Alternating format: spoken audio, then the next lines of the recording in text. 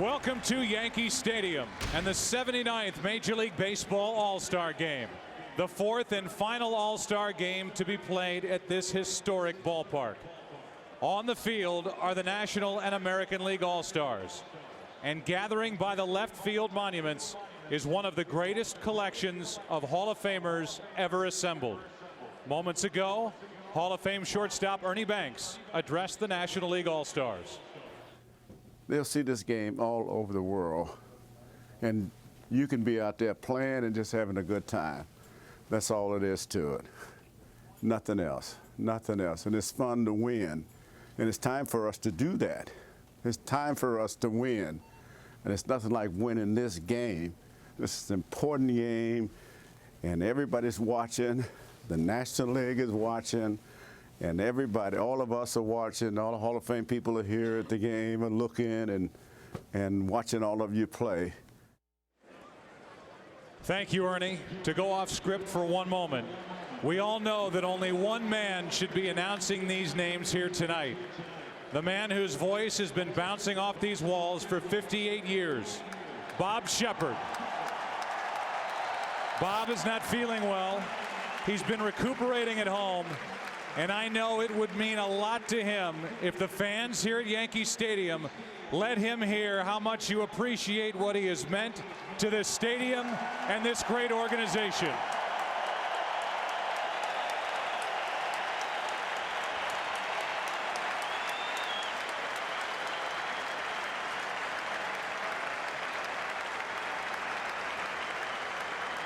And now, let's meet the best of the senior circuit, the National League All-Stars. First, the coaches. From the Chicago Cubs, Lou Piniella. From the San Diego Padres, Bud Black. And now the players. From the Arizona Diamondbacks, Dan Haren and Brandon Webb.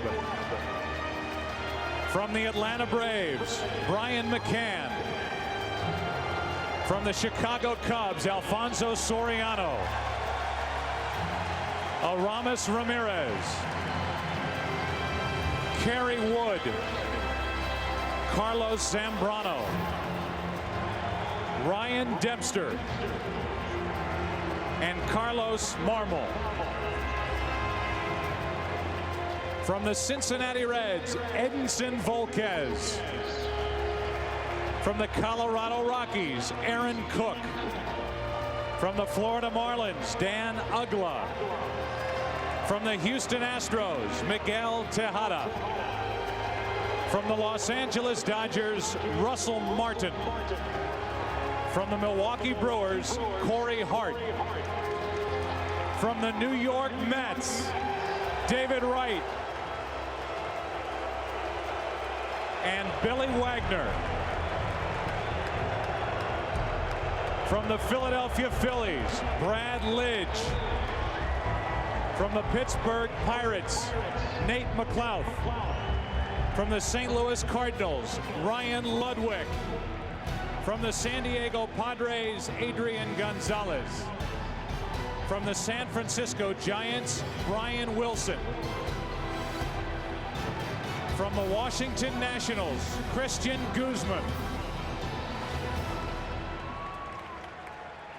Before we meet the American League All-Stars, let's hear what Hall of Famer George Brett said to them before they took the field tonight. Played 20 years in the American League. Played in 13 All-Star games. And every time I get around the Mike Schmidts and the Pete Roses and the Johnny Benches of the world, they remind me that we won one time in 13 years. Now you guys are on a streak. You guys have won 11 years in a row. And the game means something now. Back then it didn't mean diddly. But it means something now. To some people in this room, they're going to have home field advantage in the World Series, and we all know how important that is. So go out there, Terry, play the game with respect. Don't try to be a hero. Try to be a winner. Thank you, George. And now let's meet the American League All-Star team. The coaches from the Detroit Tigers, Jim Leyland. From the New York Yankees, Joe Girardi.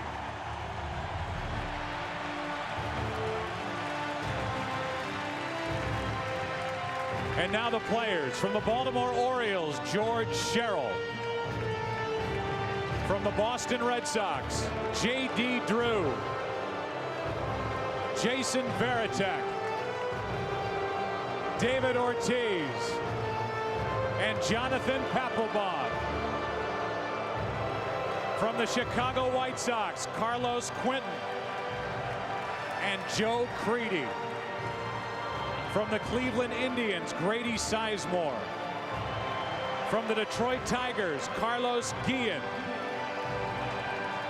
From the Kansas City Royals, Joakim Soria. From the Los Angeles Angels of Anaheim, Joe Saunders. Irvin Santana. And Francisco Rodriguez. From the Minnesota Twins, Justin Morneau and Joe Nathan. From the Oakland Athletics, Justin Duckshire.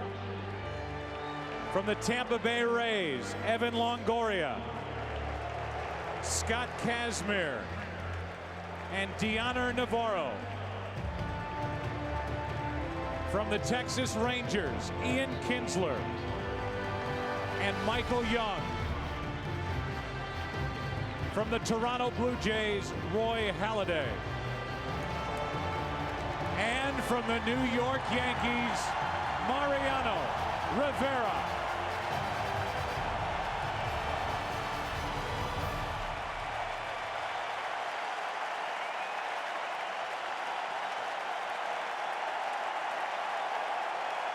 What an ovation for Mariano Rivera.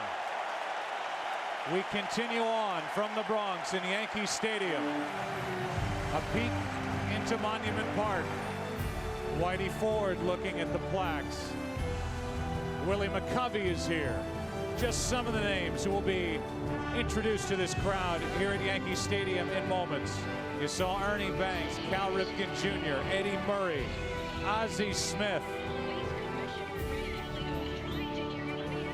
When we come back, we introduce the Hall of Famers and tonight's starting lineups.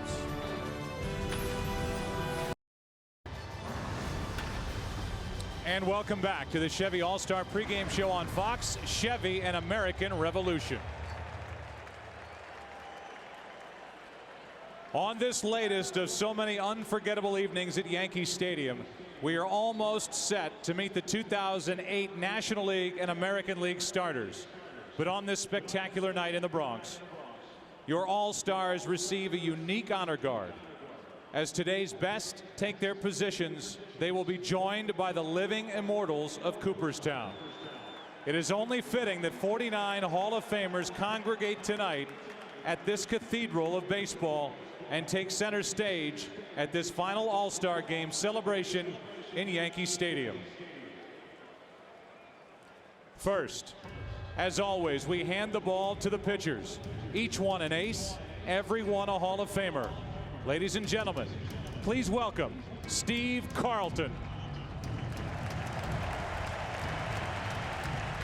Dennis Eckersley. Bob Feller. Raleigh Fingers. Bob Gibson. Ferguson Jenkins. Juan Marichal. Phil Niekro. Jim Palmer.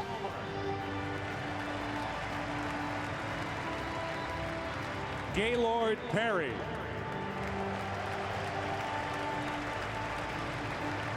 Robin Roberts. Bruce Sutter. Don Sutton.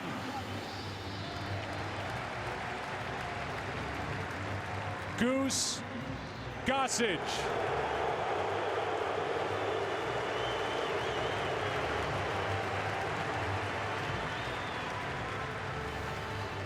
And Whitey Ford.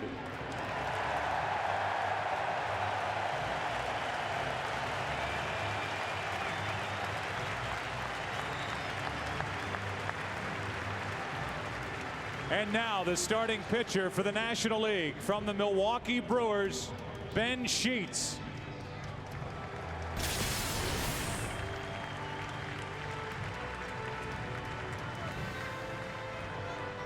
And the starting pitcher for the American League from the Cleveland Indians, Cliff Lee.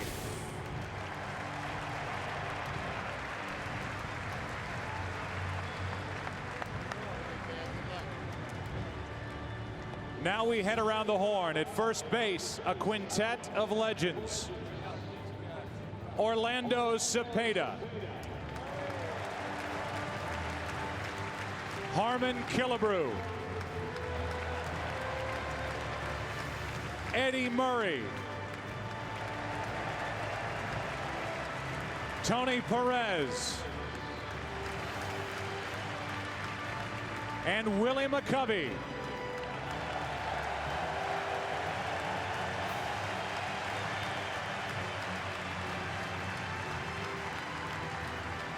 They are joined by tonight's starting first baseman. For the National League, from the Houston Astros, Lance Berkman.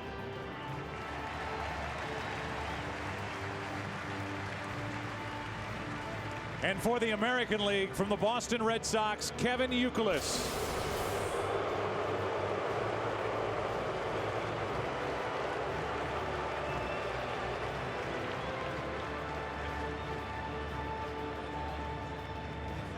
We continue and move to second base. Ladies and gentlemen, please welcome Rod Carew.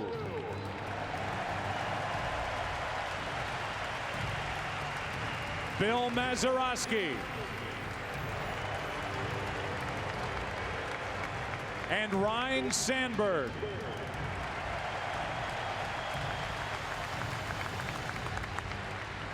Joining them are tonight's starting second baseman. For the National League, from the Philadelphia Phillies, Chase Utley. And for the American League, from the Boston Red Sox, Dustin Pedroia.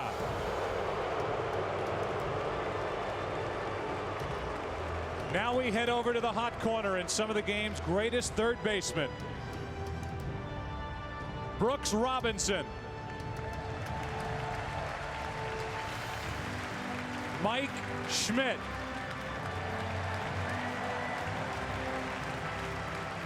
George Brett.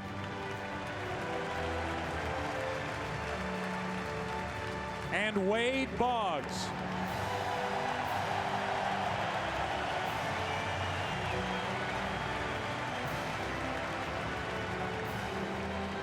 They are joined by tonight's starting third baseman. For the National League, from the Atlanta Braves, Chipper Jones. For the American League, from the New York Yankees, Alex Rodriguez.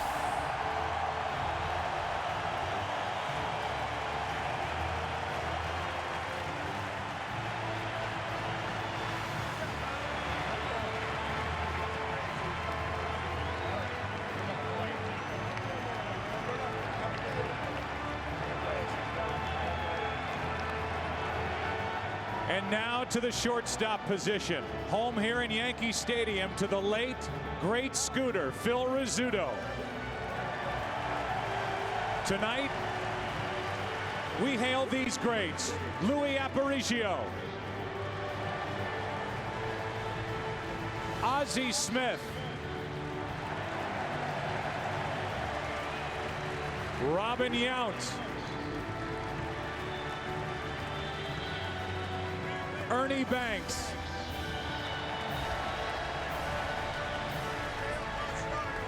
And Cal Ripken Jr.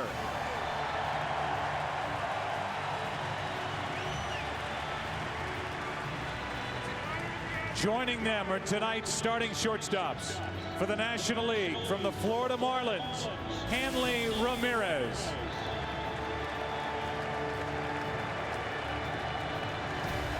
And for the American League, from the New York Yankees, Derek Jeter.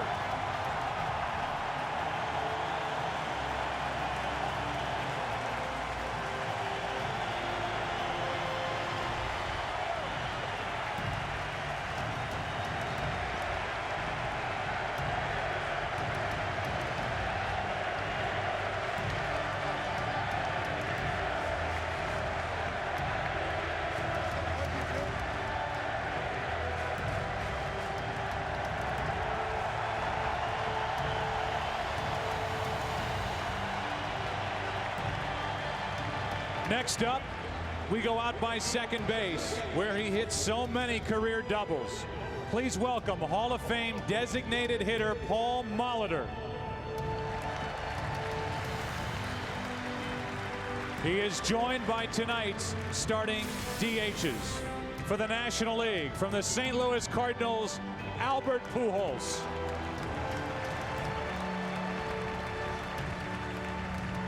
And for the American League, from the Texas Rangers, Milton Bradley.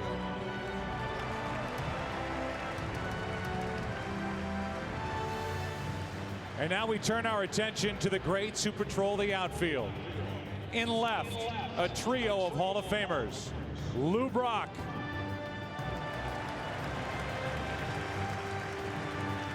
Billy Williams.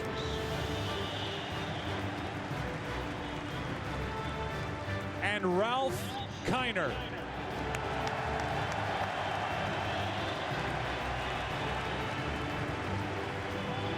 Joining them are tonight's starting left fielders. For the National League, from the Milwaukee Brewers, Ryan Braun.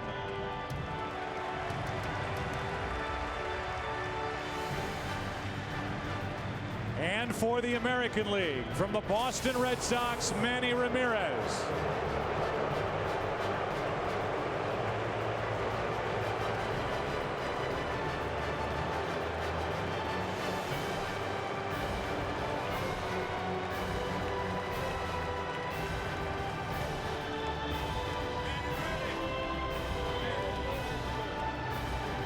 Covering that wide swath of acreage in center field, one of the true giants of baseball.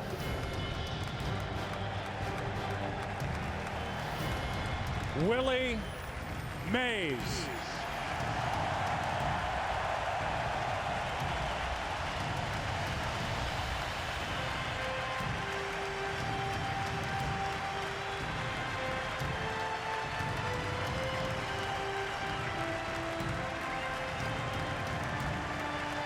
He is joined by tonight's starting center fielders. For the National League, from the Chicago Cubs, Kosuke Fukudome.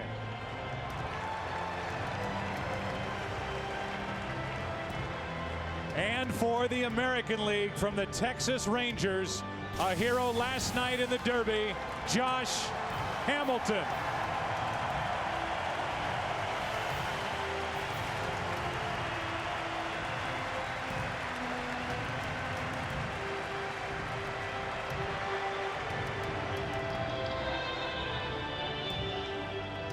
And now we move to right field and more legends of the outfield. Tony Gwynn. Al Kaline.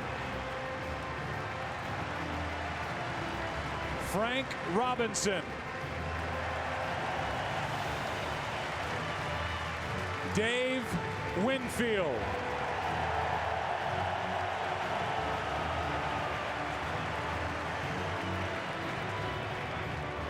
Hank Aaron.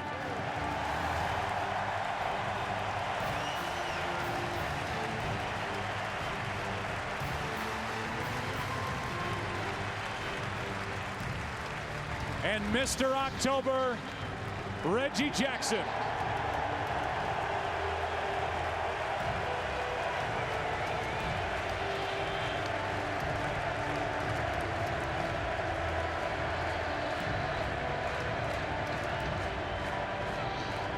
Joining them are tonight's starting right fielders.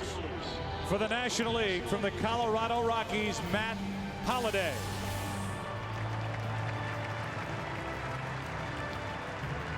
And for the American League, from the Seattle Mariners, Ichiro Suzuki.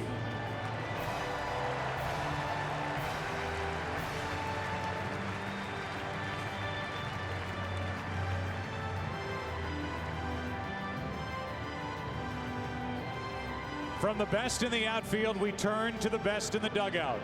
Behind home plate, please welcome a trio of Hall of Fame managers. Earl Weaver. Tommy Lasorda.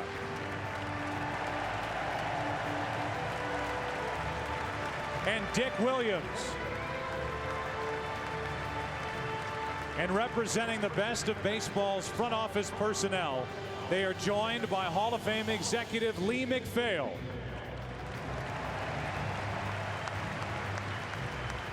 They are joined by tonight's All-Star managers. The National League manager from the 2007 National League champion Colorado Rockies, Clint Hurdle.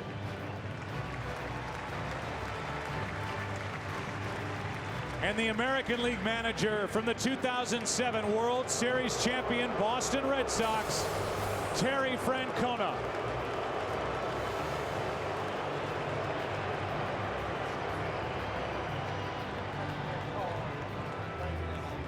And we stay at home plate to recognize some of the game's great catchers. Please welcome the starting catchers for the National League. From the Chicago Cubs, Giovanni Soto. And for the American League, from the Minnesota Twins, Joe Mauer.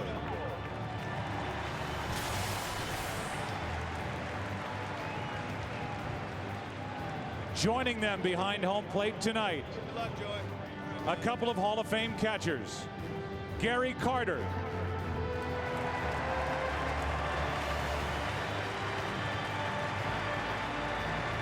And Yogi Berra.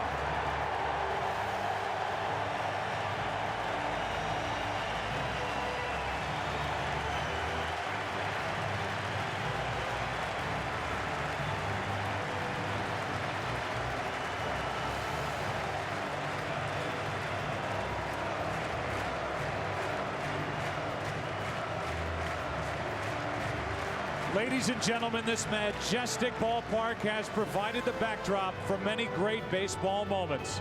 But tonight is a first, even for this grand arena. It is my privilege to present to you here in the house that Ruth built, Yankee Stadium, the greatest collection of baseball's all-stars ever assembled on one field.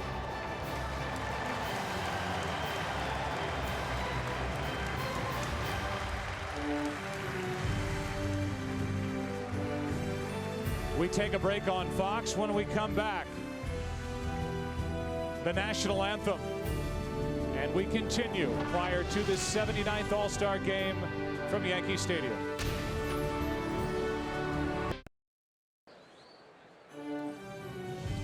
And again, welcome back to the Chevy All-Star pregame show on Fox. Chevy, an American Revolution.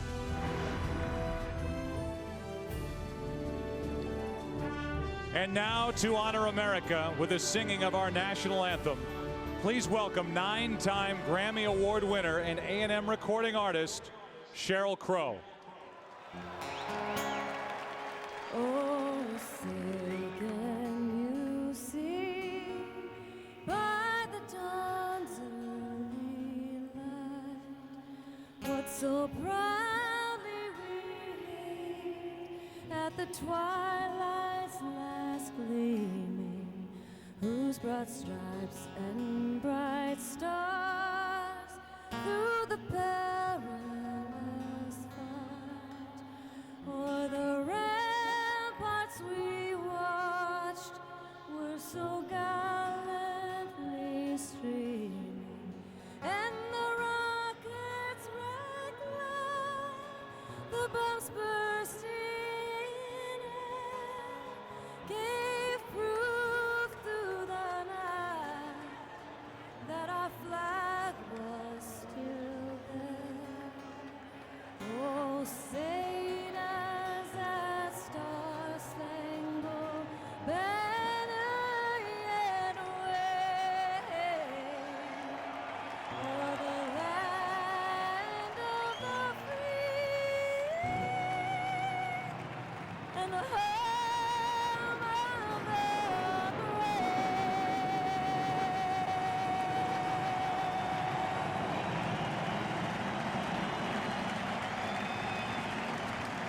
Thank you, Sheryl Crow. As this year's All-Star teams get ready for tonight's game, our Hall of Famers come to the Yankee Stadium pitcher's mound one more time.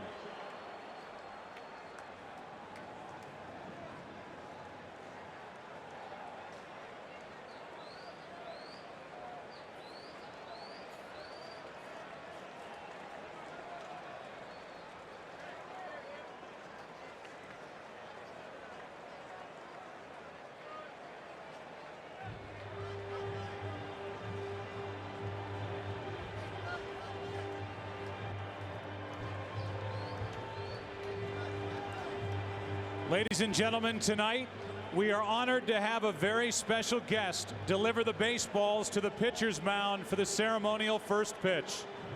Please direct your attention now to left field and welcome the boss, Mr. George Steinbrenner.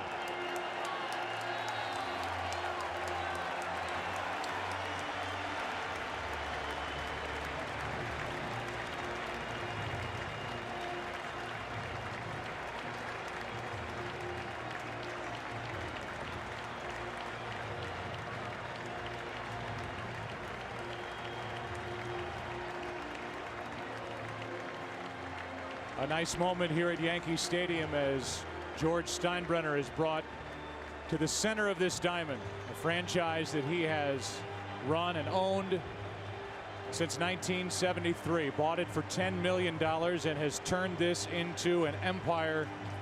And here he is on this night, Tuesday, July 15th, 2008, prior to the 79th Major League Baseball All-Star Game.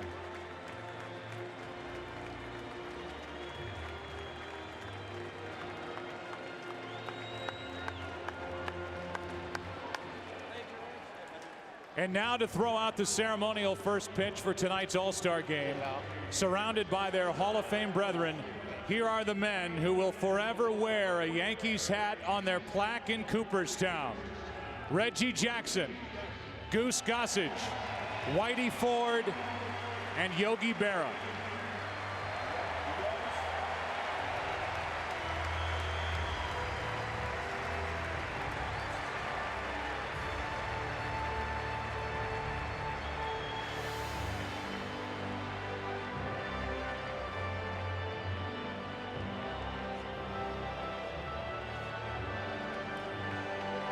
The ceremonial first pitch.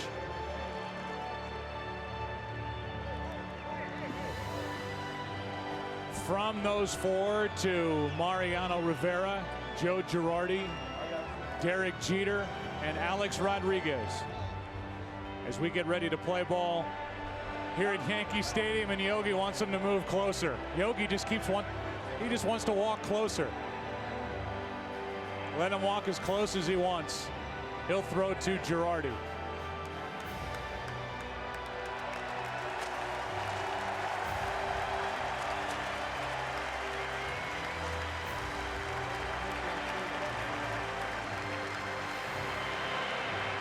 A fitting ending to a stirring pregame ceremony. Not only a celebration of the game's greatest players, but a touching all-star tribute to Yankee Stadium. As the Hall of Famers exit this field for the final time, let's hear it once again for these baseball legends.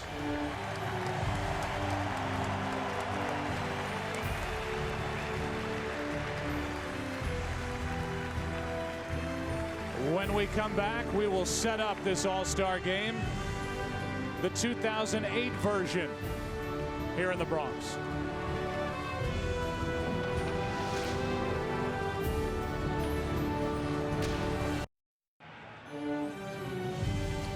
The Chevy All-Star pregame show on Fox, sponsored by Chevy and American Revolution. By the new AT&T, your world delivered. And by Sharp Aquos LCD TVs. Change your TV, change your life. Up above on what is an absolutely beautiful night, the aerial coverage is brought to you by the DirecTV HD Starship. Get over 130 of your favorite channels in HD this summer. And now welcome to the broadcast booth, everybody. I am Joe Buck. Tim McCarver and countless others are coming your way in just a moment. Well, we can only hope, whether you were here at Yankee Stadium or up in the booth or at home watching, that this game can measure up to what we just witnessed down on the field here at Yankee Stadium. And Tim, we'll talk, I'm sure, as we go along in this game about what we just witnessed out there and what it means to you. But to talk specifically about this game, the National League has not won the All-Star Game since 1996, and yet you look at their lineup tonight, and I think they're in a position to score some runs. Well, from a personal health standpoint, everyone knows that you have to have a strong core. And if that's the case, the National League is very, very healthy this evening, because their core, their 3, 4, and 5 hitters, are the leading hitters from a batting average standpoint in the major leagues. Lance Berkman, Albert Pujols, and Chipper Jones. But you and I both agree that that may be good. Yes. But pitching-wise on the American League side, you better get at the AL early, because at the end of the ball game, they'll just shut you down. Well, I mean, the four short relievers for the American League are lights out. Francisco Rodriguez leads the majors in saves with 38, followed by Jonathan Papelbon, Joe Nathan, and Mariano Rivera. But you're exactly right. They have to get to them early. Oh, and by the way, Mariano Rivera is not starting this game, and Terry Francona told us before tonight's action, if there is a save situation here in the house where he has starred year after year, Mariano Rivera will get the baseball to try and get the save. So here we go, Yankee Stadium, the 79th Major League Baseball All-Star Game. This place built in 1923. It's been the host of many historic events. Whether it's Don Larson's perfect game in 1956, or Mr. October's 3 home runs in Game 6 of '77. 3 All-Star games. Tonight will be the 4th.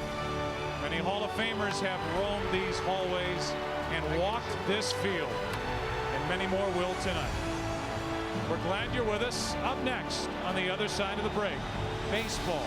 It's the 2008 All-Star Game, and it's yours. Next on Fox.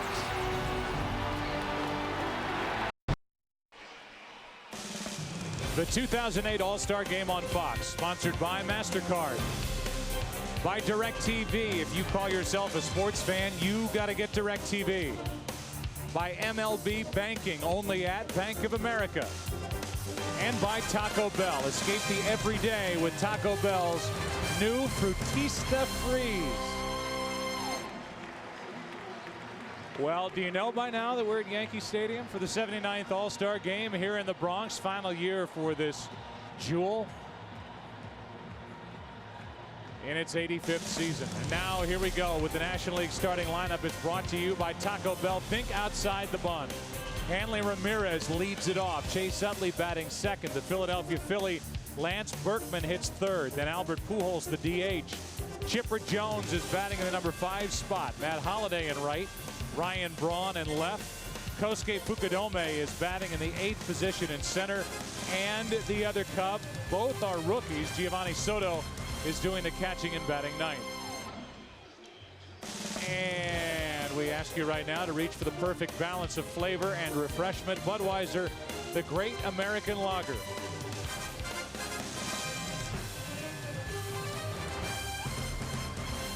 And inside Yankee Stadium, fans are invited to join the Aquafina Make Your Body Happy sweepstakes during tonight's All-Star Game on Fox to win a trip to St. Louis for next year's All-Star Game. Go to foxsports.com/Aquafina to get your game code and watch tonight's broadcast for the announcement of the winning code.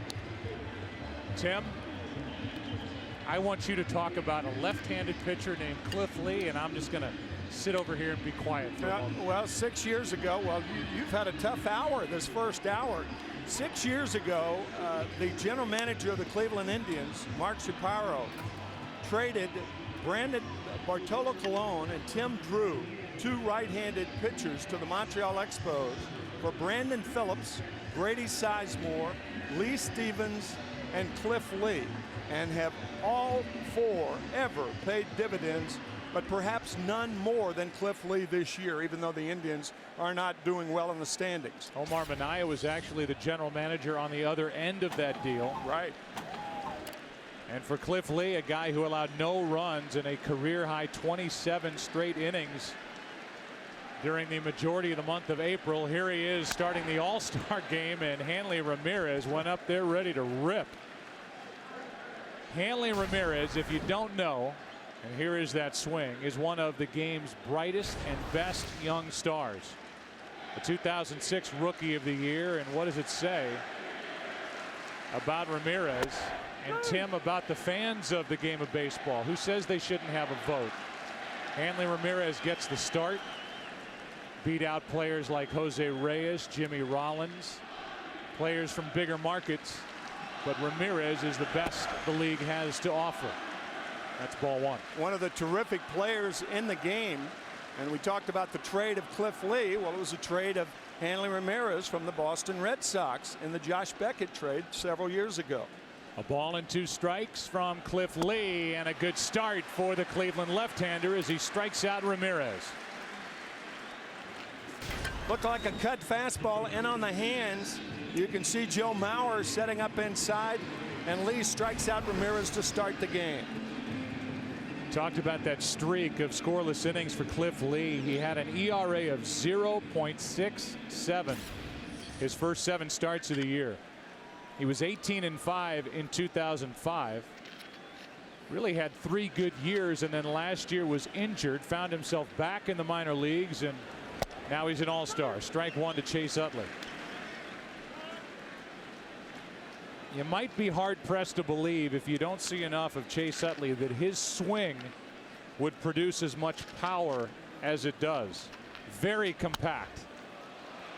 But boy, he can pop the baseball. He has the most compact swing, and all the All-Stars will tell you that on either roster, from here to here, that compact swing, not a big man, but very, very strong. 3rd All-Star game for Chase Utley, and having an MVP type year. And if he should win it with a big second half, it would be 3 in a row for the Phillies. Ryan Howard in 06, Jimmy Rollins last year, and who knows, Chase Utley. The Yankees did that 3 years in a row back in the 60s, the early 60s, with Maris, Mantle, and Elston Howard. The Phillies check into the break a half game up on the red-hot New York Mets. On the inside corner, and back-to-back strikeouts to start the night from Cliff Lee. Cliff starting Utley out away and then comes inside to lock him up. Well, the New York Mets have won 9 in a row. That is the longest winning streak that they have had in their history going into the All-Star break. The previous longest streak was 7 in a row back in 1991. Meanwhile, Florida is only a game and a half out. Right. So a tight race in the NL East. Here's Lance Berkman. Up there ready to hack, and he comes up empty. Strike 1. Here is a guy who is one of the best switch hitters statistically in the history of the game. He is much more powerful batting left-handed, but he has put up some serious numbers. A little looper into right center field, and to his left, making the catch, Josh Hamilton. And a perfect first inning for Cliff Lee. Down goes the National League. 1, 2, 3. Out to work is Sheets. Here comes the AL. The 2008 All-Star Game on Fox, sponsored by The Mummy, Tomb of the Dragon Emperor, starring Brendan Fraser and Jet Li, by Aquafina, the official water of Major League Baseball, and by Chevy, an American Revolution. First pitch to Ichiro Suzuki is over but low from the hard-throwing right-hander Ben Sheets, a 10-game winner during the first half, and the 6th best ERA in the National League at 2.85. Ichiro got under it, skies one into right, and that's easy for Holiday. No base runners yet. Here's tonight's American League lineup, brought to you by Taco Bell. Think outside the bun. Ichiro is out. Derek Jeter is coming up. Then it's Josh Hamilton, Alex Rodriguez, Manny Ramirez. Milton Bradley is the DH. Kevin Youkilis at first. Joe Mauer does the catching, and Dustin Pedroia is batting 9th, the second baseman. A nice ovation for Derek Jeter, who, Tim, has done nothing but win since he stepped foot in the big leagues. Last time the New York Yankees won a World Series was against the Mets in 2000, and that year Derek Jeter was the MVP of the All-Star Game and the World Series. Breaking ball from Sheets is a beauty. Ben Sheets is part of the 1-2 punch at the top of the rotation for the Milwaukee Brewers. They made the deal. They got CC Sabathia. Both are free agents to be. Jeter lays off. 1 ball, 1 strike. We talked about the compact swing of Chase Utley. What about the compact curveball of Ben Sheets with Josh Hamilton on deck? That's in at the knees, and that's strike 2. Only Lou Gehrig and Babe Ruth have more hits in a Yankee uniform than Derek Jeter. As the National League players hang over that railing in front of their dugout and watch Jeter check his swing and just get a piece. Here are the Yankees all-time hits leaders. Lou Gehrig leads the way. The Babe is next at over 2,500. And then it's Derek Jeter at 2,456. And Babe Ruth and Lou Gehrig hit a lot of balls to right field, and that's where Derek Jeter hits the ball, particularly with 2 strikes. And he goes to right on a line, tough hop. Utley can't play it, and Jeter is on with a 1-out hit.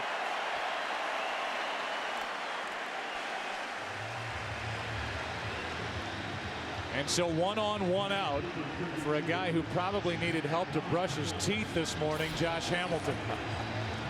A record 28 home runs in the first round of the State Farm Home Run Derby last night. Does that mean if you hit a lot of home runs, you can't brush your teeth? I'm just saying, at some point, back it down and have something left for the 3rd round. But this place went nuts. Oh, telling you. Chanting his name, and here's a guy who has been through a lot. A lot of it self-inflicted pain with the kind of life he was leading. Jeter takes off, throw by Soto, way late. Huge jump for Derek Jeter. Right pitch on which to run, the breaking ball down, and Jeter has a stolen base. Just no chance for Soto with that kind of jump against Ben Sheets. And now Hamilton and A-Rod have a chance to put the AL on top. Another good breaking ball from Sheets, and down goes Josh Hamilton, out number 2. So a strikeout follows the stolen base, and now Alex Rodriguez will walk to the plate.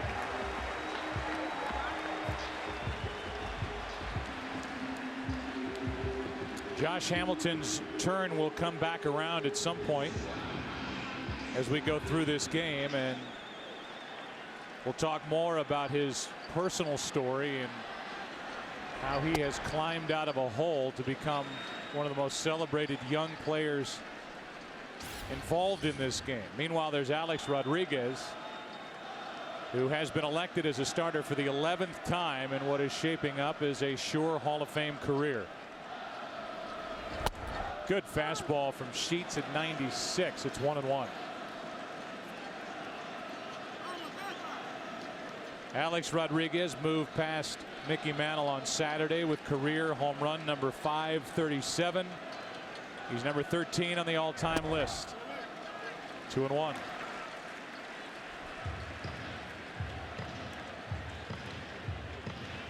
Fifth season in a Yankee uniform. After opting out of his deal at the end of last year, he re-upped with New York. The 2-1 popped up, foul, and Soto gives it a look. Inning over, and Soto takes a spill after slipping on a rosin bag or something near the on-deck circle. Ramirez got out of his way, and that weighted bat did not, but he appears to be okay. Cub fans, we've played 1 in the Bronx. No score.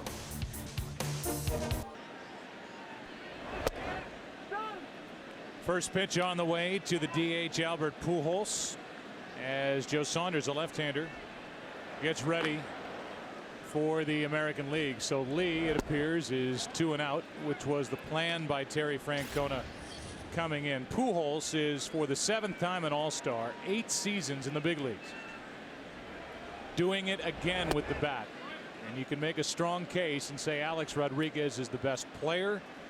I would make a strong case to say Albert Pujols is the best hitter in this game. You wouldn't get much of an argument out of the players who play the game. He has the ability of hitting the best pitchers' best pitches, no matter the situation. And those two are 1-2 in the game today. He's got a great batting eye, which that statistic supports. Rarely does he look foolish going after a pitcher's pitch.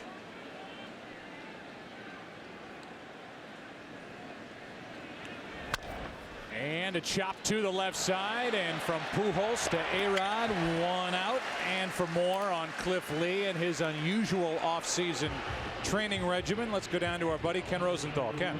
Joe, Cliff Lee was totally committed to strengthening his core, maintaining his workout routine this offseason, even when he was pursuing his passion for hunting. When he was deer hunting, he would take a pull-up bar with him, put it between two trees, and do pull-ups. When he was duck hunting, sitting in his duck blind, he'd even do some modified crunches to pass the time. That's how much he wanted to get back to what he was before. First hit of the night for the National League belongs to Chipper Jones. And why not? Chipper Jones checked in with the game's best average of .376. The 1999 National League Most Valuable Player was chasing .400 earlier in the season. That obviously tapered off.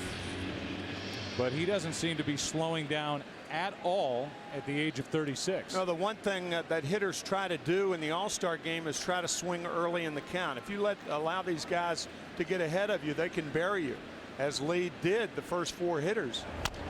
Matt Holliday goes after the first pitch and chops it to Youkilis. The Gold Glove Award winner taps him for out number 2, and it will leave it up to Ryan Braun with Chipper Jones at second, 2 out. The common theme in All-Star games, low scoring, poor batting averages by both sides.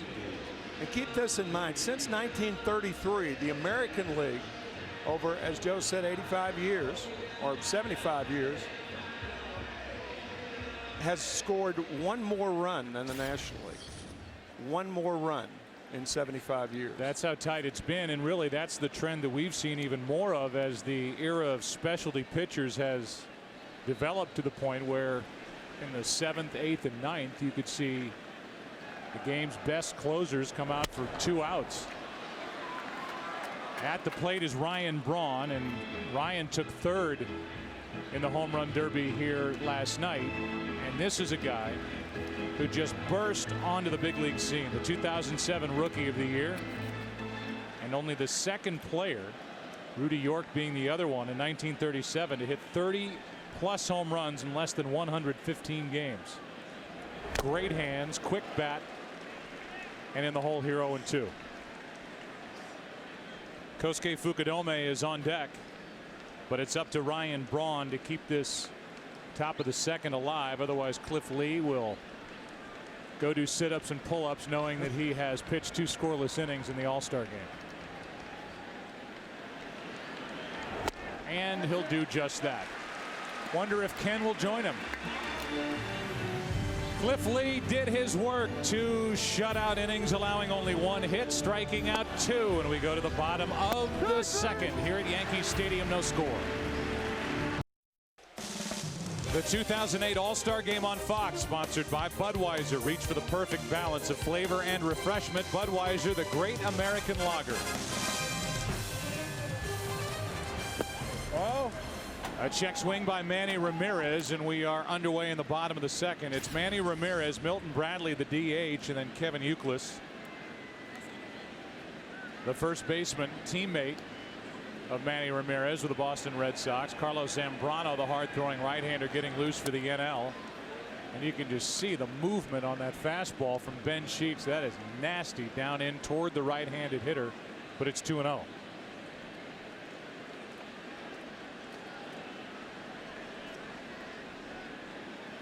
And now Ramirez pops it down the right field line, slicing toward the seats, and it's foul and out of play. Little did Ben Sheets know that when he faced Colorado on Wednesday and struck out 11 in 6 innings, even though he got the loss, he caught enough of the eye of Clint Hurdle, who's the NL manager, to get the start here tonight. And I would say that Clint has picked the right guy. Ben Sheets was not in awe. Certainly reverential of being here at Yankee Stadium and getting this assignment, but he pitched a good first inning, throwing hard, and he has Ramirez late on the fastball, 2-2. Facing the best 2-strike hitter in the game, a man who became the 24th member of the 500 home run club. And from Washington Heights, not far away, his career at Yankee Stadium, he has dominated Yankee pitching. whether it's with the Indians or with the Red Sox. And he wants time. So Sheets will deal with the 5, 6, and 7 hitters, and now we're going to start dipping into the bullpens. And we have sort of an idea of what each manager is thinking about their bullpen as we go along, and we'll try to share that with you. A member of the bullpen in the American League is Justin Dukeshire. During the pregame festivities, not Bob Shepard, who should have been doing it, but is not feeling well and was not here, so I step in and I say Dukeshire.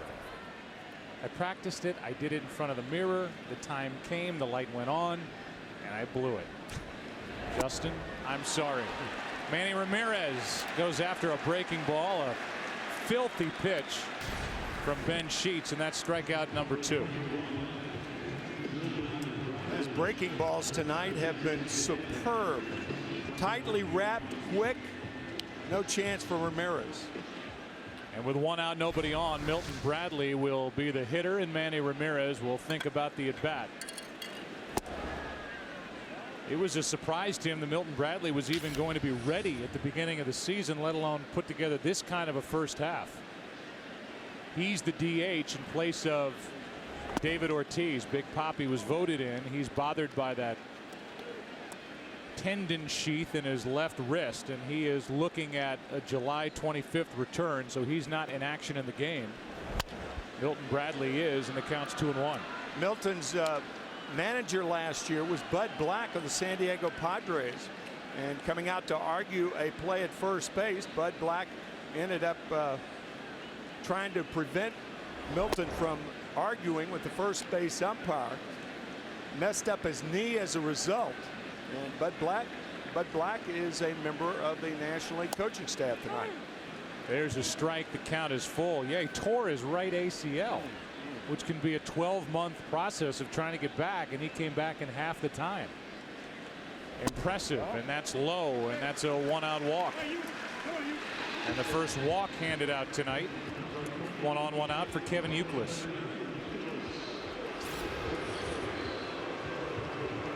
There are the numbers for Youkilis, who has a tremendous batting eye, is very good at managing the strike zone, and is so good at fouling off nasty pitches he can extend at bats, get his pitch, and he doesn't miss it. Ball 1. A little surprising that Kevin Youkilis got a very nice round of applause, more than any other Red Sox player this evening. Of course, it's hard to tell when they give you one of those you don't know what they're doing. I think he was rivaled only by J.D. Drew by the Boston Red Sox. Yeah. Papelbon, no. That was easy to hear. Ramirez, no.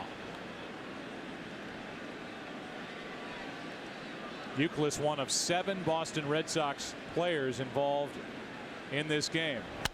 That is fouled out of play. Here's that introduction.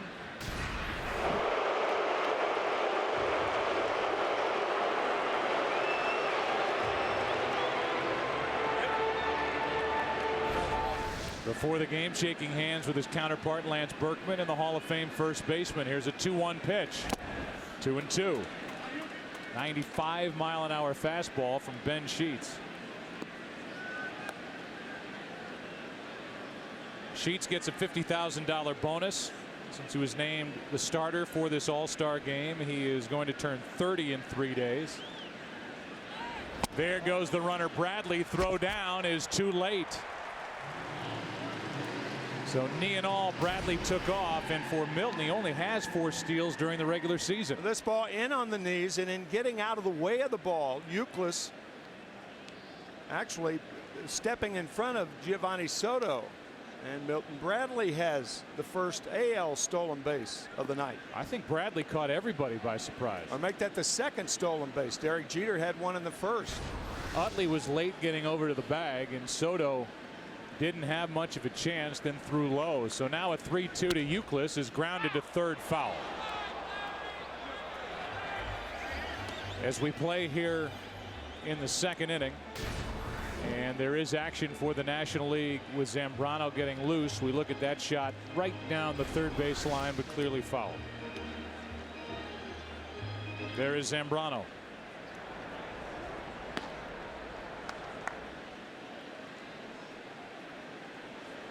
Runner at second, one out, 3-2 pitch. Another strikeout for Ben Sheets, and that's his third of the night. It'll be up to Joe Mauer.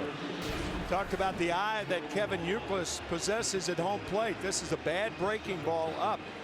But one thing managers do not want to do in all-star competition is bring in starting pitchers in the middle of an inning. That's the one thing Clint Hurdle emphasizing to us, that starters start innings, they don't come in the middle of it. So now it is up to Joe Mauer, and Mauer takes ball one. AL batting champ was Joe Mauer in 2006, and when he won that title, he became the first American League catcher ever to win a batting title.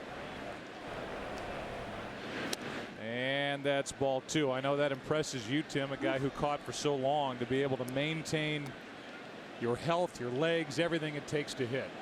Because of the pounding that your left hand takes, a lot of your third and fourth at bats are giveaway at bats, lazy fly balls the other way. Keep the hands healthy. That's it's foul. very, very difficult to do. Count 2 balls and a strike, and we give you a Burger King hot zone for Joe Mauer, who is a career .315 hitter. It's actually something that Clint Hurdle, the National League manager, called for and was looking at prior to the game. Matchups, the hot zones for certain hitters. The 2-1. Mauer takes high. On deck is Pedroia.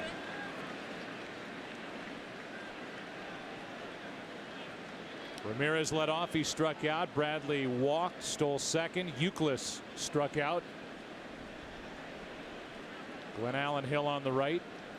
Coach for Clint Hurdle. Kerry Wood, that's on the inside corner, and the count's full.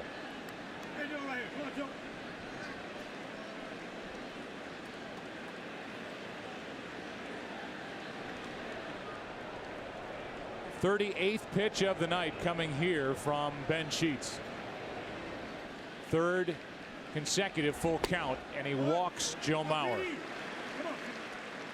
So with 2 on, 2 out, we'll tell you that Boys and Girls Clubs of America is the official charity of Major League Baseball. Youngsters from the Kips Bay Boys and Girls Clubs helped lead today's All-Star Game red carpet parade up 6th Avenue in Manhattan.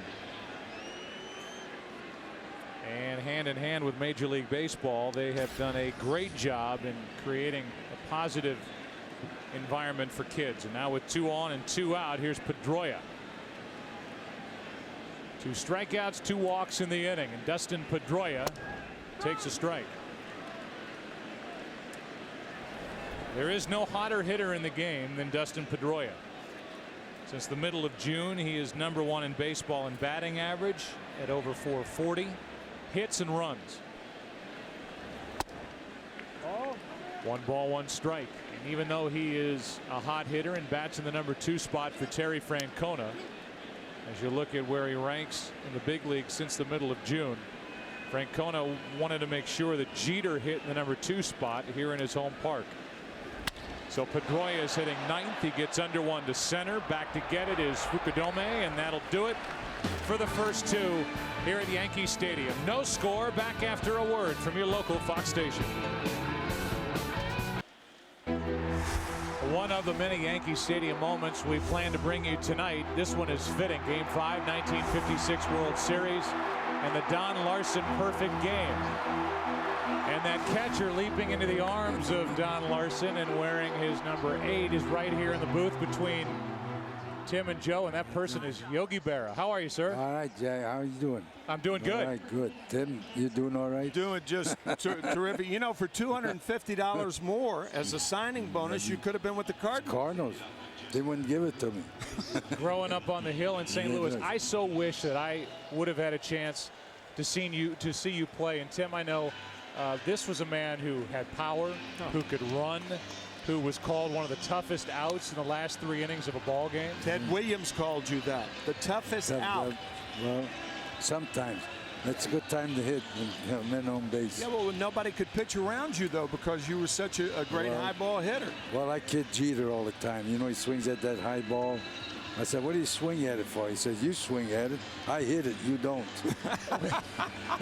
We've had such a good time, I have, getting to know you hanging around now at Yankee Stadium. And there's no doubt, Yogi, that this game always keeps you young.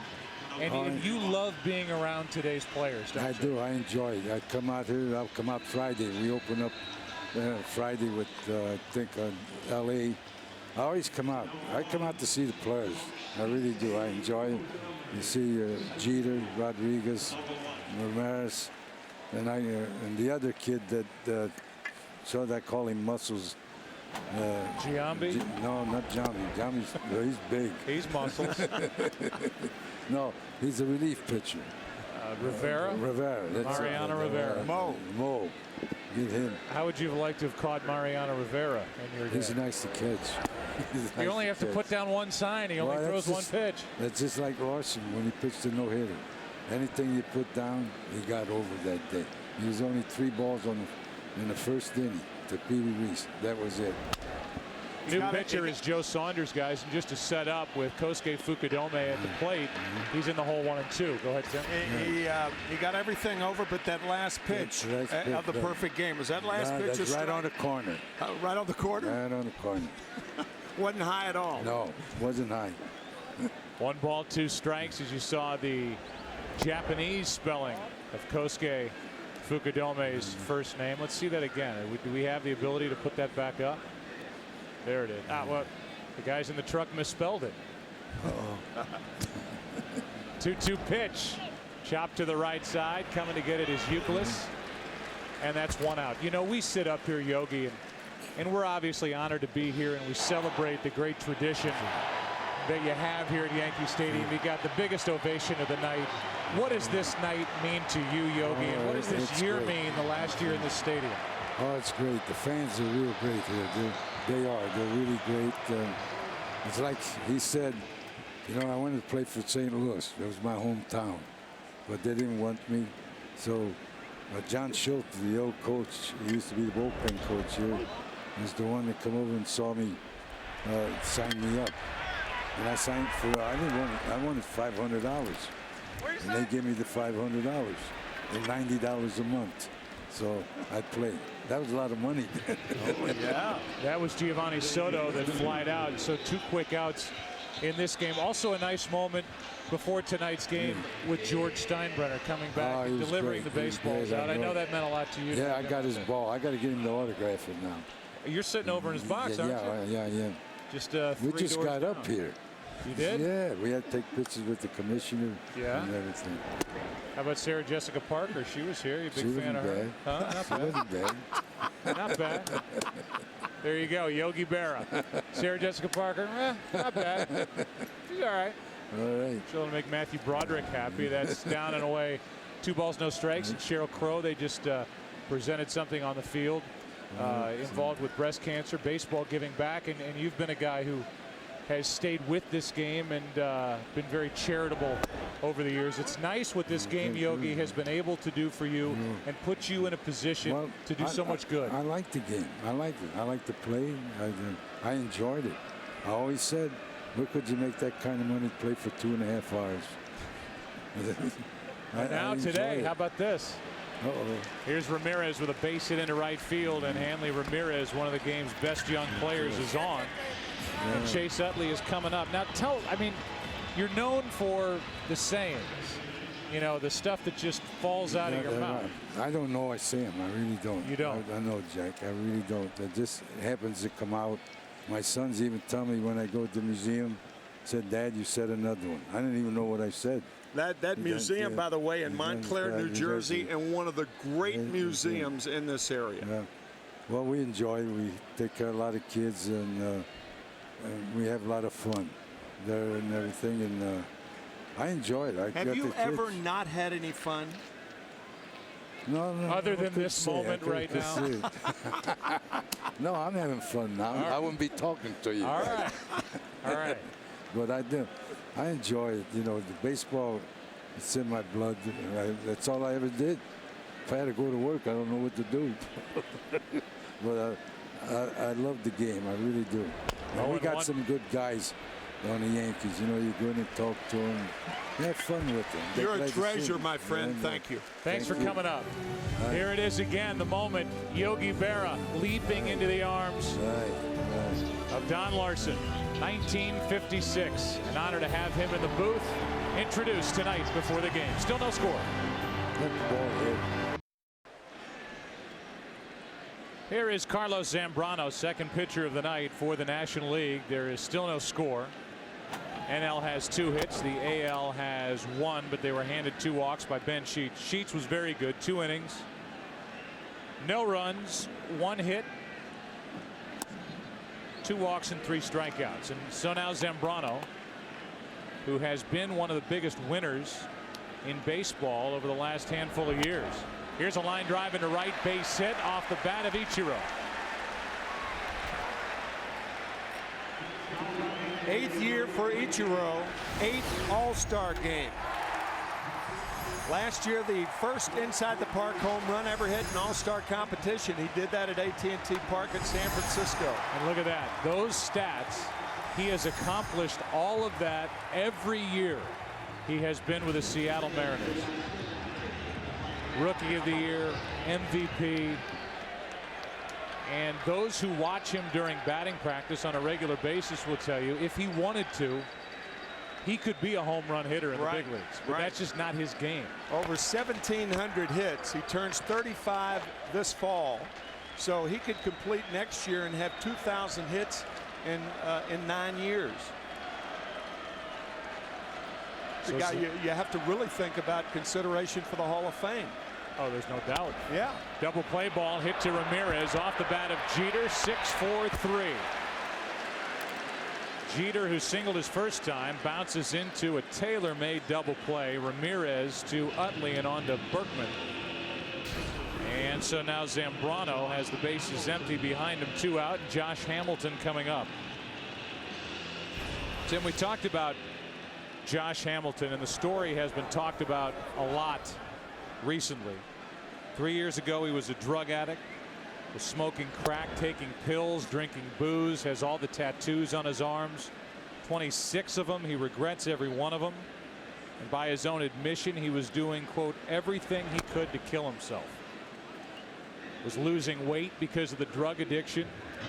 Showed up at his grandmother's door looking for food, basically, and shelter. She took him in. She gave him a look when he showed up at her door, and he promised her he would never do it again. We'll move into the 4th. A look at the Brooklyn Bridge on a beautiful night. No score. The 2008 All-Star Game on Fox is sponsored by Chevy and American Revolution. Well, this All-Star Game flies through 3 innings, and this is the first time an All-Star Game has been scoreless through 3 since 1995. There's a look at the new building, the newest version of Yankee Stadium right across the street.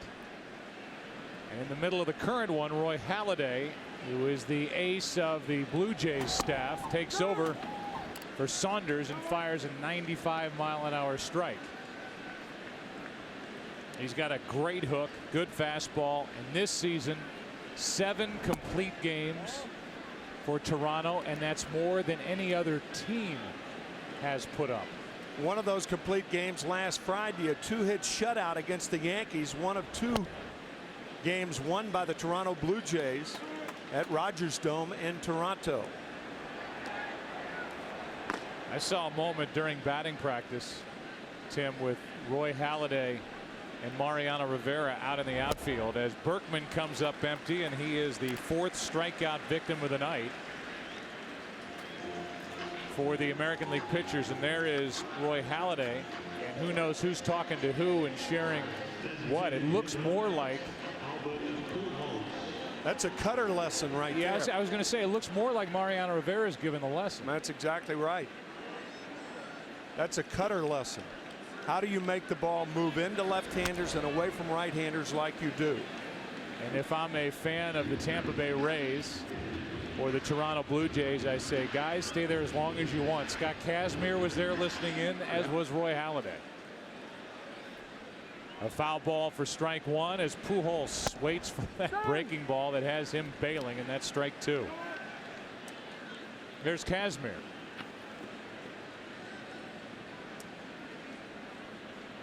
That is a smart move by a young pitcher and one of the game's best pitchers in Scott Kazmir.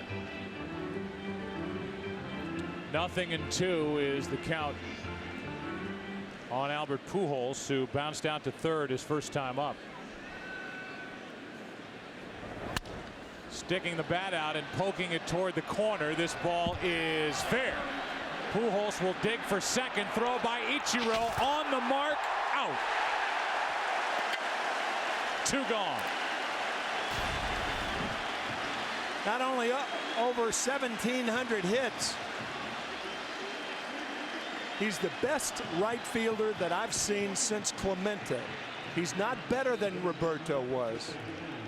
But you talk about a guy who does everything right, not only at the plate, but off the wall to get Pujols. Close play at second base. Foot may have been in there, but a terrific throw by Ichiro. And now Chipper Jones chops one over the head of Halladay. And we are going into the bottom of the 4th inning. We started this game 6.5 minutes ago. Wow. Still no score.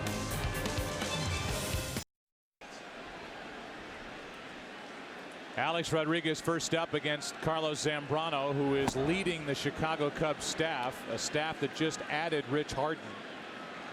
And the Chicago Cubs are on top, tied with baseball's best record at 57-38, 4.5 games in front of St. Louis. Alex Rodriguez, meanwhile, part of the Yankee team that is in 3rd place in the AL East.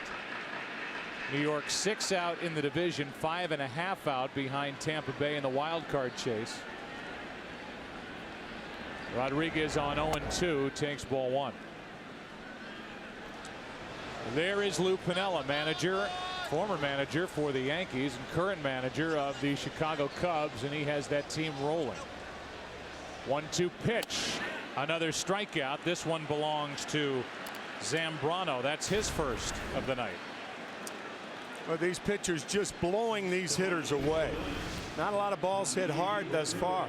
Clint Hurdle, during our meeting tonight before the game, said that he's going to allow Lou Piniella to argue for him if something breaks out. Why not? Fans would love it. They would. Here's Manny Ramirez, who struck out his first time. 4 strikeouts by National League hurlers, 3 for Sheets. And whoa, what is that? That was a little moment between those two. A big looping breaking ball that went over the head of Manny Ramirez. He almost got a strike on a foul tip. Got a smile out of Manny. Did. That's just Carlos being Carlos. A tip foul and the count 1-1.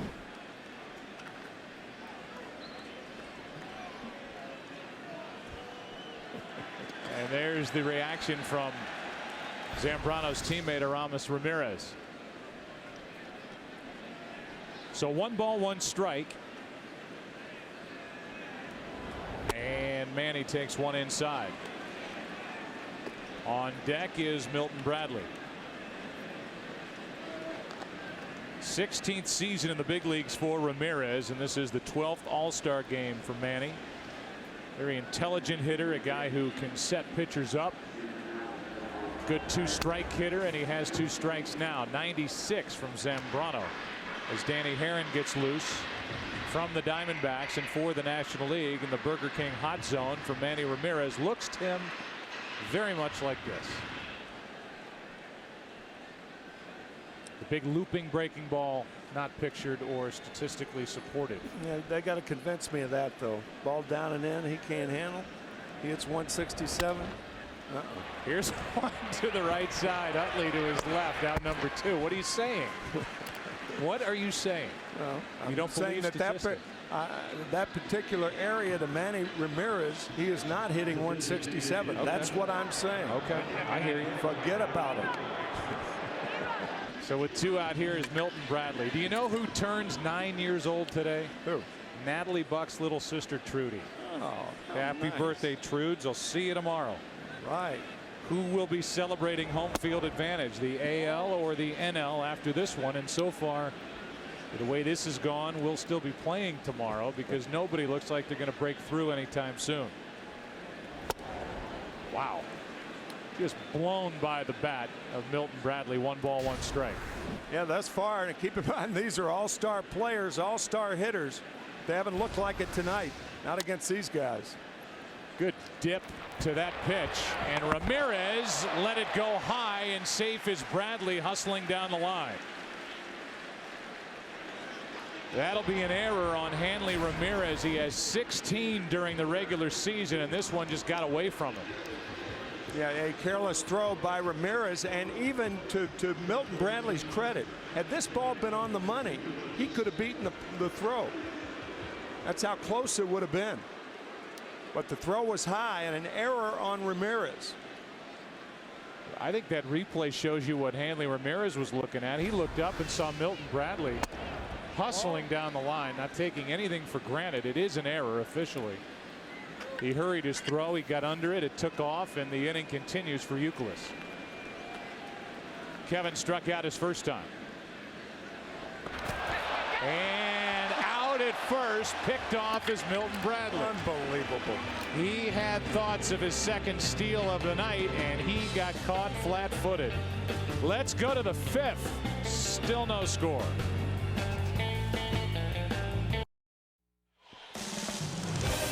Tonight's game on Fox, sponsored by Gillette Fusion Power Phenom. Fusion Power, the world's most comfortable shave. By Burger King, who reminds you to have it your way.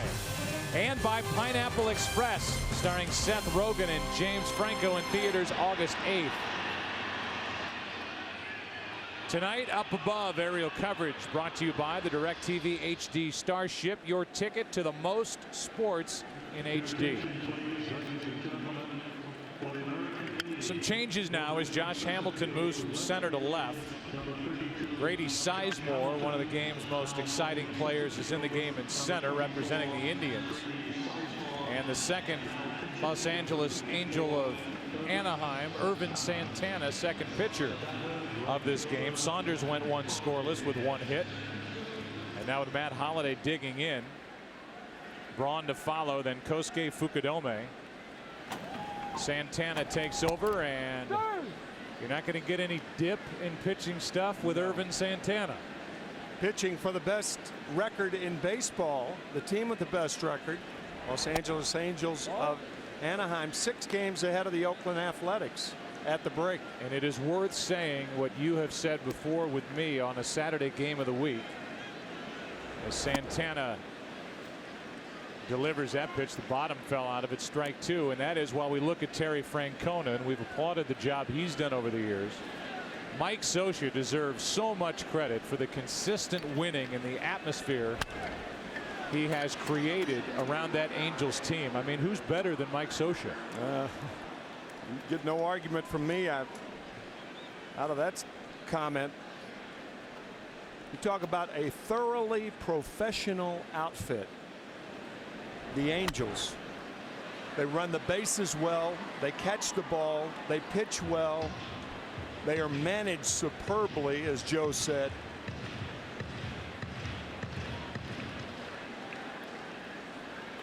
And all they do is win year after year. That one dips down and away, and the count 2 balls, 2 strikes.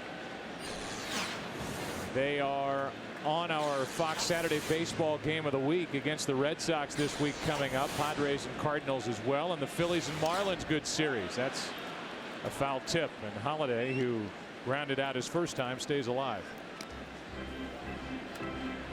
Again on deck is Braun, then Fukudome. You're getting down to the second at bats now for guys toward the bottom of the lineup, and we could start seeing some bench players come in. That's well hit to right, off the bat of Holliday, and the National League strikes first. Home run the opposite way, and Holliday, who has 14 during the regular season, goes deep to put the NL on top.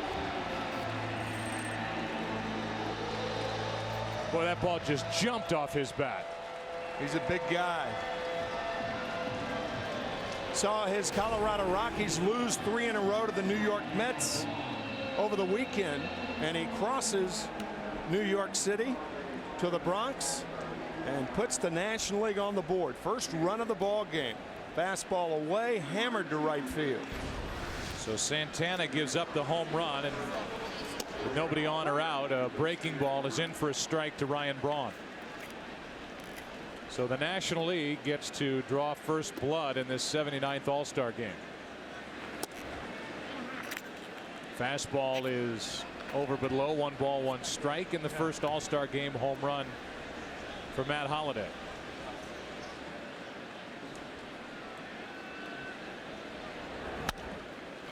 Fouled back.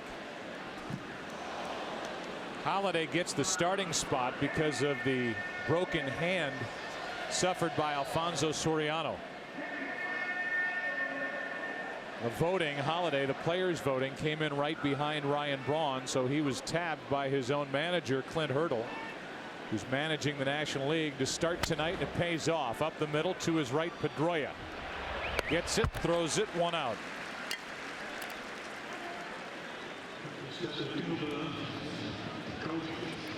We remind you to go online now to enter the Aquafina Make Your Body Happy sweepstakes for a chance to win a trip to next year's All-Star game in St. Louis. Get your game code at foxsports.com/Aquafina. Stay tuned, because we'll be announcing the winning game code later in tonight's broadcast. Aquafina, make your body happy. A-Rod is taken out of the lineup by Terry Francona, something he hinted to us he might do, as Joe Crede takes over at third base. Allow the Yankee Stadium crowd the opportunity to cheer Alex Rodriguez on his way off. And Crede will bat in the number 4 spot.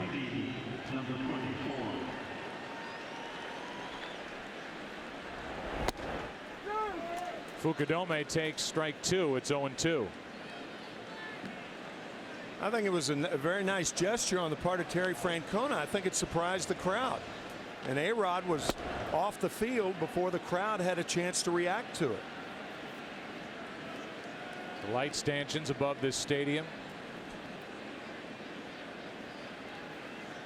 Lights were added in 1946 to this structure, originally put together and opened in 1923. It's been renovated plenty of times and was shut down for a couple of seasons when the Yankees played at Shea. Good tight breaking ball down and in, and Fukudome is gone. That's out number 2. First strikeout for Santana. Just think, 1923, this stadium built for $2.5 million.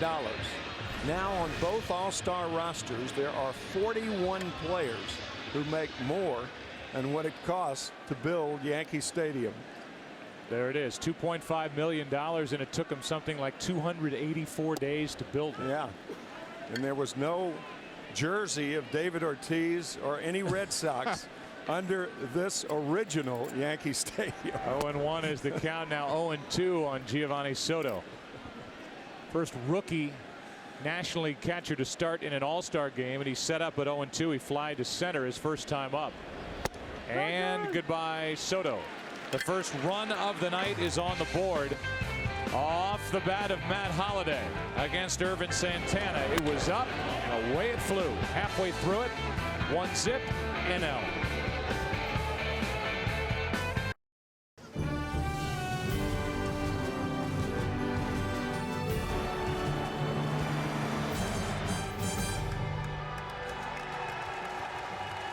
nice tribute to this stadium. The Hall of Famers, the current All-Stars prior to tonight's game, as Nate McLeod takes over in center from the Pirates. Russell Martin is now behind the plate, and Dan Herron is on the mound. Herron was the starter in last year's All-Star game while pitching for the A's. He went 2 innings, allowed a run on 2 hits, and here he is now representing the Diamondbacks. And Youkilis fouls it away, strike 2. It's hard to believe, Tim, that a guy this talented and Danny Herron has been traded 2 times, and he's only 27 years old. Traded from the Cardinals to Oakland primarily to get Mark Mulder. You could understand that. And then traded to the Diamondbacks as he gets Youkilis just a flip at it. And he flies to right. It is just past 10 o'clock in the East, and tonight's Flomax game summary is don't go get something from the refrigerator. First All-Star game home run for Matt Holliday, and the game was scoreless through the first 4 innings for the first time since 1990, as the pitching is just totally dominated. Here's Joe Mauer.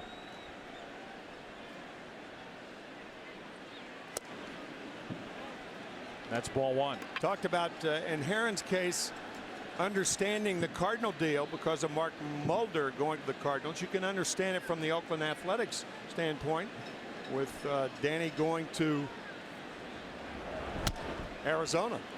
Up the middle, Herron knocked it down, and that turned what might have been an out into a sure hit. And Herron knows it, tried to make the play and couldn't come up with it cleanly, so Mauer is on. Ball off the end of the glove, and I agree with you. I think Ramirez makes that play had Herron not made contact. So 1 on, 1 out, and Dustin Pedroia will be the hitter as we get a pinch runner at first for Joe Mauer. That's Ian Kinsler. So you've got a new catcher in Russell Martin, obviously the new pitcher, and the American League has shown that they will run here tonight. Kinsler has 23 steals. He's been caught only once, and that total of 23 is good for 5th in the American League. So we'll keep an eye on him. So will Russell Martin, who smothers that pitch for ball 1. So Pedroia with his second at bat. He got under one and flied to center his first time up.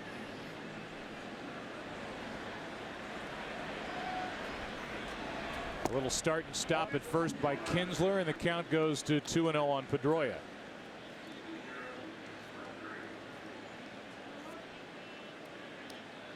It is different for these players as well, playing this All-Star game here at Yankee Stadium. And how excited all of these guys are as this looks like a throw over. It is, and Kinsler gets back without a tag. That used to be the knockdown pitch, the thumb up. But it's interesting that they have a throw over sign. That's very unusual for a guy who is not catching, a guy like Danny Herron. But they have a throw over sign, and that was the, as Joe said, the thumb up. There goes Kinsler, got a good jump. Martin's throw is high and safe as Ian Kinsler. There's the tying run with only 1 out here in the 5th. Good jump, and Russell Martin really has no chance. That's the 3rd stolen base of this game for the American League, but they've yet to plate a runner. Tell you what, Martin did about all he could. That was a good throw. So did Utley. Quick tag, good throw. Too good a jump. Now Pedroia can tie it with a hit. 3-0 pitch is up and in, a walk. And that's the 3rd walk handed to the AL tonight. 2 on, 1 out. And Ichiro coming up. We mentioned this earlier when Yogi was here. Tonight, Baseball Commissioner Bud Selig, Sheryl Crow, and Sarah Jessica Parker spoke to the Yankee Stadium crowd on behalf of Stand Up to Cancer. It's a new initiative that Major League Baseball is playing a major part, donating over $10 million and another $15 to $20 million of assets and resources, accelerating groundbreaking research, all in collaboration with TV networks, the entertainment industry, and prominent leaders in cancer research and patient advocacy. as Ichiro takes a strike from Dan Haren. Suzuki is 1 for 2. He is singled and fly to right. Good speed on Kinsler and Pedroia for the AL. 1 ball, 1 strike. So Haren in a jam as the American League puts 2 on. They had 2 on back in the second against Ben Sheets,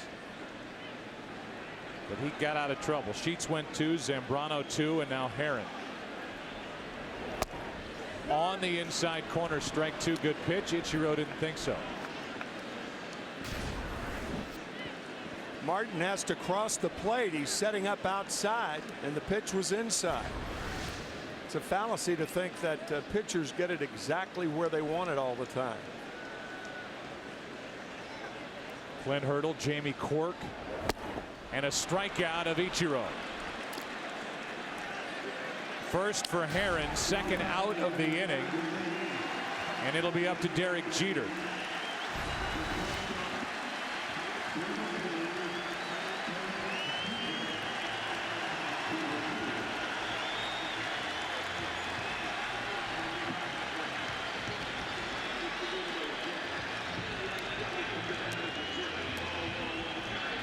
Most likely the last at bat of the night for Derek Jeter. I wonder if Terry Francona will use the same strategy with Jeter that he used with A-Rod. Send him out there and then send someone in for him defensively.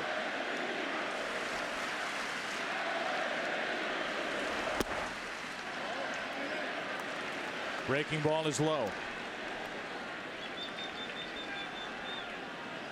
Jeter is singled, stolen a base, and bounced into a double play.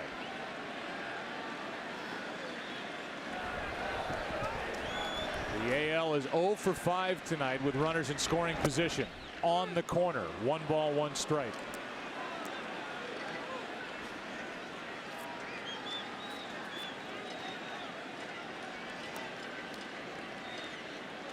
Haren's first inning of work,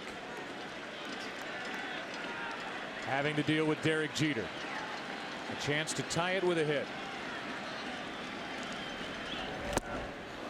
Filthy pitch, swung on and missed, and that's strike 2. That looked like a splitter that went down to Jeter.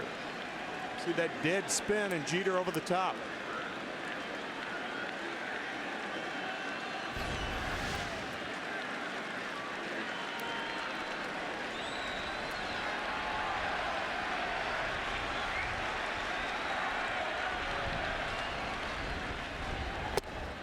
Fastball just missed. 2-2. The National League has not won since 1996. 40, 36, and 2 all time in All-Star games. The AL over the last 20, 16, 3, and 1. A 2-2 pitch to Jeter.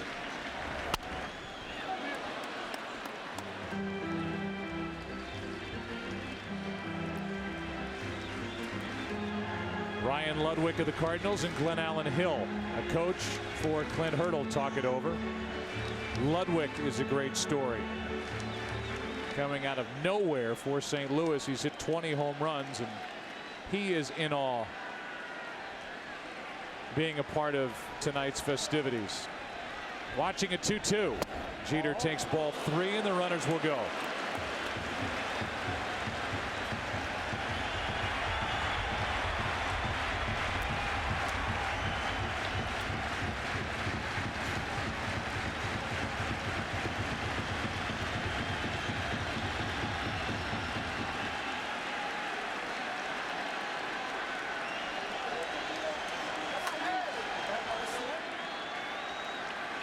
Runners go. Jeter bounces it back to Haren. This time he gloves it cleanly. The inning is over. The AL strands a couple. We go to the 6th inning. Still 1-0 National League.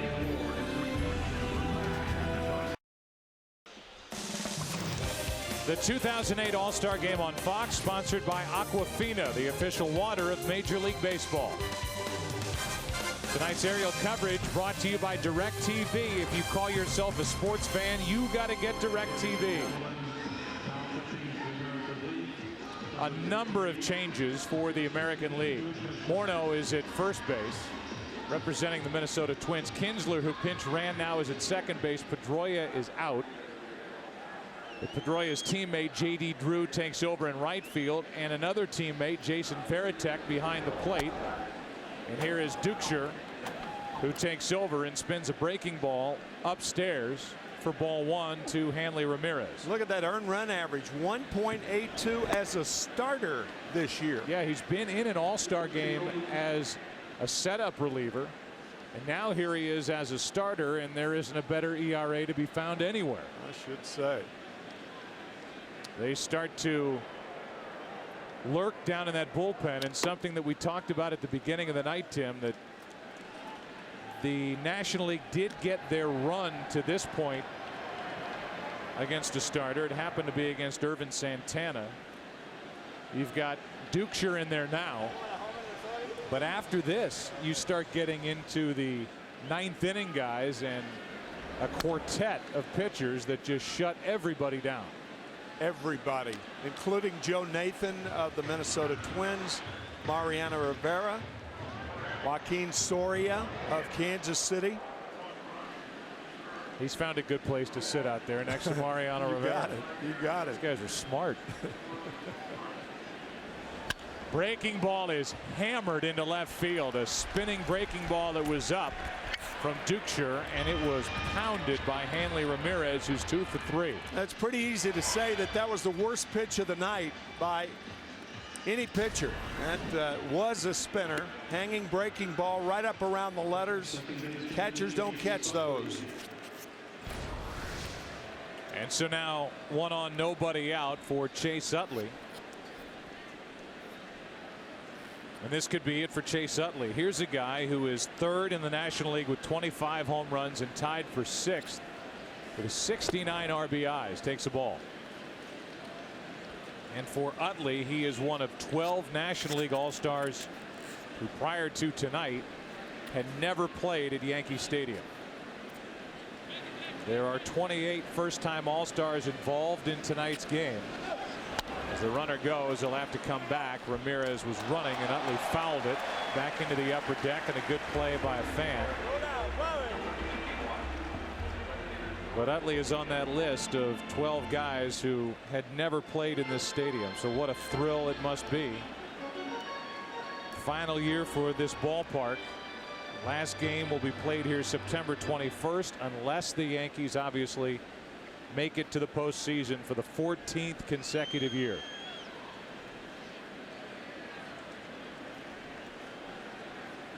One ball, one strike, 1 on, nobody out, and a check on Ramirez.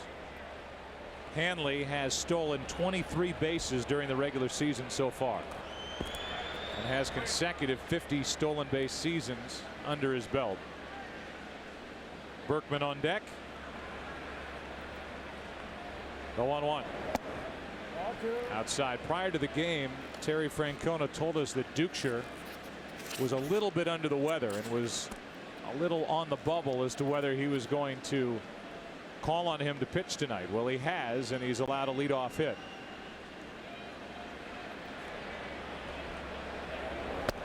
And now ball 3. Meanwhile, Tim Lincecum left and was admitted to a hospital with quote-unquote flu-like symptoms prior to tonight's game, so he was not even involved in the pregame ceremony. Yeah, and so he is not obviously in uniform. We hope Tim is watching the game and hope he's fine. Here's a shot into right with Ramirez running. Hanley will go to third on a base hit by Utley. The National League is in business here in the 6th inning. First and third, nobody out, and the heart of the order coming up for the NL.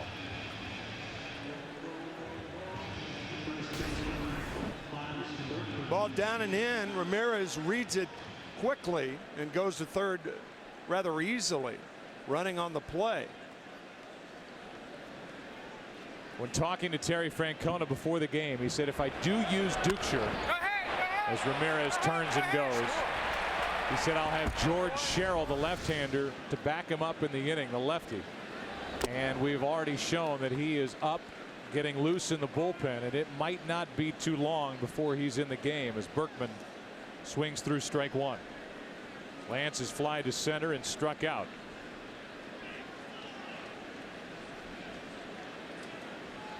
With that view from up top, that ball's inside. 1 ball, 1 strike.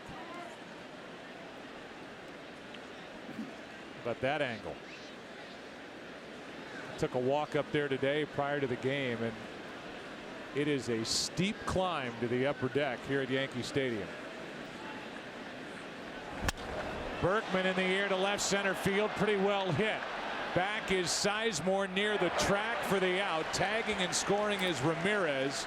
RBI for Berkman. It's 2-0 National League. So Berkman gets it done and doubles the lead. 2-zip here in the 6th.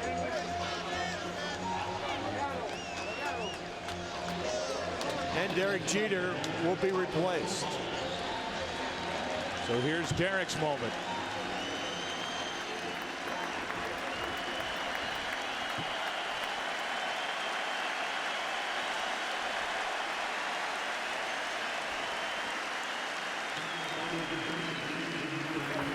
So a nice hand for Jeter as Michael Young takes over at short.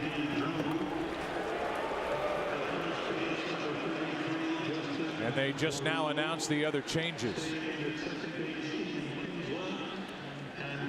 Here's Albert Pujols, 1 on, 1 out after the sac fly by Berkman.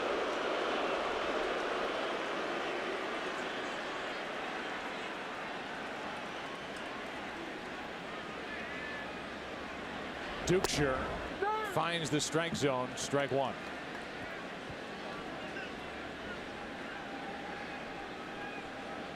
Fifth pitcher of the night for Terry Francona.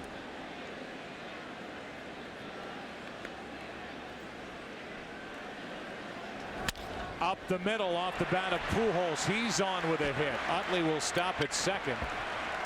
And that's 3 hits in the inning.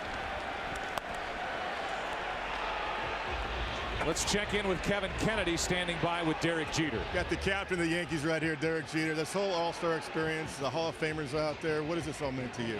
It's been a fun event, man. This is definitely an All-Star game I didn't want to miss. I think you know, the Yankees have done a tremendous job. Major League Baseball deserves all the credit because they're giving them the All-Star game this year. And we saw Mr. Steinbrenner out there. I know how close you are to him. What did that mean to you?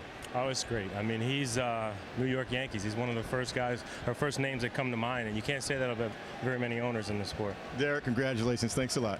Joe, Tim. All right, thank you guys. And one of the reasons why, in my estimation, George Steinbrenner should be in baseball's Hall of Fame. Pitch is up and in. What he has meant to this franchise and what this franchise in turn has meant to the game. The 26 World Championships, the empire he has built with the Yes Network, and a man who truly loves this sport. He's made a lot of controversial decisions over the course of the years. Became an owner in 1973. A lot of managerial firings. But I think you can always say that that man, the boss, was doing what he could to try and help this Yankee team win. $10 million tab to buy this franchise in 1973. Since he's been here, 10 pennants and 6 World Series titles. 2-0 is the count. 2 on, 1 out. Dukeshire deals to Chipper Jones, strike one. It has never been easy for the Yankees. However, this year it's much more difficult because of the pesky, good Tampa Bay Rays, who have lost 7 in a row going into the All-Star break. But they are a very, very tough ball club, and the Yankees know it. 2-1 pitch swung on and missed as Chipper Jones was fooled. Well, we've talked to Yankee players. We've talked to Joe Girardi. We've talked to Red Sox players, talked to Terry Francona. And there isn't anybody we've come across that believes that the Rays are going away. No. And it's not just an 08 thing, by the way. No. They're going to be good for a long while as Chipper Jones strikes out on a high delivery from Dukeshire. First strikeout for Justin. You rarely see Jones going out of the strike zone on a high fastball.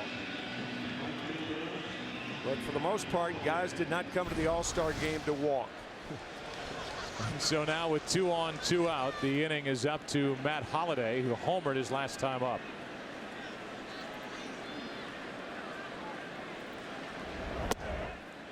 In for a strike. He took this one from Irvin Santana out to right. Way out.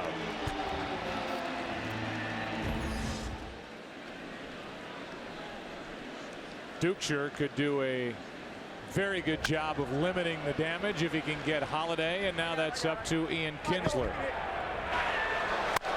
The National League gets a run. RBI sac fly by Lance Berkman. 2-0 NL into the bottom of the 6th at Yankee Stadium.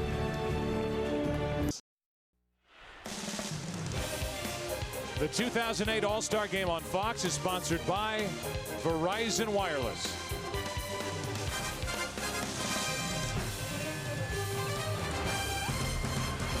This game goes into the bottom of the 6th inning, and here we go. Adrian Gonzalez takes over at first base for Lance Berkman. All the changes are straight up. Dan Uggla is now at second base, taking over for Utley, a part of the scoring for the National League in the top of this 6th.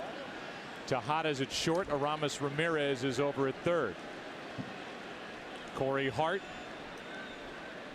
who's voted in the last member of the squad, the 32nd by the internet vote, is in right. And back for another inning is Dan Herron. 1 ball, 1 strike. We started in on the story of Josh Hamilton. His at bat didn't last long the last time he was up, and now he gets a base hit to center to start the bottom of the 6th inning.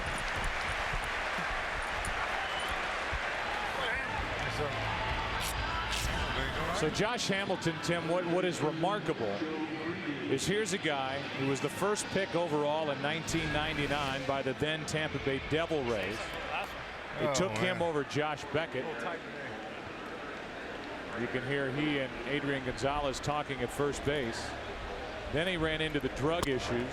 He's tested, by the way, 3 times a week after being reinstated in 2006. But prior to last year, after he was picked as a Rule 5 selection by the Cubs and then traded to Cincinnati, that almost hit the head of Youkilis in the dugout. Until last year, he'd only played 15 minor league games since 2002, and they were all in A-ball.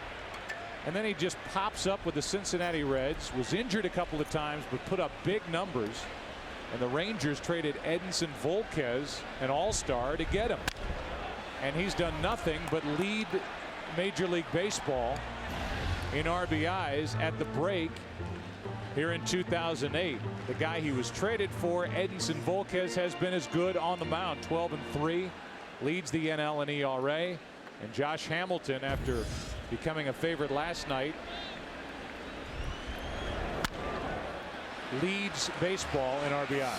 Yeah, you looked at that graphic and the pictures of both Edinson Volquez and Hamilton, and what you're seeing, you're seeing that perhaps if the second half goes like the first half, the most valuable player in the American League in Hamilton and the Cy Young Award winner in Volquez could very readily happen.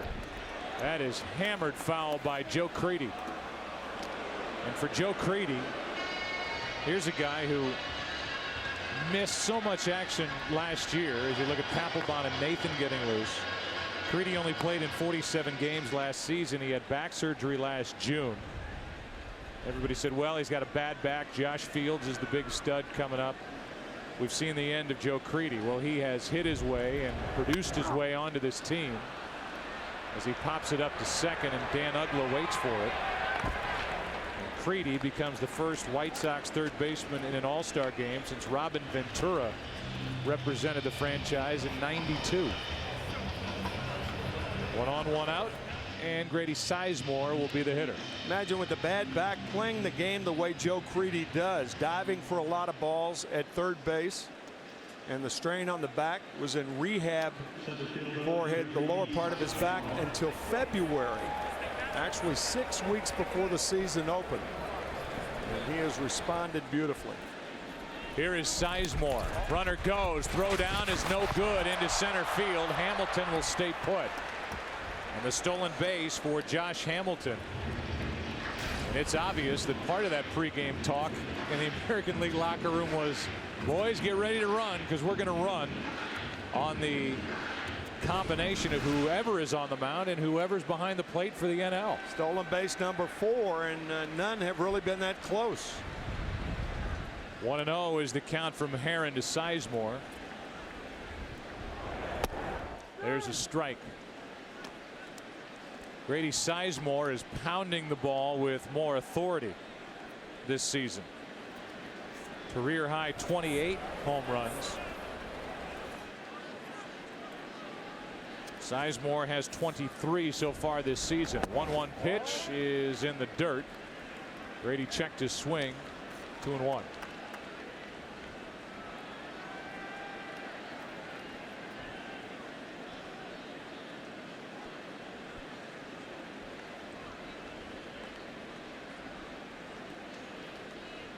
Aaron trying to get around the leadoff hit by Hamilton.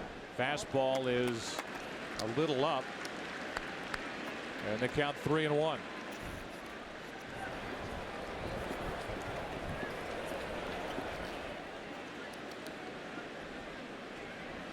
Manny Ramirez started the game in this 5th spot in the lineup, was 0 for 2. That is fouled out of play off to the left. Full count now on Sizemore.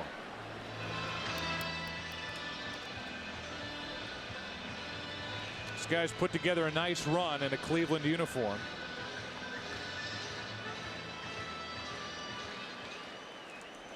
Back-to-back seasons, the first Indian in franchise history to hit 20 doubles, 10 triples, 20 homers, 20 steals. Consecutive seasons. He can do it all. 3-2 pitch is right down the middle. 93-mile-an-hour fastball. Sizemore was frozen, out number 2.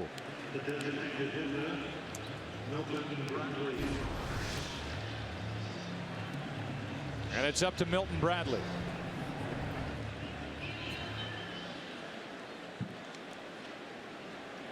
There's the night for Bradley. Walked, stole a base in the 2nd, reached on an error, then was picked off in the 4th.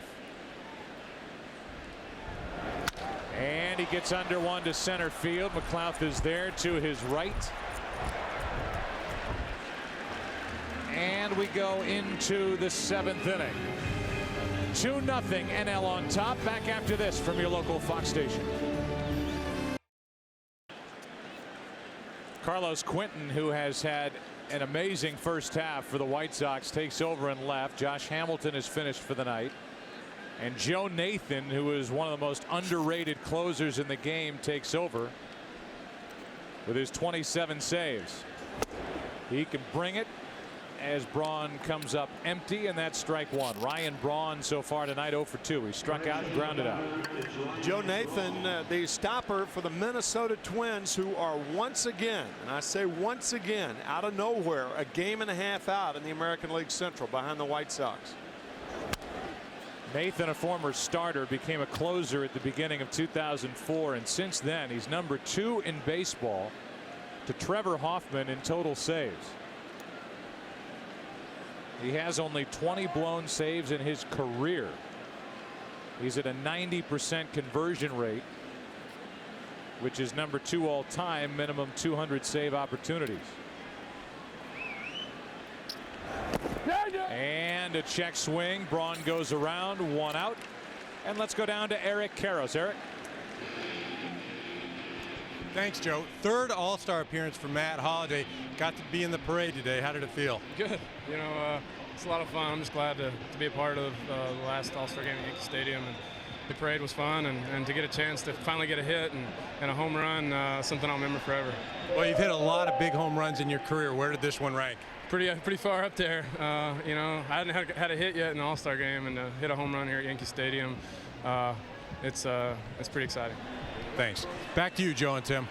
All right, thank you, Eric, and thank you to Matt Holliday, who is now in his 3rd All-Star game and goes deep. That was the first run of the night. National League got a run in the 6th inning. It's 2-0, and now McLouth has his first at bat since taking over for Fukudome in the 5th. Papelbon is getting loose. And this is shutdown mode for the National League. Somebody's going to have to run into a mistake pitch to get something done against either Nathan Now or Papelbon, Francisco Rodriguez, or Mariano Rivera. That's into center. Sizemore to his right, 2 out.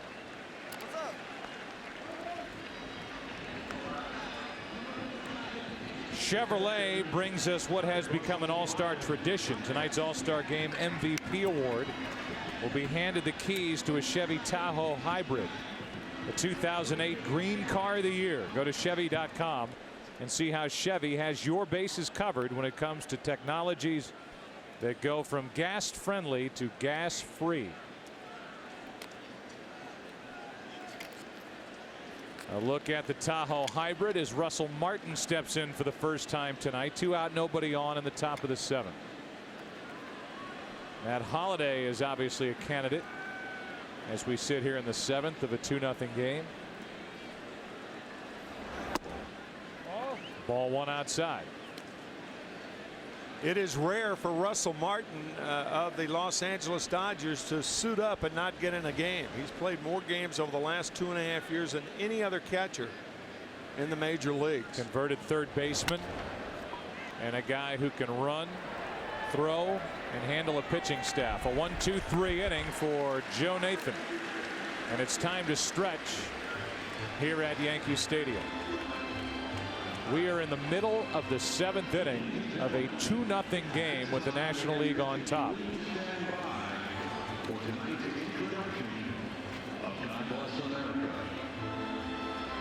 Single tallies in the 5th and 6th, and the NL on top 2-0.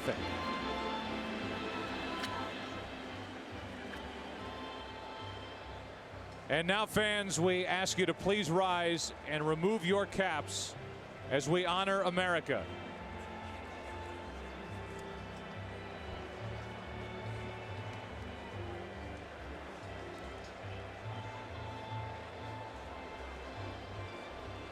Fans, we ask you to please rise and remove your caps as we honor America. Here to perform God Bless America tonight, please welcome Warner Brothers recording artist Josh Groban.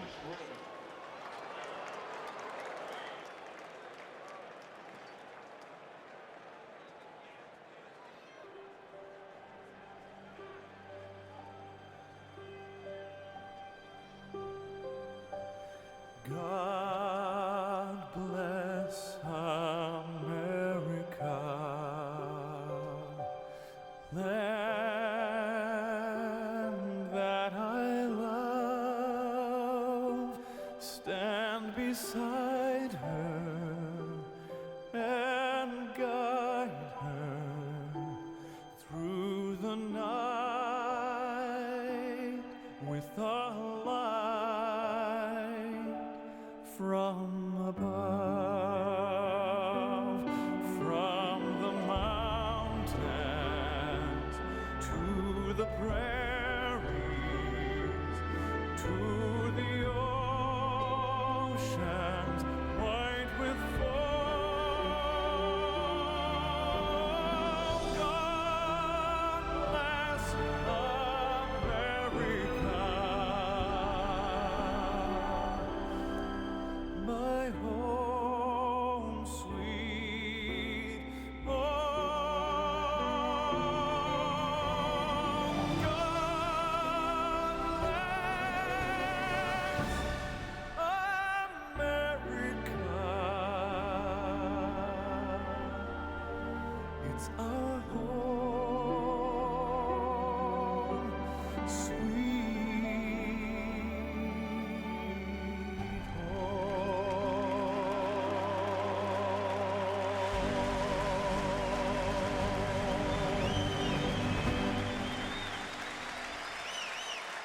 Josh Groban with God Bless America. Good game, this All-Star game, the 79th edition. 2-0 National League. Morneau, Kinsler, Varitek coming up.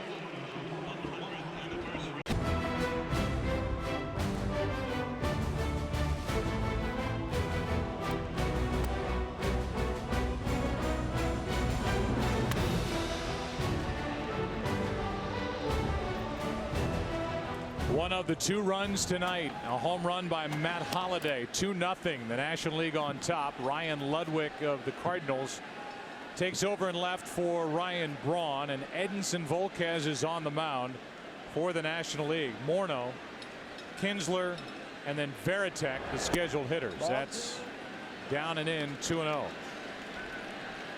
Volquez has been tremendous. We showed you that #1 ERA in the National League, 2.29. He's 12-3 for a Cincinnati Reds team.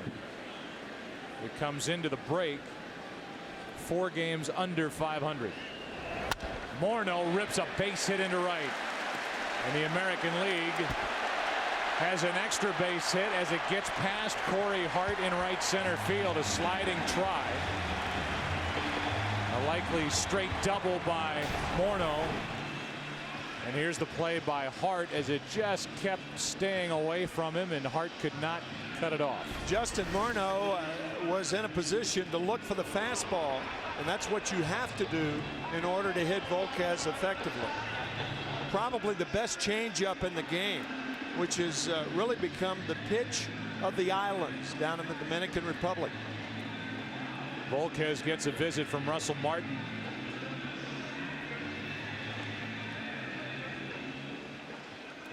And the batter is Ian Kinsler. Mariano Rivera starts to loosen. We're only in the bottom of the 7th. Papelbon has been up. There is action in each bullpen as we play here in the bottom of the 7th. Kinsler, it's his first at bat. Leads the league in hits with 134 and is #1 in the AL, hitting .337. Up the middle, right at the shortstop Tejada. Over to third goes Morneau. And the batter now will be Dioner Navarro to bat for Varitek.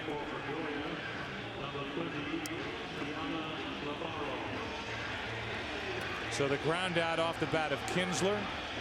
Navarro will pinch hit. And Terry Francona is down to 1 bench player. And that's Carlos Guillen. Started to say earlier that it's different for the players as well with this game being played at Yankee Stadium in its final season. Navarro takes low. We've had no cancellations. Everybody has shown up, and even those 2 hurt to play, whether it's Soriano or David Ortiz, Kerry Wood, they're here to take part in the celebration as well. Soriano, a former Yankee. A 1-0 pitch to Navarro. Pulled the string, did Volquez, in the count 1-1. That's a changeup. We talked about it being the pitch of the islands. Interesting article by James Wagner in the Wall Street Journal of all places about how that pitch, because of the influence of Pedro Martinez, Mario Soto, has become the pitch for young Dominican Republican players. That's fouled off to the right. The count stays 1-2. And the reason for that is risk management. It's a lot easier on the arm to teach a young 16, 17-year-old pitcher how to throw the changeup than it is the slider or the curveball. Dioner Navarro is hitting 83 points better than he did a year ago. Hit only .227. He's at .310 and representing the Rays. The second place Tampa Bay Rays, a half game out behind Boston, 2-2. Not only hitting but handling a very young pitching staff. Young starting rotation, everybody 26 years old or younger for the Rays. Here's a 2-2 pitch. Still 2-2.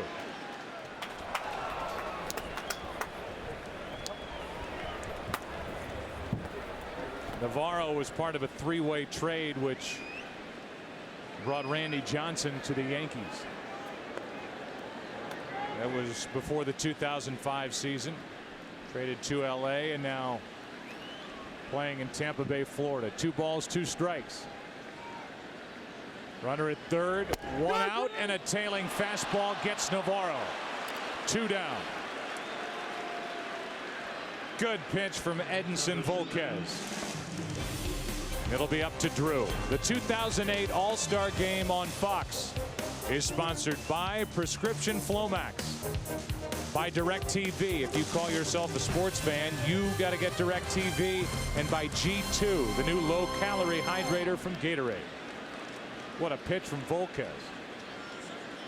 Jumped back over the inside corner. Now J.D. Drew takes low ball one. Tailing fastball, Russell Martin setting up inside, and there's the tail to it.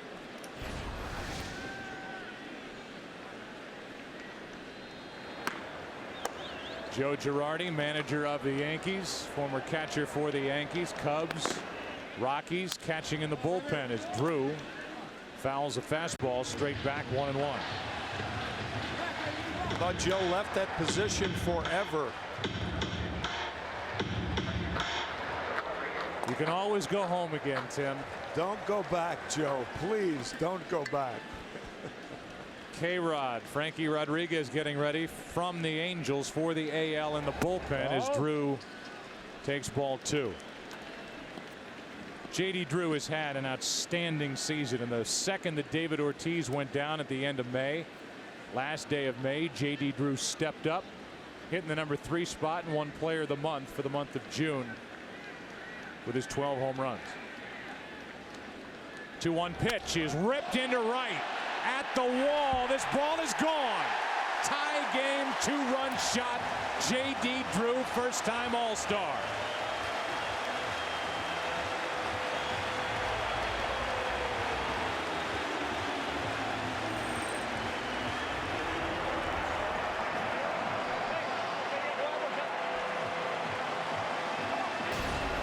From Valdosta, Georgia, he waited 11 years for his first All-Star at bat.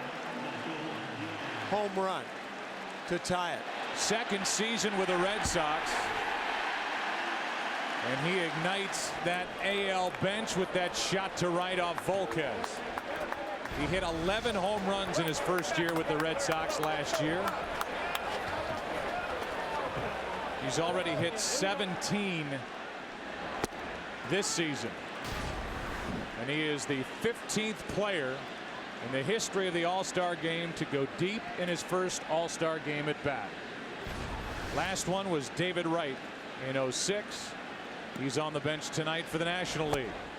Young is fooled, and with 2 out, the count's 0-2 on Michael Young. And this game has hit the refresh button with a 2-2 score.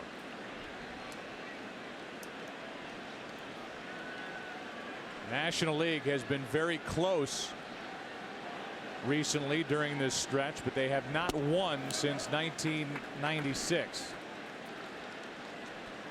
Michael Young, the guy, Tim, at the plate, is one of the reasons why the American League has been on this roll with a game-winning hit off Trevor Hoffman a couple of years ago in Pittsburgh. Volquez gives up the home run and comes back to strike out Michael Young. But the damage is done here at Yankee Stadium. In front of a ton of Yankee fans, it's the Boston Red Sox right fielder who ties it with a 2-run shot. Let's go to the 8th.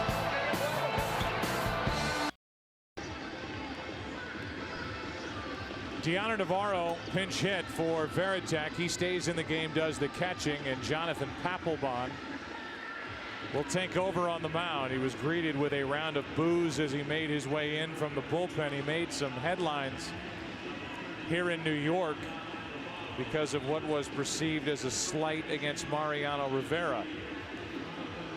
Daily News had this on the back page: Papelbon. Our own Ken Rosenthal was there, and I want to get his take on what was said and how it played out in the media after he had his interview. Leading it off is Miguel Tejada, first at bat of the night for Tejada, strike one. Kenny, you were there. It didn't read to you when Papelbon was talking as him being disrespectful to Mariano Rivera, did it? No, not at all. At least during the part I heard during his 50-minute interview session. Papelbon actually was respectful. He said he knew that players had to wait their turn, and he knew that Mariano Rivera should close. but obviously it was taken a different way. Here's a little flip shot into right off the bat of Tejada. Drew drops it but gets it back in, and this crowd is all over Jonathan Papelbon as he pitches here in the 8th. Yeah, I mean, it was an innocuous remark. I mean, he already, in that same interview, called Mariano Rivera the godfather of relievers. So respectful. I don't understand it. Beyond that, Ken, you and I were down there when he was talking to some members of the media. He was hot today when he showed up at the park. Yes, he was. He said that Daily News back page headline really soured his experience. During the parade, his wife, who was pregnant, was hearing from the Yankee fans, and he just was unhappy with the way it all played out. Now he's hearing it from the Yankee fans as Uggla steps in and is way late as the crowd here chants Mariano. Strike one on Dan Uggla in his first at bat. Rivera standing, not getting loose yet in the bullpen for the American League. And here's what we talked about. If you're the NL, you just blew a 2-0 lead. And now if you're going to get runs, it's going to be against the likes of Papelbon, Francisco Rodriguez, and/or Mariano Rivera. 0-2 on Uggla, who may be one of the best hitters you at home have never heard of, as he has played for the Florida Marlins. And all this guy does, a former Rule 5 pick from Arizona, is pound home runs. He can hit. Too far inside. That's ball one.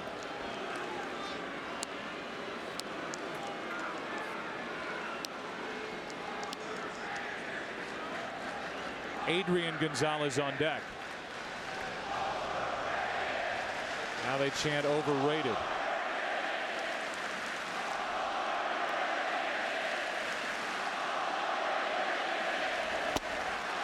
And a strikeout from Papelbon on high heat to quiet the chant of overrated. 1 on, 1 out.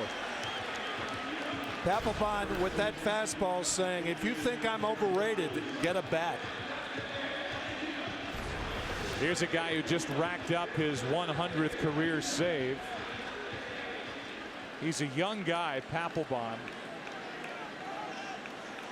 27 years old, and he has already been thrown right into the fire and saved 3 of the 4 wins for the Red Sox in this past World Series against the Rockies. Here's Gonzalez with David Wright on deck. Runner is going. Throw down is into center, and Tejada the go-ahead run at third with 1 out. It'll be a stolen base and then likely an error on Navarro, which puts the go-ahead run at third base with only 1 out, and Adrian Gonzalez at the plate. Excellent base running by Tejada, not only with a good jump. That ball thrown to the third base side. Tejada makes it to third easily. Infield in for the American League, but Navarro never had hold of the ball. Tejada, who has been rejuvenated in his first year with the Astros, is at third, 1 out, and a 1-0 to Adrian Gonzalez of the Padres is popped into center. It drifts into left field with a win. Quinton comes up ready to throw. Tagging, coming to the plate, Tejada, and the National League is back out in front.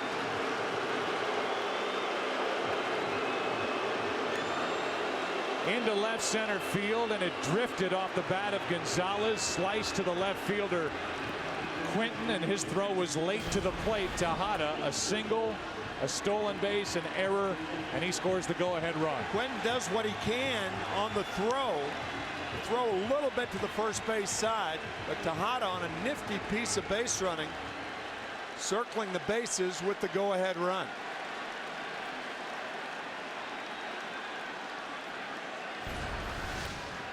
Here's David Wright batting for Pujols, who was 2 for 3 while he was in there. Takes a strike on a 96-mile-an-hour fastball.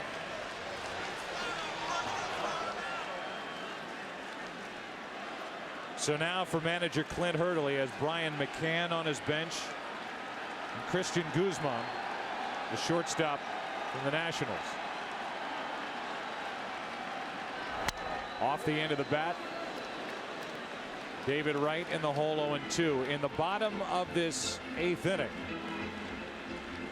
the American League will have Quinton, who's hit 22 home runs. Then Creedy. And then Sizemore.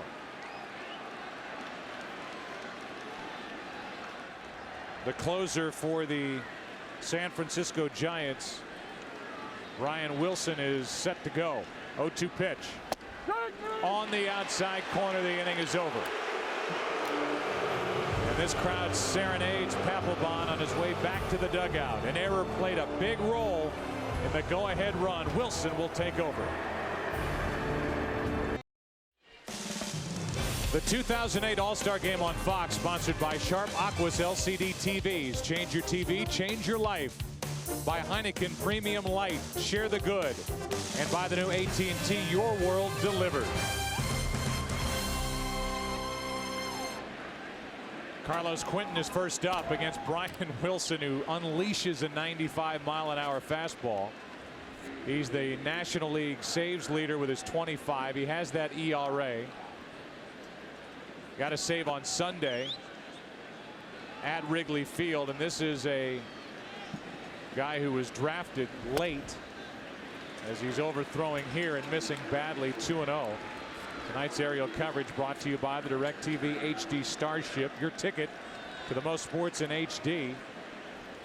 24th round selection in 2003 was Brian Wilson. First time All-Star, had Tommy John surgery, and now here he is. Breaking ball hit off the end of the bat into center and into the glove of McLouth for out number 1.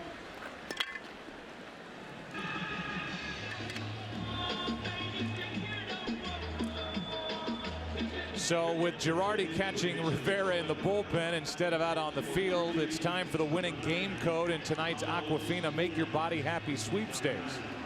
The winning code is 118905. If you have this code, you've just won a trip to the 2009 MLB All-Star Game in St. Louis. Congratulations, and thanks to everyone for participating.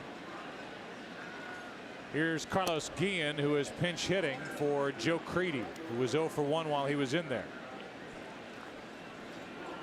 And Terry Francona is out of bench players now. He told us he was going to save Guillen in case this game went into extra innings.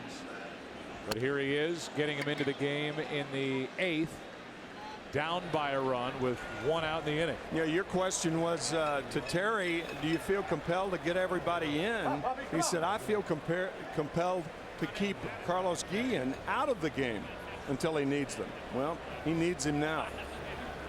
He followed it up by saying, I'm not sure that he's the guy who deserves to stay out of the game, but the reason why he wanted to keep him around was because he can play anywhere defensively. Right.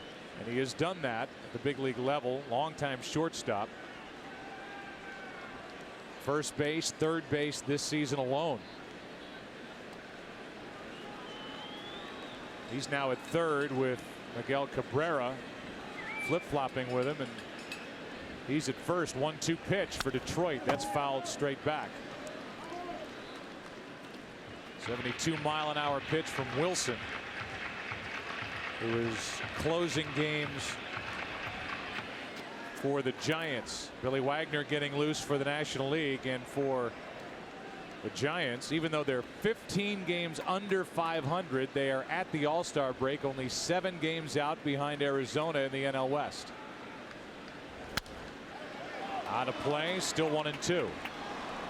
Hey, while we have a quick second, Major League Baseball did an unbelievable job of getting the stadium, of getting 6th Avenue and the parade ready, and making this celebration what it needed to be in this, the final season for Yankee Stadium. And we thank so many who are in the Major League Baseball front office.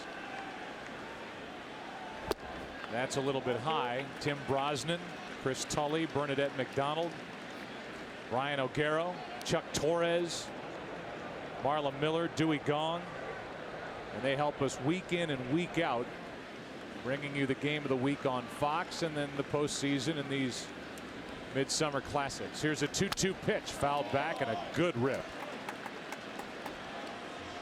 Great show before the game, great show during the game.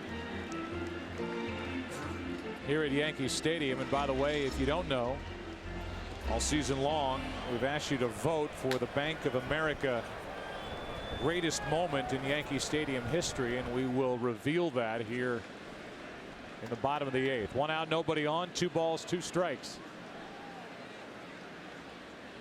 Guillen. Full count. He's had a good at bat. On deck is Sizemore. And Brian Wilson is getting everything he could have hoped for coming into this game. A 1-run lead, bottom of the 8th. Trying to keep it that way. 3-2 pitch. Guillen strikes out. Chased a high, hard one, 2 out. Fox Sports and Bank of America present the greatest moment. Today, I consider myself the luckiest man on the face of the earth. That I might have been given a bad break, but I've got an awful lot to live for. Thank you. When that speech was delivered in 1939, Lou Gehrig knew he was dying. The public did not. When he made that speech on the 4th of July, Lou Gehrig Appreciation Day here at Yankee Stadium. We thank Bank of America MLB Banking in helping us celebrate the last year at Yankee Stadium. To learn more about MLB Banking, log on to bankofamerica.com/MLB. Pitching change, 2 out, nobody on, and Billy Wagner coming in. This Labor Day, when summer ends, Fox Ball. With 2 out and nobody on, Billy Wagner takes over and uncorks a 95-mile-an-hour fastball way up to Grady Sizemore. 1-run National League lead. Bases empty. Sizemore at the plate, and he's out in front of that pitch from Wagner. 1 ball, 1 strike. Hard to believe he's out in front of anything with the way Wagner is throwing. Billy Wagner, the only left-hander in the bullpen for the National League. Evan Longoria. I had said it was Guillen. Longoria is the last piece of the puzzle down there for the AL, and he's on deck. So Francona is going to empty out that bench here, either in the 8th if we continue, and it looks like we will, as Sizemore is on, the tying run aboard. And Milton Bradley, the DH, will be lifted for Longoria. So Longoria, the rookie, who's put together a season that has already seen him get locked into a long-term deal about, what, 2 weeks after he was called up by the Tampa Bay Rays, and those home runs, 16, 53 RBIs, and he plays the heck out of third base for Tampa Bay. How odd is it to see pitching coach Bob Apodaca, who's the pitching coach for the Colorado Rockies, out to talk to Billy Wagner? Normally a manager during All-Star competition will go out there, but Bob Apodaca is out there, and now Brad Lidge is up and throwing. Clint Hurdle told us before the game Lidge will be the closer. Morneau on deck. Left-handed hitting first baseman. But now the battle between Wagner and the rookie Longoria. First pitch inside, ball 1. Evan taking over for Bradley, who was 0 for 2. Reached on an error, walked, stole a base, was picked off. Tying run at first, 2 out. And Longoria with a count even, 1-1. By the way, I mentioned all those people with Major League Baseball. Debbie Timon is the Yankees head of marketing and promotions. The point person from this organization. Has done great work as well and pulling off this celebration at Yankee Stadium. Good game, 3-2, National League on top. 1-1 from Wagner. That's strike 2. In the 9th inning, the scheduled hitters, Aramis Ramirez, who has yet to bat in this game from the Cubs. Corey Hart, same story with Corey, and then Ryan Ludwig. 3 guys who will get their first at bats of the night. Stealing second uncontested is Grady Sizemore. An important stolen base, and now a hit can tie the game from Longoria, who has a 2-2 count. Most short relievers do not have good moves to first base, and Billy Wagner is no exception. Grady Sizemore stealing second base uncontested. Tonight, the American League is 1 for 11 with runners in scoring position. And that one hit was a 2-out, 2-run shot off the bat of J.D. Drew to tie it in the 7th.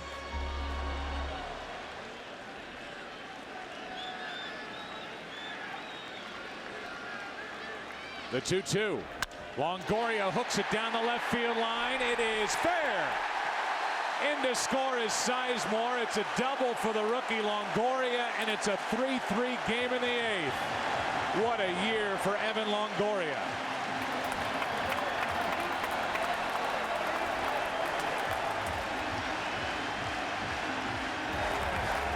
Called up by the Rays on April the 12th. Down and in, slider it looked like. Just fair.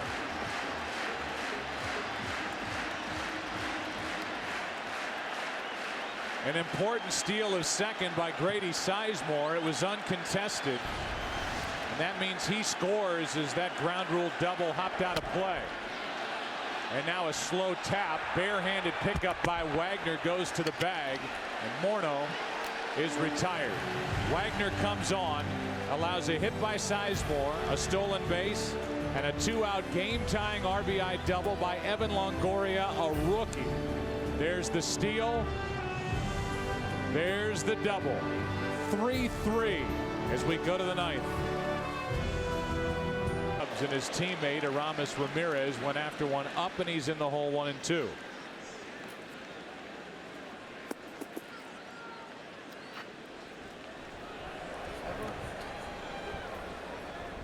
The major league record for saves in a season set by Bobby Thigpen in '90. 57 saves. High and tight, 2-2 as that straightens up Ramirez.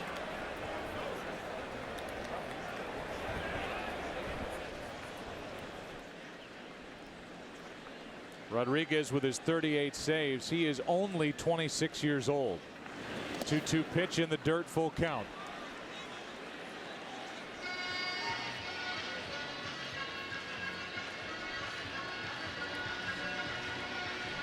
Terry Francona has emptied his bench. Clint Hurdle has not. He has Guzman, the switch hitting shortstop, left on his bench, and he has Brian McCann, a very good hitting catcher from the Atlanta Braves. 3-2 pitch is in the dirt and a leadoff walk. That gives the National League life here in the 9th inning. The game-changing plays brought to you by Sharp Aqua's LCD TVs, the official HD TV of Major League Baseball. Sharp Aqua's change your TV, change your life. The stolen base by Tejada in the top of the 8th paid off immediately. The uncontested stolen base by Sizemore, who scored on a ground rule double with 2 out by Evan Longoria. Both guys who stole second came in to score, and now Guzman will come off the bench and pinch run for Ramirez, and we've had 6 combined stolen bases in this game, combining for a record.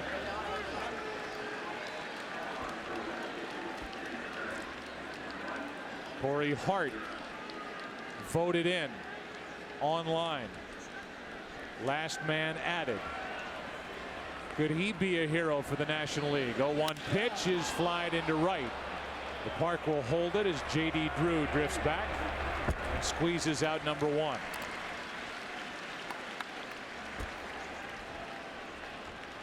One on, one out. The batter will be Ryan Ludwig.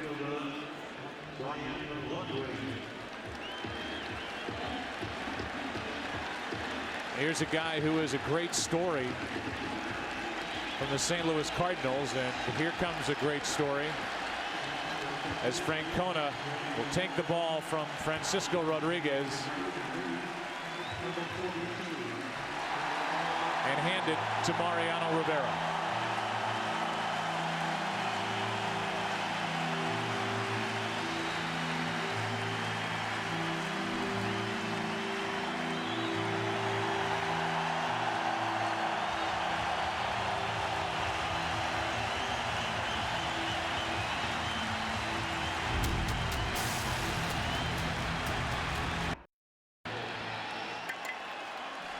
Mariano Rivera takes over, trying to keep it tied in the top of the 9th inning. 1 on, 1 out. Perfect in save opportunities this season.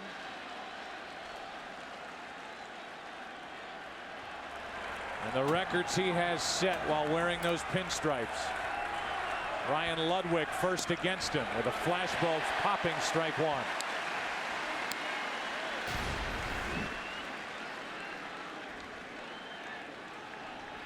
All of those flashbulbs with a pitch from Rivera, who has 466 career saves as he takes over in the 9th inning of this All-Star game. Ludwig takes high. Ryan Ludwig on the other end of it is a 30-year-old outfielder. He has more RBIs than his teammate Albert Pujols at the break.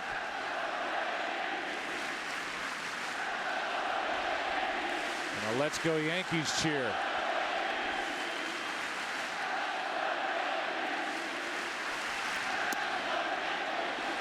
Ball 2.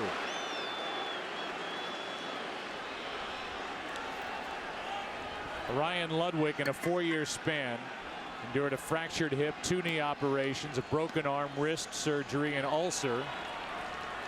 2 years ago was a AAA All-Star for Toledo, and now he faces Rivera in the house that Ruth built, and the count is even 2-2.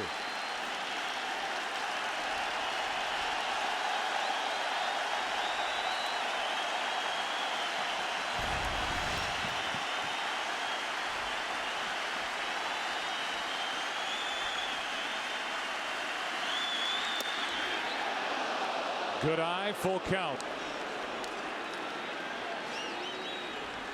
Ludwig was in the minor leagues at the start of last year, and he's been in the minor leagues for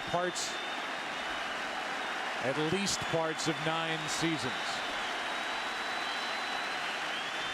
The 3-2.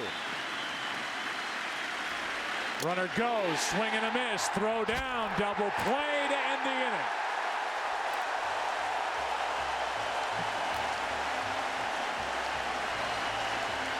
Strike him out by Rivera. Throw him out by Navarro. Good tag by Kinsler. Bottom of the 9th at Yankee Stadium. Tie game.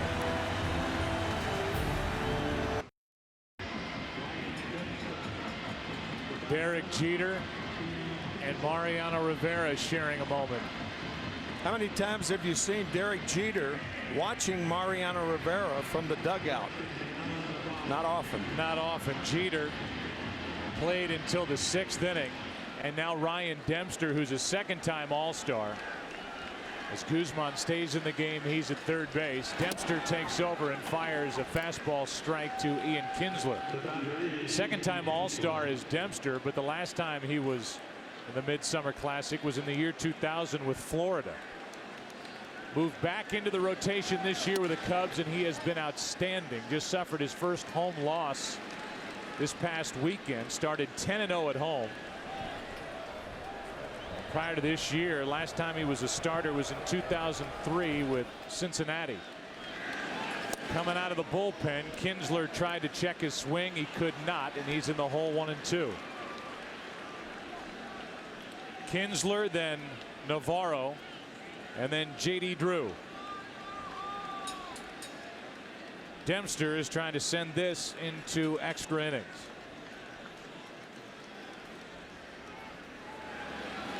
A frightening proposition, by the way, for the National League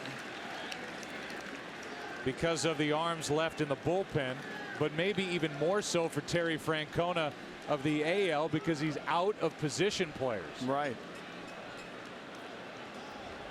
Here's the 2-2. Kinsler hits one off the end of the bat foul. The New York Yankees go to Boston a week from this weekend. And I think the booing of Papelbon tonight has heightened a rivalry that does not need to be heightened anymore. That's the way I look at it from Papelbon's standpoint. An American League win could help soothe that a bit from a Red Sox fan standpoint.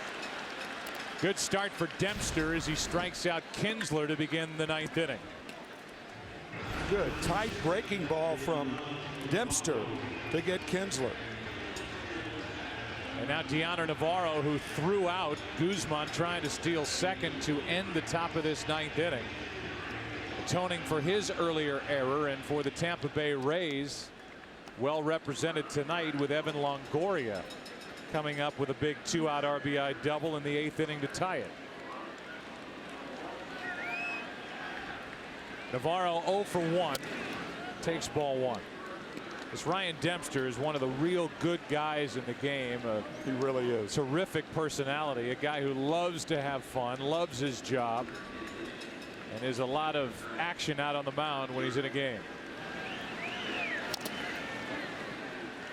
1 ball, 1 strike. Loves to impersonate Harry Carey. And is great at it.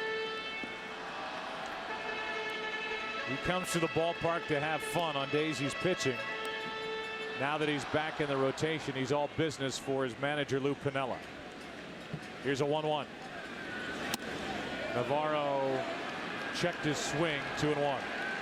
I'm Ryan Dempster.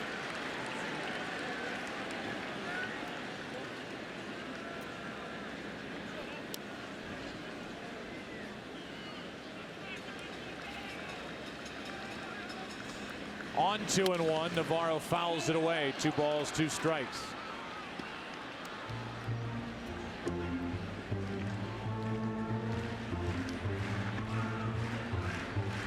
So Dempster is used here in the 9th. That means Marmol is left. Brandon Webb, Brad Lidge, and Aaron Cook for the National League. Lincecum is also on the list, but unavailable, going to the hospital with flu-like symptoms before the game.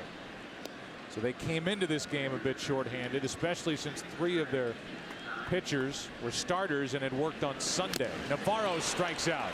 96 mile an hour high heat. 2 up, 2 down, and here comes J.D. Drew.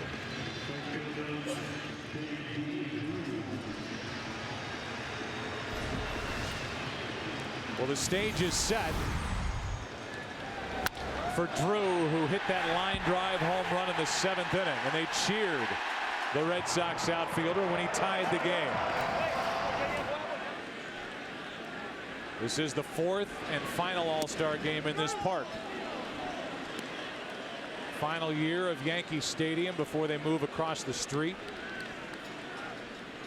And it's Drew representing the Red Sox, who could end this night, win it for the American League with 1 swing. 1 ball, 1 strike.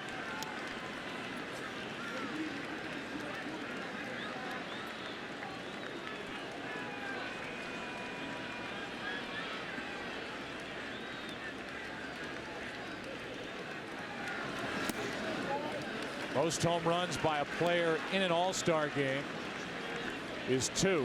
The last one to do it, Gary Carter, who was part of the celebration prior to tonight's game. Back in 1981.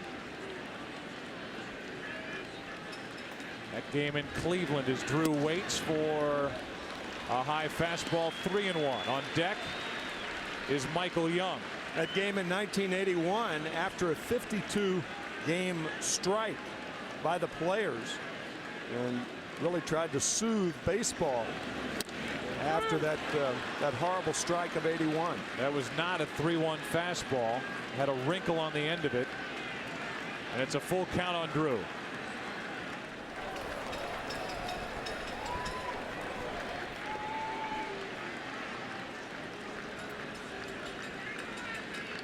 Two out, bases empty. And Drew takes strike 3, and we are going into the 10th. How about Ryan Dempster coming out of the bullpen and striking out the side in the 9th? 10th inning, bottom part of the order coming up for the NL. Tied at 3. How about that All-Star game fact? 10 extra inning games. The National League is 9-0-1.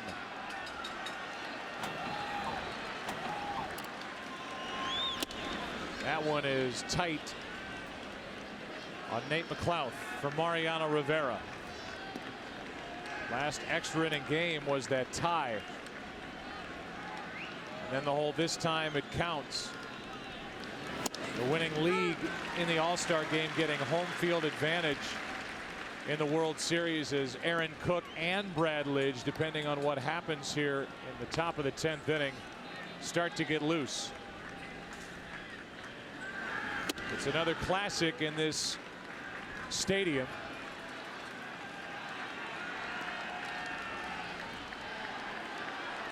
And the National League trying to break through for the first time since last winning in 1996.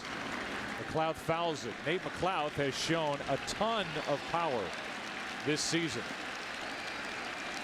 Not a big guy, as you can see. First full season in the big leagues.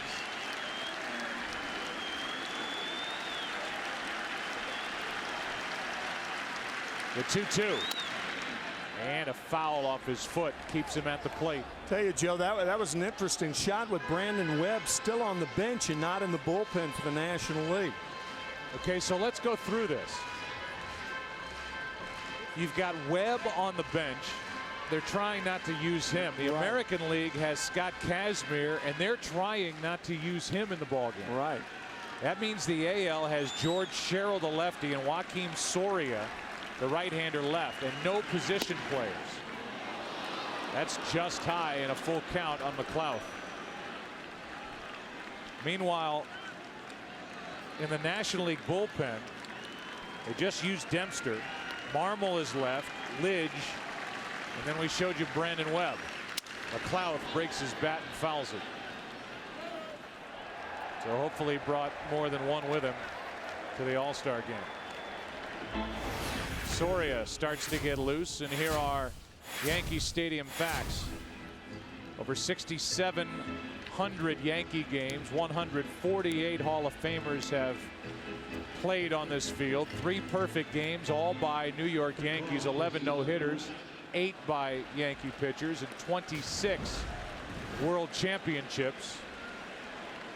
9 were clinched here, and all coming after the Yankees picked up George Herman Babe Ruth. 3-2 pitch. McLouth strikes out looking. He didn't need to get a new bat.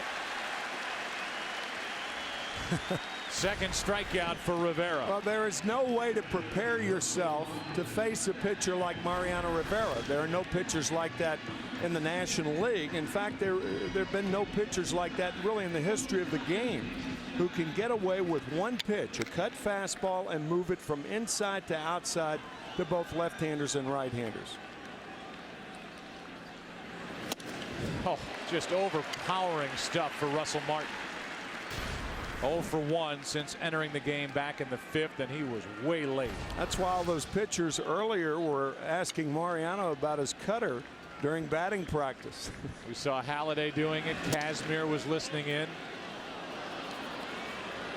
A couple of opponents from the AL East. On deck is Miguel Tejada, who at one point in his life was an All-Star Game MVP. The 1-1. Strike 2.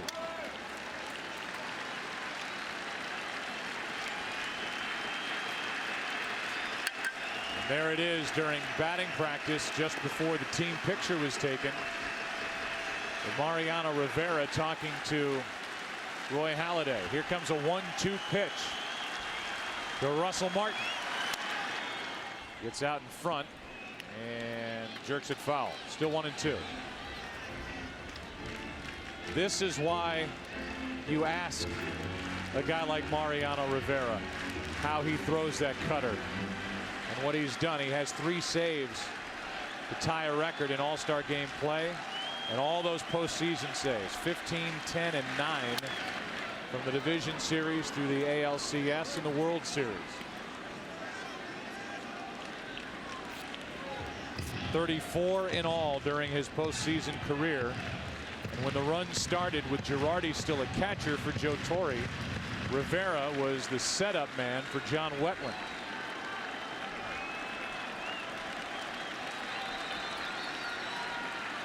The 1-2 to Russell Martin. And a pretty good at bat being put together by the Dodger catcher. Wonder if Joe Torre had any words of advice for his catcher heading here to Yankee Stadium with a thought about a possible matchup against Mariano Rivera. As I said, there's no way to prepare yourself, either from Joe Torre, and I know Joe's listening in right now, and I guarantee you he will agree with that. There's no way to prepare yourself to face Rivera.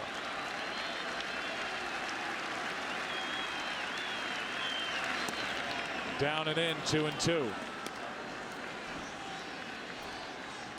Last time the National League won an All-Star game, Joe Torre was in his first year as manager with the Yankees.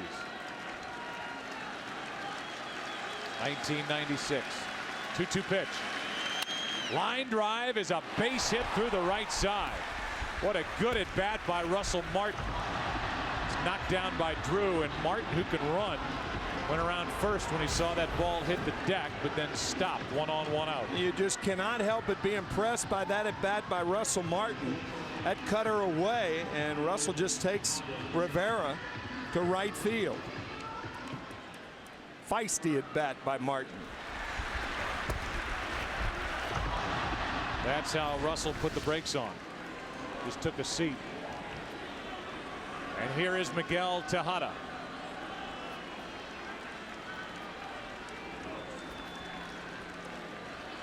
Former All-Star Game MVP. He's been an All-Star with the A's. He's been an All-Star with the Orioles. And now an All-Star with his third franchise in his first year with the Houston Astros.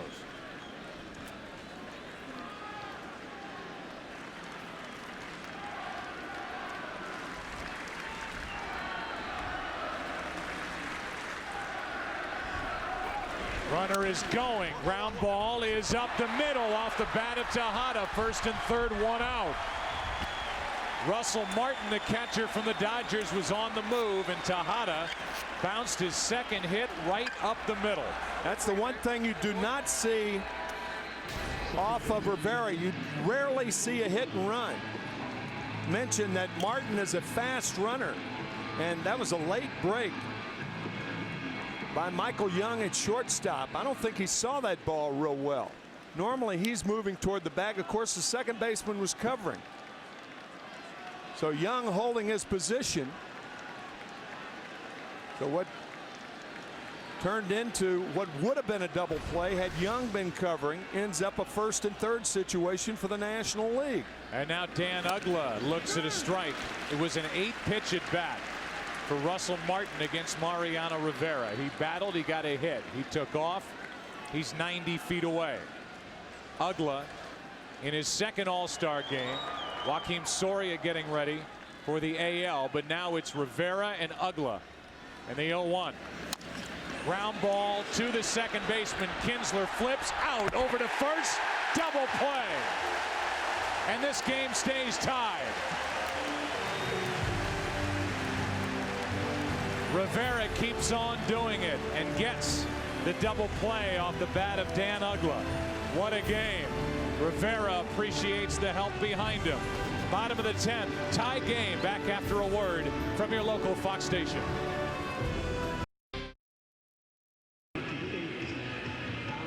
Situation where Miguel Tejada did not want the second baseman to tag him, so he slows up, and Kinsler with the presence of mind to go to shortstop, and Michael Young with a strong throw. They've done it with the Rangers all year, and the double play combination for Texas turns a very important double play. Just getting Uggla by half a step, and the double play prevents a run from scoring. And now Aaron Cook, who already has a career high with his 11 wins, deals, and a ground ball up the middle. Uggla kicks it.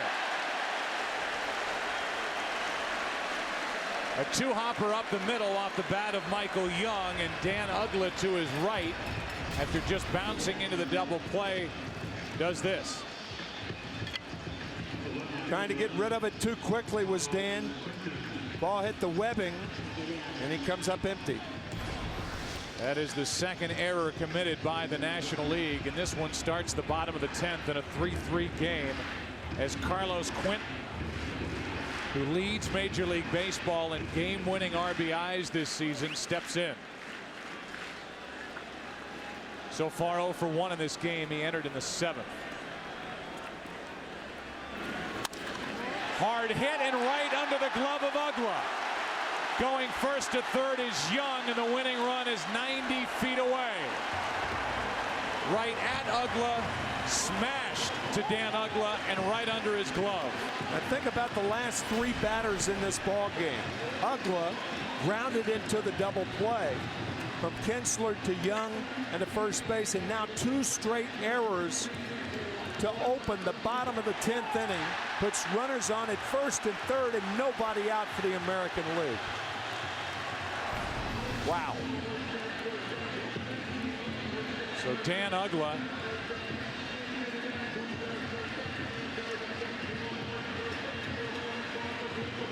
commits back-to-back errors. Here comes Clint Hurdle to talk. And let's go down now to Ken Rosenthal. Ken? Dan Uggla tonight was fulfilling the dream of his father by playing at Yankee Stadium, Joe.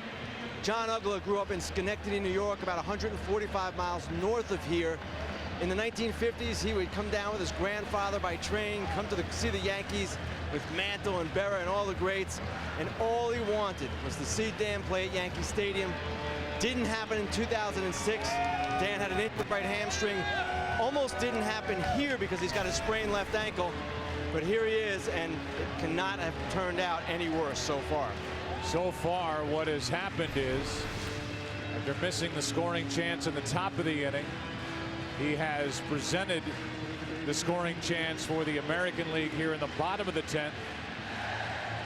And it will be Carlos Guillen at the plate. 0 for 1, struck out in the 8th with a chance to win it. Ted Williams has the only walk-off hit for the American League in All-Star game history. 1941. A 3-run home run in the 9th inning off Claude Passeau. The American League won 7-5 at Detroit. The National League has 7 walk-off hits, and if it's going to happen here in the bottom of the 10th, it will not come off the bat of Guillen, who will get the walk to load the bases and bring in Grady Sizemore. One of those rare times in a game where you intentionally bring the outfield in. Not only is the infield in, but think about it, a sacrifice fly and the game's over. So an outfielder positions himself where he can, from a flat-footed position, throw the runner out, tagging and trying to go home. And so in this stadium, which has in so many ways been like our Coliseum, the history of this country, the Yankees starting to play here in 1923 after acquiring Babe Ruth, moving away from the Polo Grounds, building this stadium, the first triple-deck structure to be called a stadium, with the clock right at midnight. The bases are loaded, nobody out, and the American League 90 feet away from yet another All-Star game win. Infield in, outfield in, Sizemore takes a ball.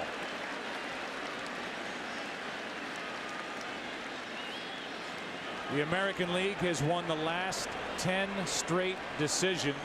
We had the one tie in 2002. Trying to extend that streak. The 1-0.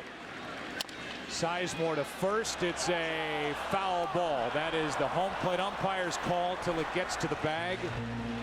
And it was Darrell Cousins, the crew chief, who called it foul. Strike 1.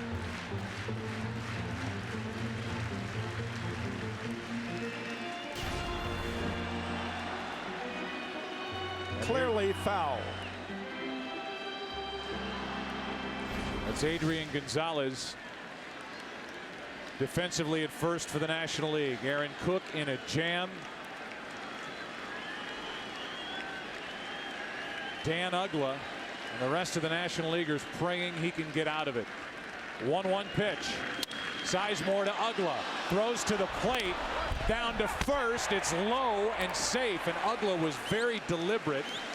Made sure of the out at the plate with the speed of Sizemore. No chance to turn 2 in the end. Well, if you made 2 errors in a row at Yankee Stadium in the last All-Star game, that'll make you deliberate. And how about the play by Adrian Gonzalez down at first? This saves the game. It does. In between hop, nicely done. So the force out, score it 3-2 with the first baseman throwing home. Sizemore doesn't get it done. And here's the rookie again, Evan Longoria. Winning run is Quinton at third, 1 out. Now the infield can go back and hope for the double play ball. And a ball inside from Aaron Cook.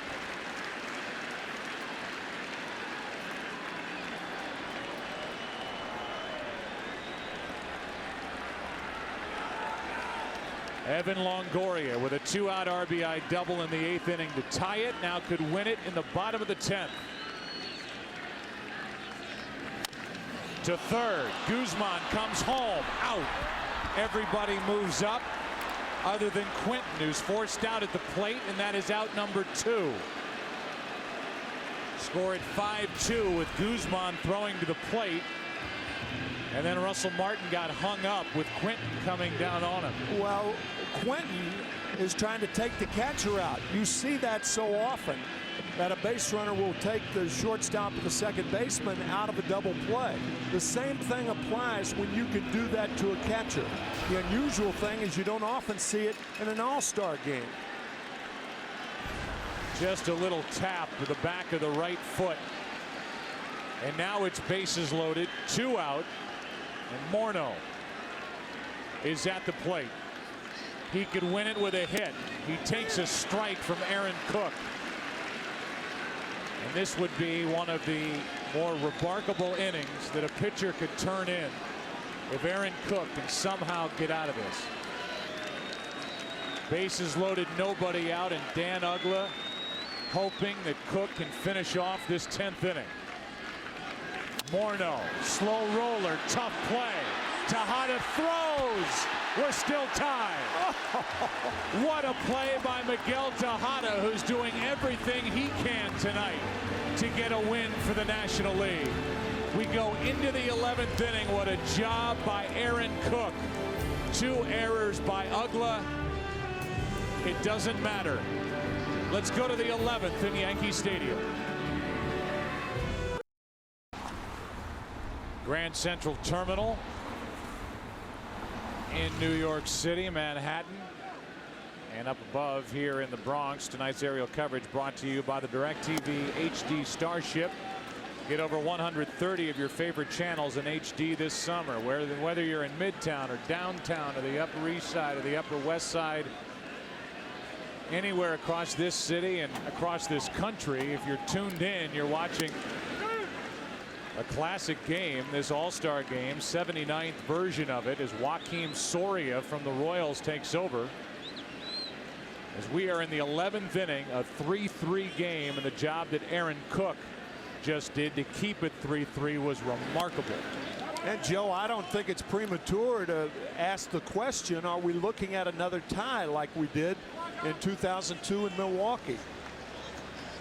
Well, I know Bud Selig is here, and that would, on a night like this, be everybody's worst nightmare. But again, the American League is out of position players as Gonzalez is on to start the 11th. You can reinsert a catcher if someone were to get hurt. But there are no other position players available. And then pitching. The pitching is getting interesting because neither one of these two managers, whether it's Terry Francona of the Red Sox or Clint Hurdle of the National League side, want to turn a pitcher back to their team after the All-Star break. And I guarantee you that's at least been part of the conversation down in those dugouts, doing something that they shouldn't have been asked to do. Right. And it's not talking out of school to say that the Tampa Bay Rays wished and hoped that Scott Kazmir would not be used tonight in this game.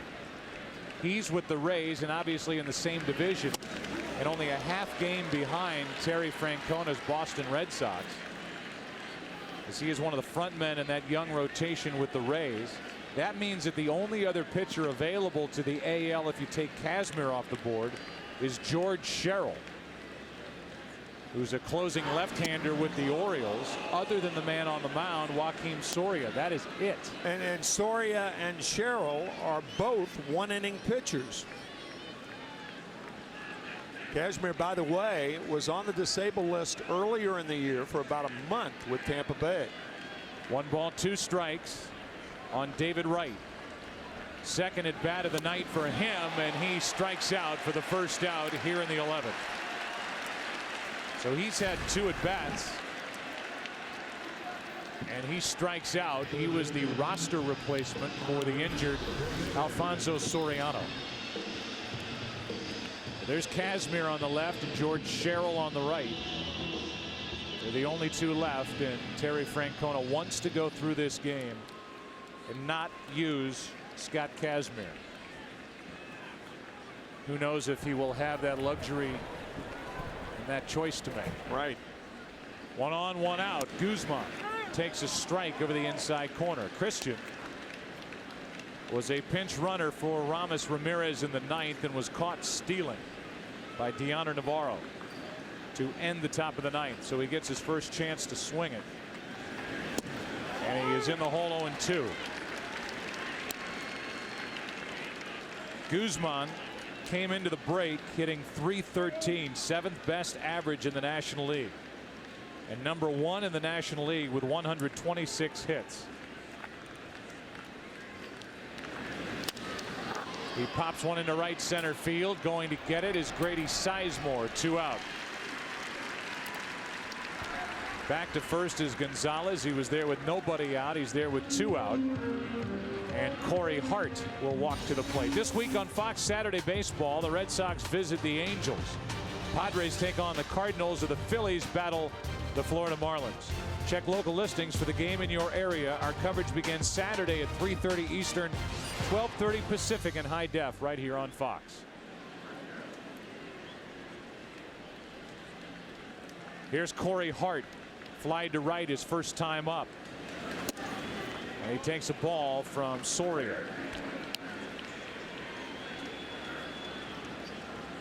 On deck is Ryan Ludwig.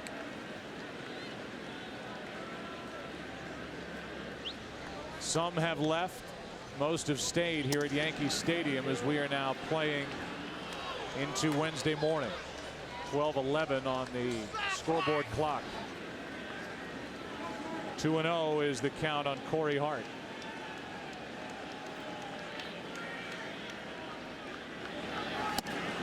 Now that they've attached the significance of home field advantage being awarded to the winning league in the All-Star game, you start talking about ties.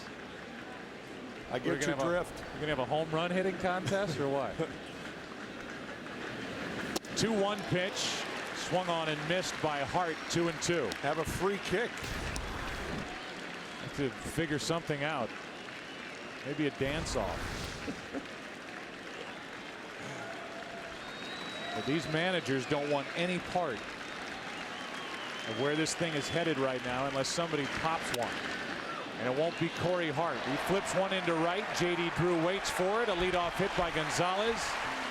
He is Bobby Mercer, longtime Yankee, died on Saturday at the age of 62 years old after a 19-month battle with brain cancer.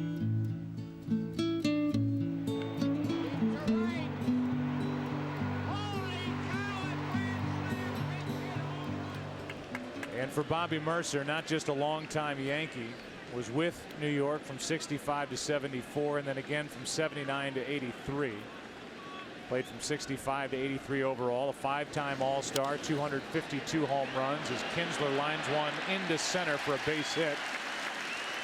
But Tim, a former broadcast partner of yours, an announcer here with the Yankees for 23 years and one of the sweetest men you could ever meet. I mean, when someone passes, there is, you know, the very, very few people about which nothing bad can be said. And that is the greatest tribute about Bobby Mercer. He will be missed, and a big part of the Yankee family is missing on this celebration at Yankee Stadium here tonight. Dioner Navarro is at the plate. Winning run is at first with nobody out after the hit by Kinsler, his first hit of the night. And Navarro takes a ball showing a bunt. It's Navarro now, then J.D. Drew and Michael Young. Guzman is about even with the bag at the start over at third, and Adrian Gonzalez holds against Kinsler at first. This makes a lot of sense. A straight sacrifice to get Kinsler to second, who may then try to steal third.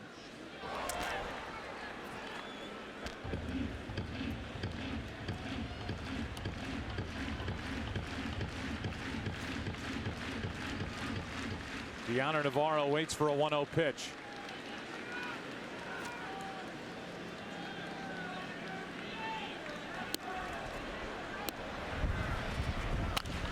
Swinging, so they abandon the bunt at least on that pitch, and the count's 1-1. DeMarlo Hale is the third base coach. Louis Alicea is the first base coach for manager Terry Francona. And it would be the simplest of signs on this night with these teams getting together and Navarro getting the signs from Hale as to what to do at the plate. A check on Kinsler, and Cook trying to keep Ian honest over at first. As we mentioned earlier, Kinsler is 5th best in the American League with 23 steals, and he's been caught only once all year.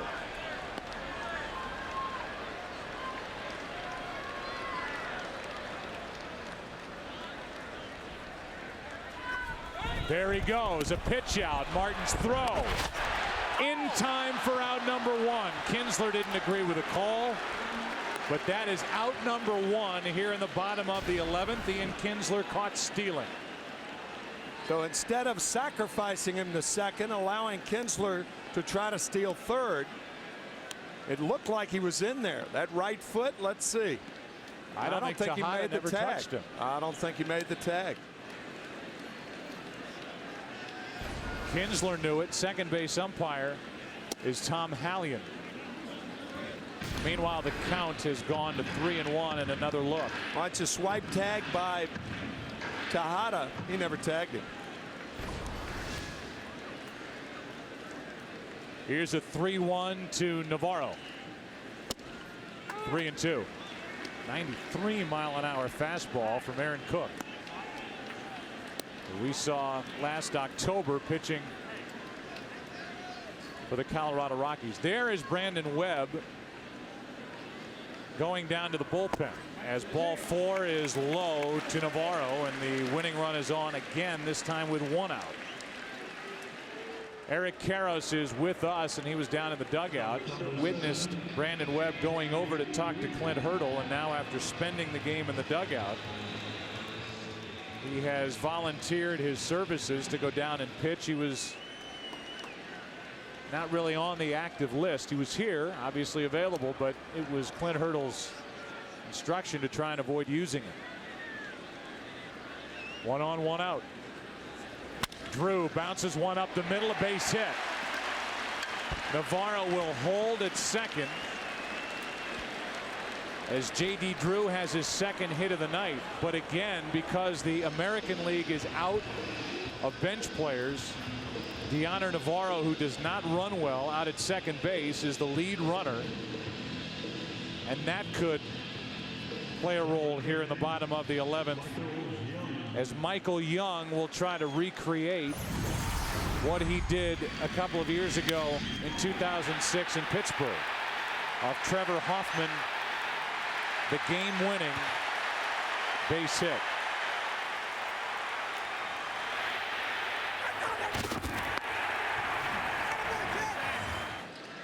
Since 03, Michael Young has a .357 average with runners in scoring position, highest in the big leagues, and he takes a fastball for strike 1. This guy, Tim, is just a professional hitter. Professional player. Defensively on the bases and at the plate. In his 9th season with the Texas Rangers, the 0-1 pitch outside. He's had 200 hits, 90 or more RBIs in 4 straight seasons. A 300 career hitter. As we showed you, outstanding with runners in scoring position. Lead man is Navarro.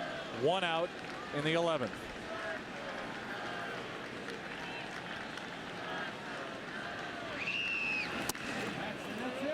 That misses for ball 2. 2-1.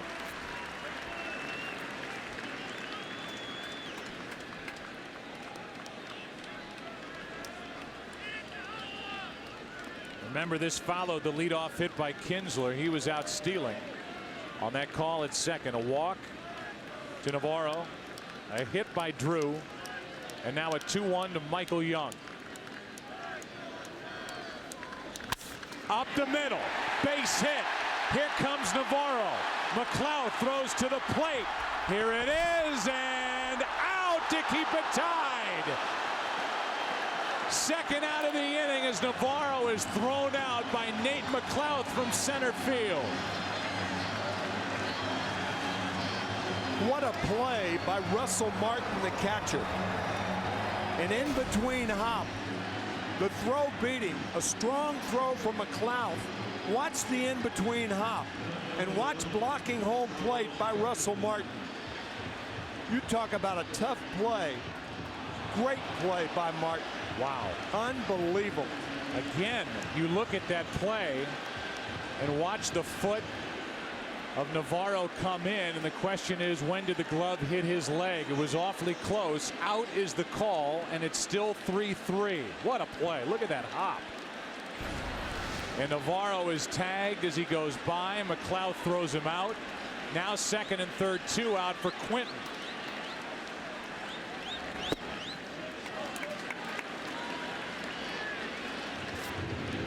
Three out of the last 5 outs picked up by the National League defensively have come at home plate. Force outs at the plate in the 10th. A tag out here in the 11th. It takes a hit from Quinton to win it. We mentioned the last time he was up that he has the most game-winning hits in the big leagues this season with 13. Can he do it here on the 15th of July?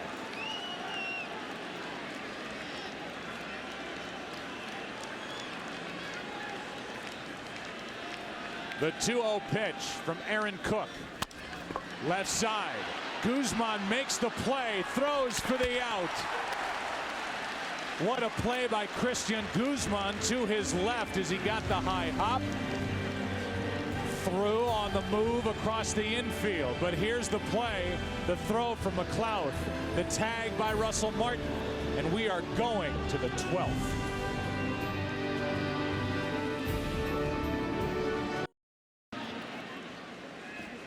Twelfth inning now, coming up on 12:30 in the East, and Ryan Ludwig is first up for the National League against Joakim Soria.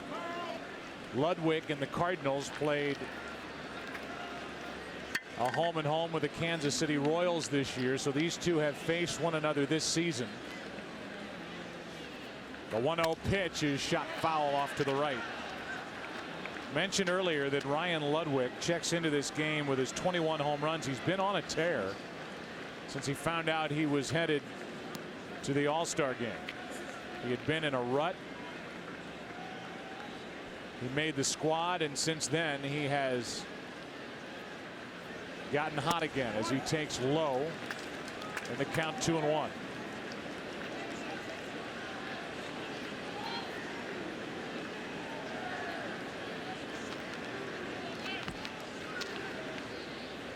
The 2-1 pitch is outside, 3-1 as Joakim Soria is asked to pitch another inning. He allowed a leadoff hit to Adrian Gonzalez in the 11th.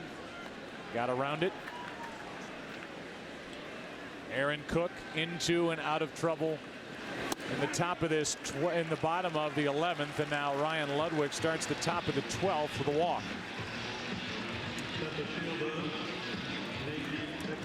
In a game that was absolutely flying by early, in the 79th All-Star game, Evan Longoria with a game-tying RBI double in the 8th. Adrian Gonzalez with a sac fly. J.D. Drew with a 2-run shot in the 7th. Here's McLouth getting a bunt down first base side. It's perfect. The shovel to first, safe. Kinsler a little late getting over, and the flip from Morneau was a little high, and McLouth hustling beat it. There was a hesitation on Morneau's part because he thought that Soria was going to field the ball, but flying down the line was McLouth, and he is safe. Moment's hesitation on Morneau's part. I think he thought Soria was going to field the ball, and McLouth beats it for a hit. So McLouth, who threw out Deanna Navarro at the plate moments ago in the bottom of the 11th inning, is on with a base hit following the walk. And now it's Russell Martin who has been a big piece of what's gone on here tonight for the National League. He pushes a bunt to first. Morneau fields it. It may have gone foul, but he takes the out, and the runners advance to second and third. And the National League's happy that Morneau made that decision, because that ball definitely goes foul if he lets it go. But of course, I guess you take the out. It's like the 3 points in football. Take it.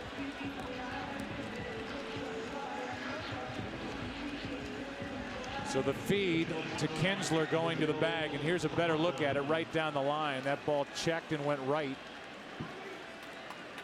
But the play was made, and now Tejada, who's been outstanding both offensively, defensively, with his legs, stealing a base. He's done a little bit of everything. Will be intentionally passed to load him up. And look who it's up to again. Dan Uggla.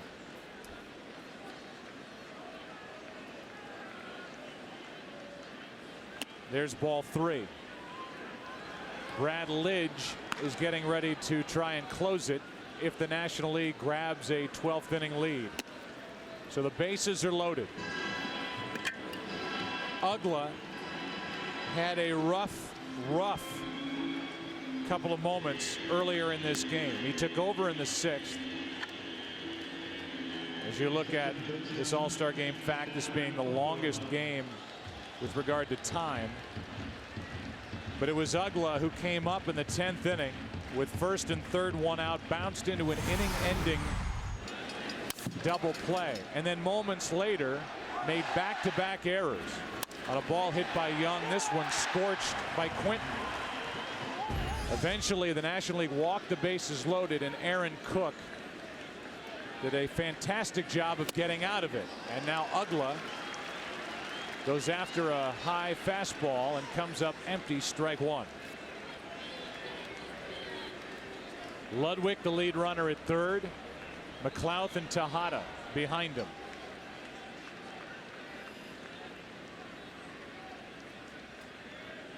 The 0-1. Strike 2 on Uggla. And Joaquim Soria now trying to get out of trouble, with Adrian Gonzalez, a left-handed hitting first baseman, on deck.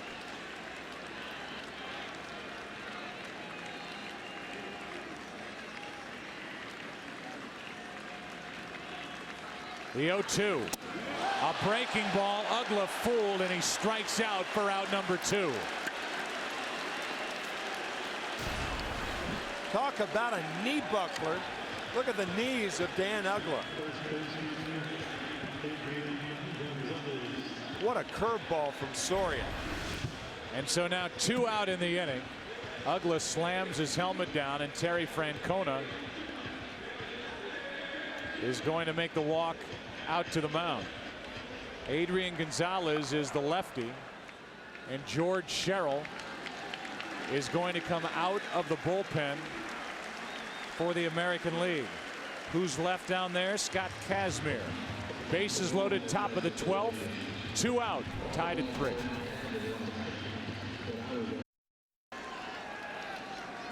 With the pitching change, the only reliever available to Terry Francona now is somebody who he wanted to avoid using, Scott Kazmir, for the American League in the bullpen. Meanwhile, it won't matter if George Sherrill doesn't do his job and get Adrian Gonzalez. It's a tie game, bases loaded, 2 out, and Gonzalez takes a strike. Sherrill is an interesting story. A former specialty reliever and a lefty has taken over as the closer for the Baltimore Orioles. Got off to a great start, has struggled a little lately, and here he is with no margin for error. And coming out of the bullpen throwing strikes, it's 0-2.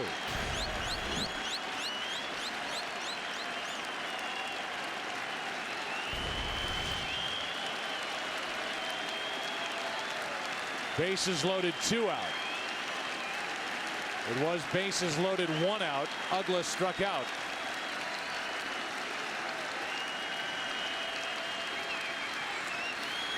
How about Sherrill coming out of the bullpen with his sacks jammed and striking out Adrian Gonzalez to keep it 3-3. As we go to the bottom of the 12th, we'll come back after a word from your local Fox station. Aaron Cook back to work, and Guillen hits it into deep left field. Back at the wall. It is off the wall. Played by Ludwig, and the winning run is at second on a leadoff double by Carlos Guillen to start the 12th. First pitch swinging, and a double over the head of Ludwig in left. Tough thing about this play for Ryan Ludwig was that there's no trail guy like a center fielder to come and back up the play. So you have to kind of keep it close. And once that ball caroms back into left field, it was just a matter of whether it was going to be a double or a triple for Guillen. Carlos not a fast runner and stops at second. Now it's Grady Sizemore, who is 1 for 3 since entering this game in the 5th.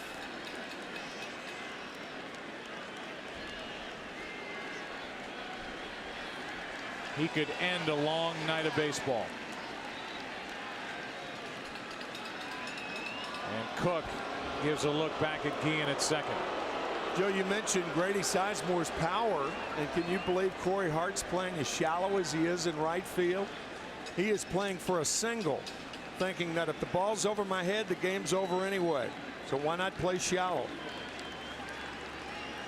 Winning run at second, nobody out. 12th inning, and Sizemore hits it to Uggla, knocks it down, gets the out. Over to third is Guillen, 1 away.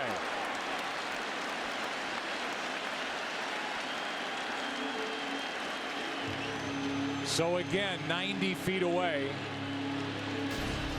is the winning run for the American League, and again, Dan Uggla has a tough time coming up cleanly with a ground ball.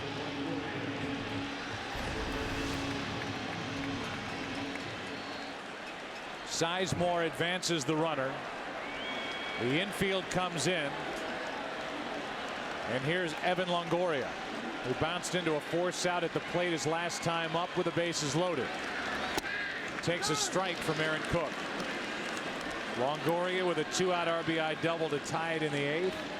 Had a chance to end it and win it in the 10th with the bases loaded, 1 out. Bounced to third, and Guzman, who's never played third, by the way, in the big leagues, threw home to get the out. That's a little bit upstairs. 1 ball, 1 strike.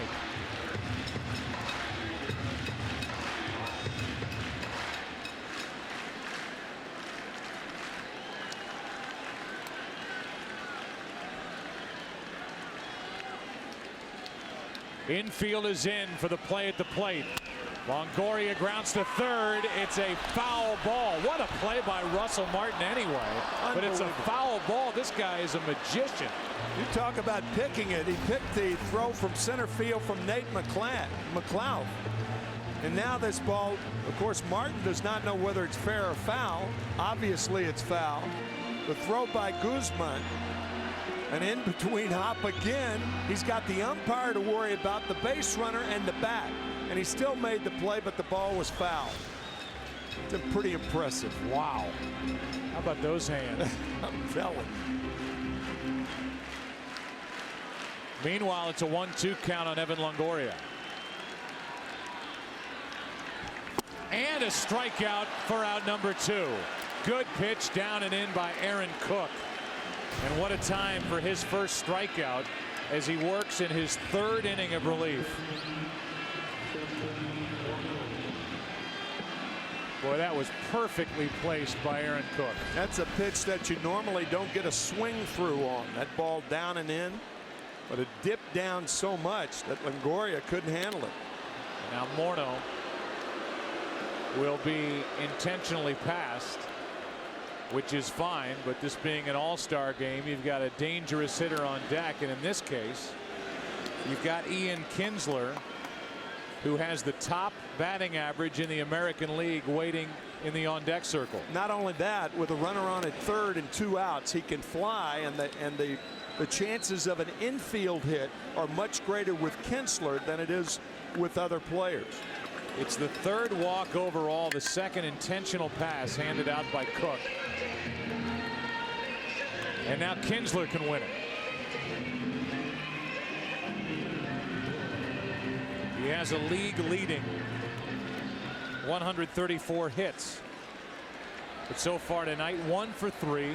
Took over in the 5th inning after pinch running for Joe Mauer. He stayed in the game, has played second base from that moment on. Is this game going to end with Kinsler at the plate and Aaron Cook on the mound, or will we go to the 13th inning? Morneau steals second uncontested. He at least swipes second, and we'll see if it's credited with a stolen base, and Morneau is not. Fielder's indifference, but it takes the force out away at second base and a ball hit up the middle. So why not take it? 1-0 pitch to Kinsler. That's strike one. You've got first base open with Dioner Navarro having a great year, but a less accomplished hitter on deck. And a slower hitter. So really, Clint Hurdle and his pitcher, Aaron Cook, can do what they wish with Ian Kinsler. And if he puts him on and walks him, I don't think he cares one bit.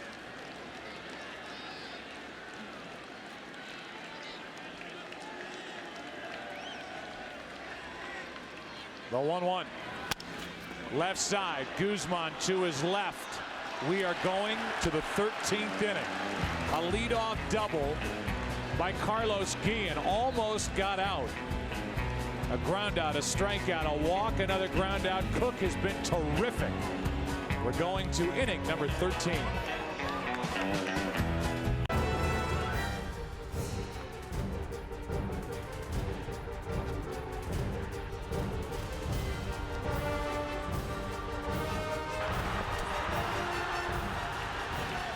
With the national spotlight on it yet again, this stadium does not want to let go. What a game as we go to the 13th inning. 3-3. Sherrill threw 3 pitches to get out of the 12th, and he blows one right by the bat of David Wright, who's 0 for 2 with a pair of strikeouts. Wright, then Guzman, then Hart.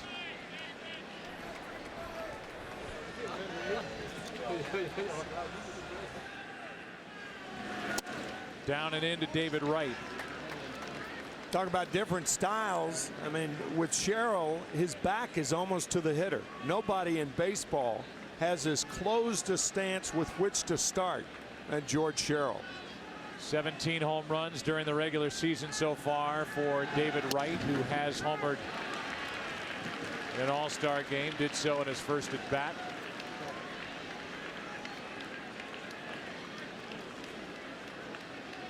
That was back in Pittsburgh when he went deep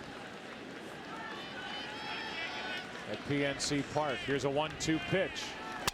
A shattered bat and a pop fly into right center field. It will fall for a leadoff hit. David Wright is on to start the 13th inning, and Christian Guzman is coming to the plate. The outfielders are a little deeper than they normally would be playing because of David Wright's power. Talk about a jam shot. Looked like David Wright was almost thinking that bat, the end of the bat, was coming back at him. Now another bunt situation. I can't remember this many bunt situations in All-Star games. Sherrill steps off, doesn't throw. Well, just to assess the bullpen situations on each side, the National League is in a better position than the American League, to say the least.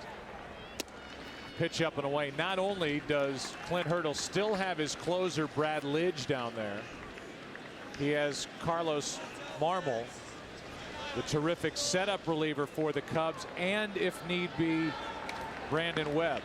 While the American League is down to the last body down there, Kazmir, who has started to throw.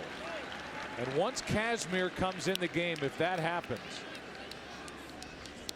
then there is a distinct pitch count that Terry Francona has in his mind where he will let Kazmir get to it after throwing 104 pitches on Sunday and not go beyond it. Sherrill throws to second for the out. And Wright is forced on that play by George Sherrill. 1 out. Talk about extra inning defense from both teams. Now it's Sherrill's turn. Quickly pounces on it and gets a speedy David Wright at second base. Just to back up your point, you would have to go back to 1987 to find the last time in an All-Star game there were 2 sacrifice bunts. Wow. Here's Corey Hart. 15 home runs during the regular season, and Sherrill hops off. We meet with these managers prior to All-Star games and go over their pitching plans, which are obviously always subject to change as Hart fouls it straight back. But coming in, Terry Francona was under the instruction of trying to avoid using Scott Kazmir. According to Terry, he said Kazmir's been great about it. But it obviously comes from an organization with a young pitcher who's been on the disabled list this year, who threw over 100 pitches on Sunday. The team is contending for the first time. They finished in last place 9 out of the 10 years they've been in existence. So Terry Francona feels responsible to make sure that he handles somebody else's pitcher the right way and the way they want him handled, especially a division rival. A new division rival. Very, very sensitive situation, no question. So again, if Kazmir comes in, the bullpen is empty, and there is a point at which Francona won't send Kazmir back out there as Corey Hart strikes out for the second out of the inning.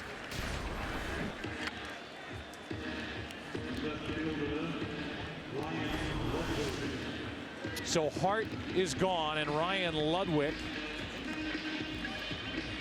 will take over. Ludwig 0 for 2 with a walk. There have been 383 pitches thrown, 29 strikeouts. With runners in scoring position, these two sides combined 3 out of 27.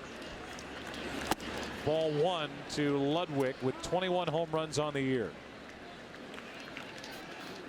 Went into Tony La Russa's office. La Russa sat him down and said, "It's really something, isn't it?" And Ludwig said, "What?" He said, "I made the team, didn't I?" And La Russa said, "Yes, you did," and got up and gave him a hug. It's been a long road for Ryan Ludwig to get to this point.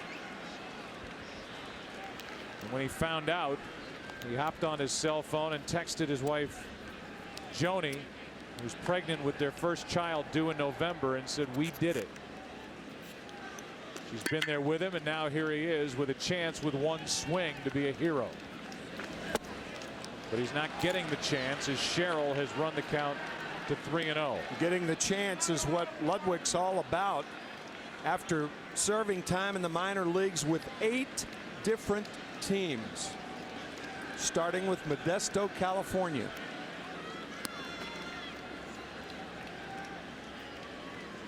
.3-0 the count. McLouth on deck. Right down the middle, 92 miles per hour, 3-1.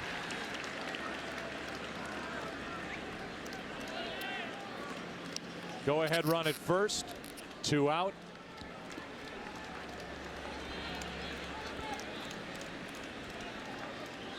A 3-1 pitch. Ludwig is jammed and he pops it up.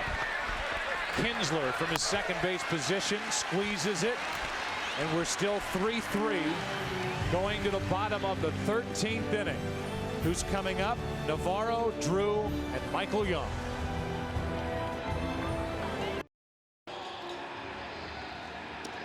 Welcome back to Yankee Stadium. Well, this September, imagine the impossibilities when the television event of the season comes to Fox. Don't miss the premiere of Fringe, Tuesday, September 9th.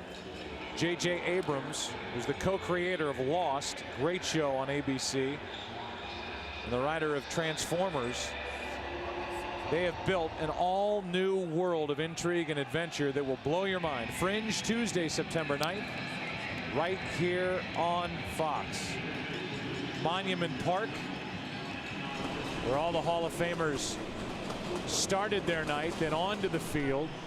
You can take the train just a short ride to the new Yankee Stadium, 63% larger than the current Yankee Stadium. They've had 1,500 construction workers on the job. The playing field dimensions will be the same as the current stadium. Backstop will be 20 feet closer to home plate. The signature frieze will wrap around the grandstands just like the old Yankee Stadium prior to the 1970s renovation. That frieze is replicated on what is the scoreboard wall out between the two grandstand areas in the outfield area above the scoreboard.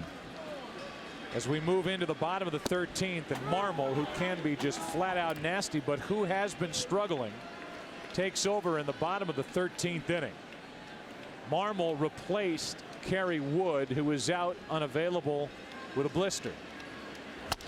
Breaking ball is chopped to second. Ugla has struggled, but he makes this play, has time with Navarro running 1 out. So Deanna is gone, and the batter will be J.D. Drew against Marmol. Joe, you talked about how Marmol has been struggling. The Cubs had a 7-2 lead in the top of the 9th inning on Saturday, and the San Francisco Giants scored 5 to tie. The Cubs ended up winning that game in the 11th inning. J.D. Drew comes up empty. Well, Lou Piniella has sent him to the mound, though, Tim, and you know as well as I do that with that terrific average against of still 161. As Drew takes a ball, he has a big ERA of 13.5 since the 19th of June. If the Cubs didn't want him, every other team would line up to get him. Oh, yeah. He is a future closer and is terrific. You can see how he hides the baseball. Very deceiving. The numbers are not good his last dozen games. The count 2-1 on Drew, who has homered and singled and struck out in his 3 at-bats. That jumps off the inside corner. 3-1.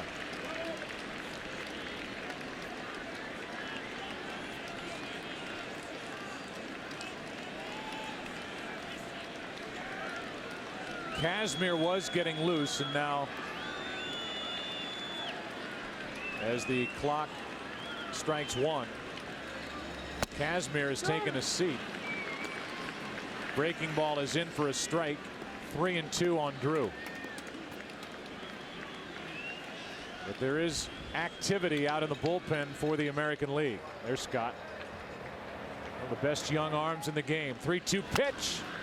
Drew was out in front of it. Oh, a bad hop, and Ugla can't make the play. He's made a couple of errors, but that was a terrible hop that came up into the chest of Dan Ugla. That should be a base hit, but because of the hop, Dan tried to recover him backhanded.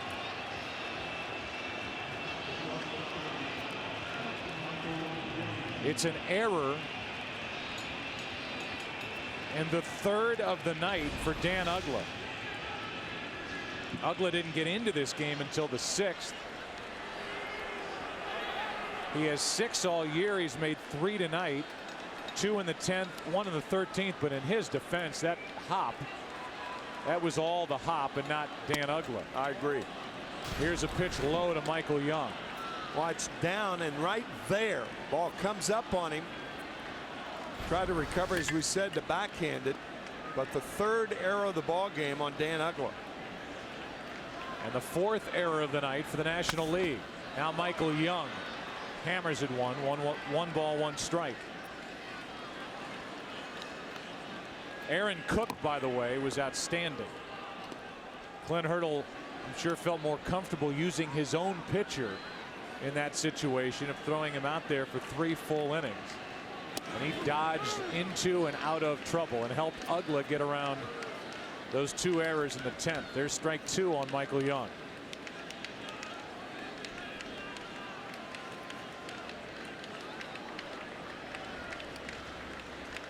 The 1-2 pitch is too far inside, 2-2. The 3 errors by Uggla is the most errors by any one player in an All-Star game.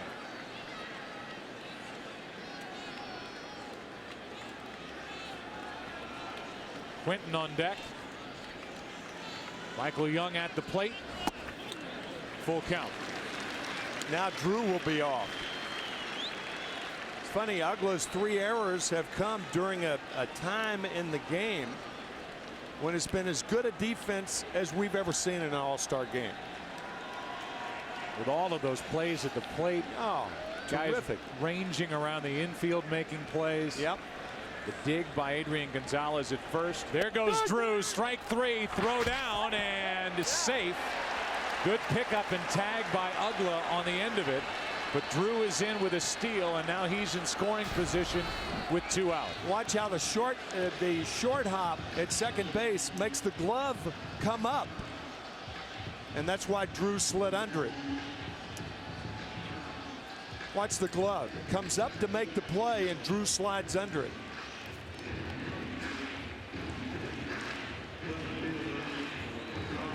Uggla did all he could, and Russell Martin's reaction, boy, he has been impressive behind home plate all night. He really has.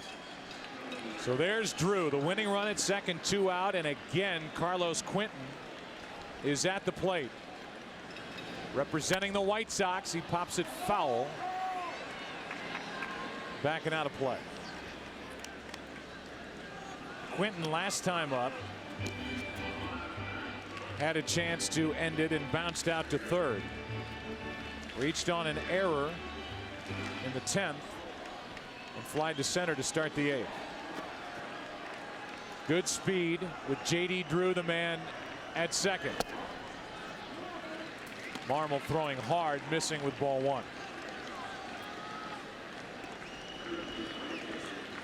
On deck is Guillen, who led off the last inning with a double into left, but was stranded. Good tight breaking ball, strike 2.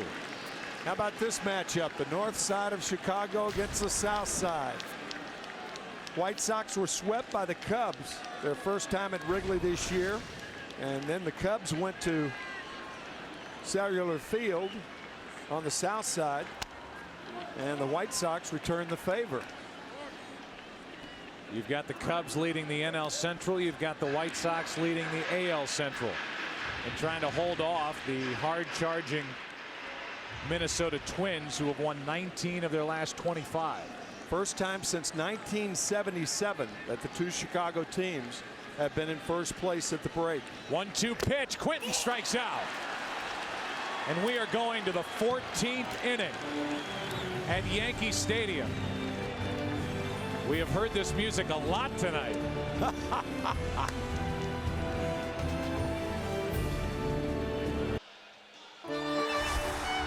Yankee Stadium in its final season, as big a part of the story tonight as any singular player. And the greats who have called this place home: Babe Ruth, Lou Gehrig. The 56-game hitting streak started here by Joe DiMaggio and the great Mickey Mantle.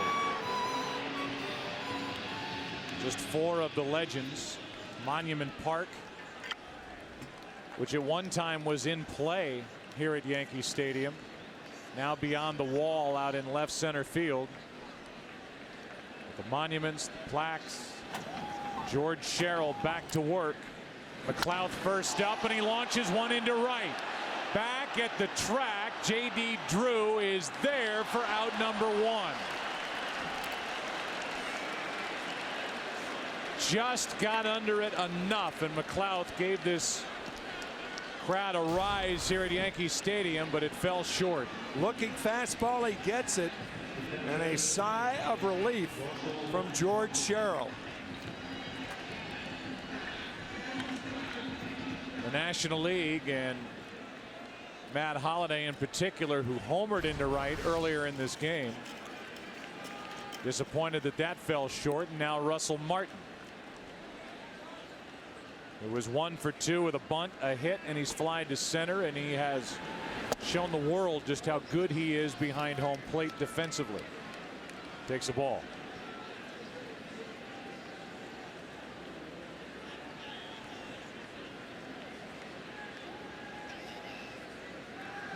The 1-0 pitch.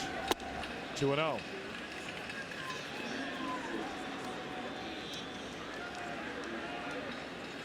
Miguel Tejada didn't get into the game until the 6th. But he has been a big part of this one, especially in the extra innings, as Martin fouls it back.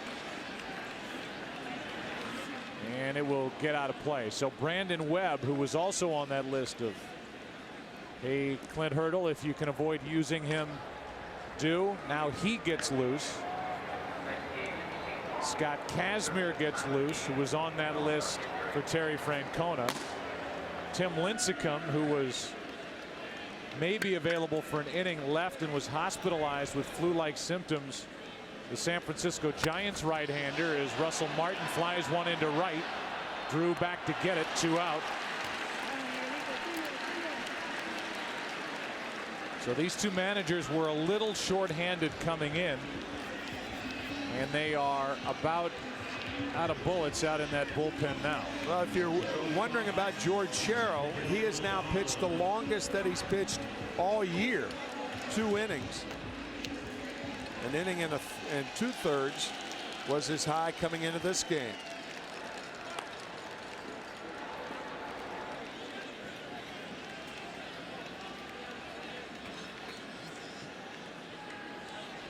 With 2 out, nobody on, here's Tejada. Strike 1. Joe, remember, this time it counts. Yeah.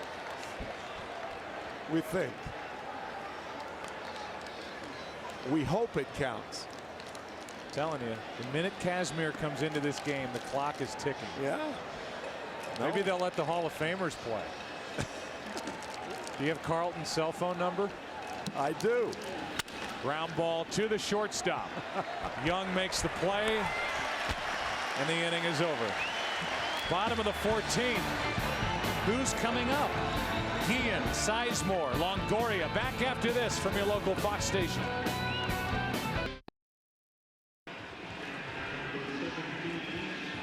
We just had our 2nd 7th inning stretch in this All-Star game as we're in the middle of the 14th inning. Derek Jeter's making fans happy by signing autographs during the game, and Brandon Webb takes over on the mound. He threw 108 pitches on Sunday. But the big league's only 13-game winner. That's why he was on the list of don't use him unless you have to. Well, they have to. The only other pitcher down there now for the National League, and again, they do not have Tim Lincecum, who's sick, is the closer Lidge. Line drive is caught by Tejada. Hard hit, 1 out. But Tejada has just played a terrific second half of the ball game.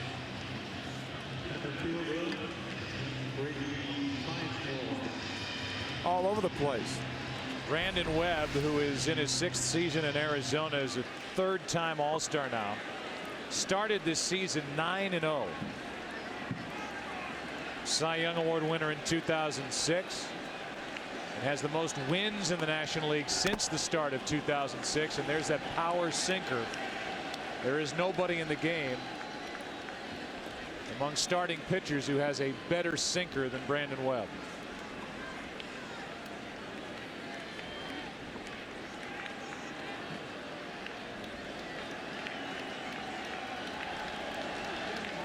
The 0-1 skips in there.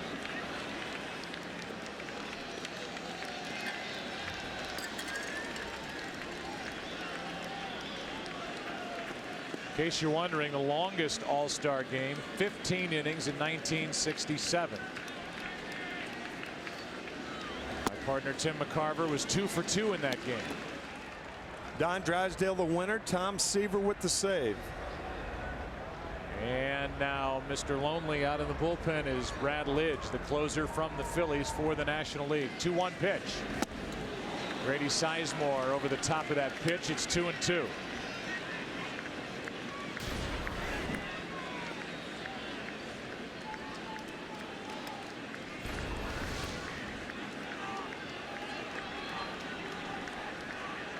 With 1 out, nobody on, 2-2 delivery. Sizemore fouls it. Again, Grady has been popping home runs at a personal record pace.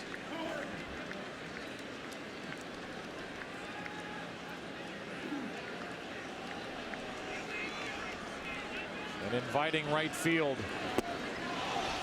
See Sizemore out in front of that pitch as Brandon Webb completely fooled him for out number 2.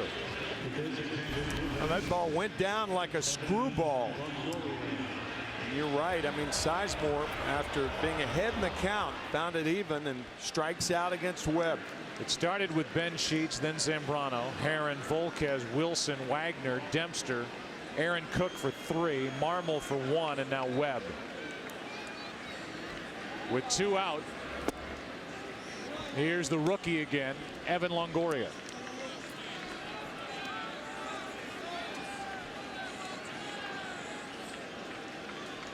Longoria won the American League's internet vote.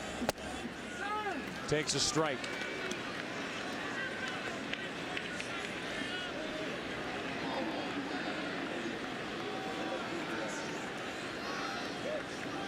Beat out Jermaine Dye, who was second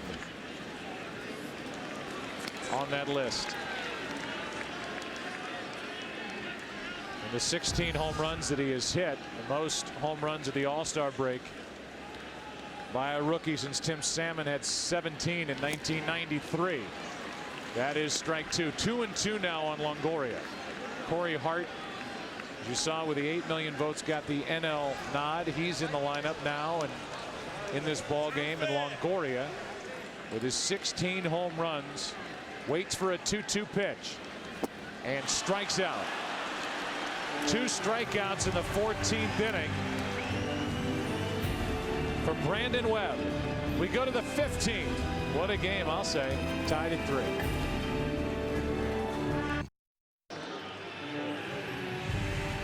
Tonight's aerial coverage brought to you by the DirecTV HD Starship. Get over 130 of your favorite channels in HD this summer. We are now into the 15th inning here at Yankee Stadium.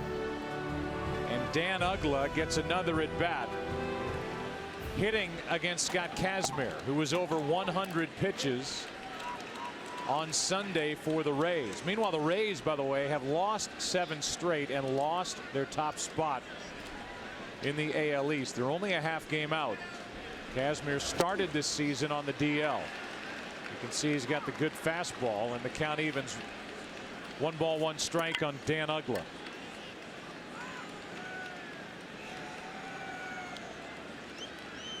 Uggla, then Adrian Gonzalez, then David Wright. 3-3 game in the 15th. That's strike 2. A little more than 24 hours ago, Bud Selig was on David Letterman. And one of the things that David did not ask Bud was, what if it's a tie tomorrow night? The 1-2 pitch swung on and missed, and a strikeout of Uggla. And let's say this, and I know we've talked about this plenty already tonight, but it's worth saying that we know Terry Francona well enough to know that whatever he has in his mind after talking with the Tampa Bay Rays and after talking with Scott Kazmir since they all got to New York, He has a number of pitches in his mind, and once Kazmir gets to that point, like it or not, that's right, Terry Francona will say enough. Yep. He will not send Scott Kazmir back to the Rays completely overextended on this night as he bounces one in there. 1 ball, 1 strike on Gonzalez. Whatever the ramifications, there's really nothing for Terry Francona to look at in that dugout or on that lineup card. He is tapped.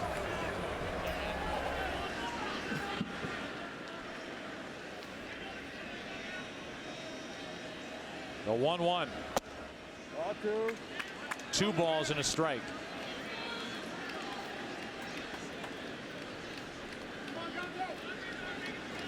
Douglas struck out. Gonzalez, a ton of power, chases one, 2-2.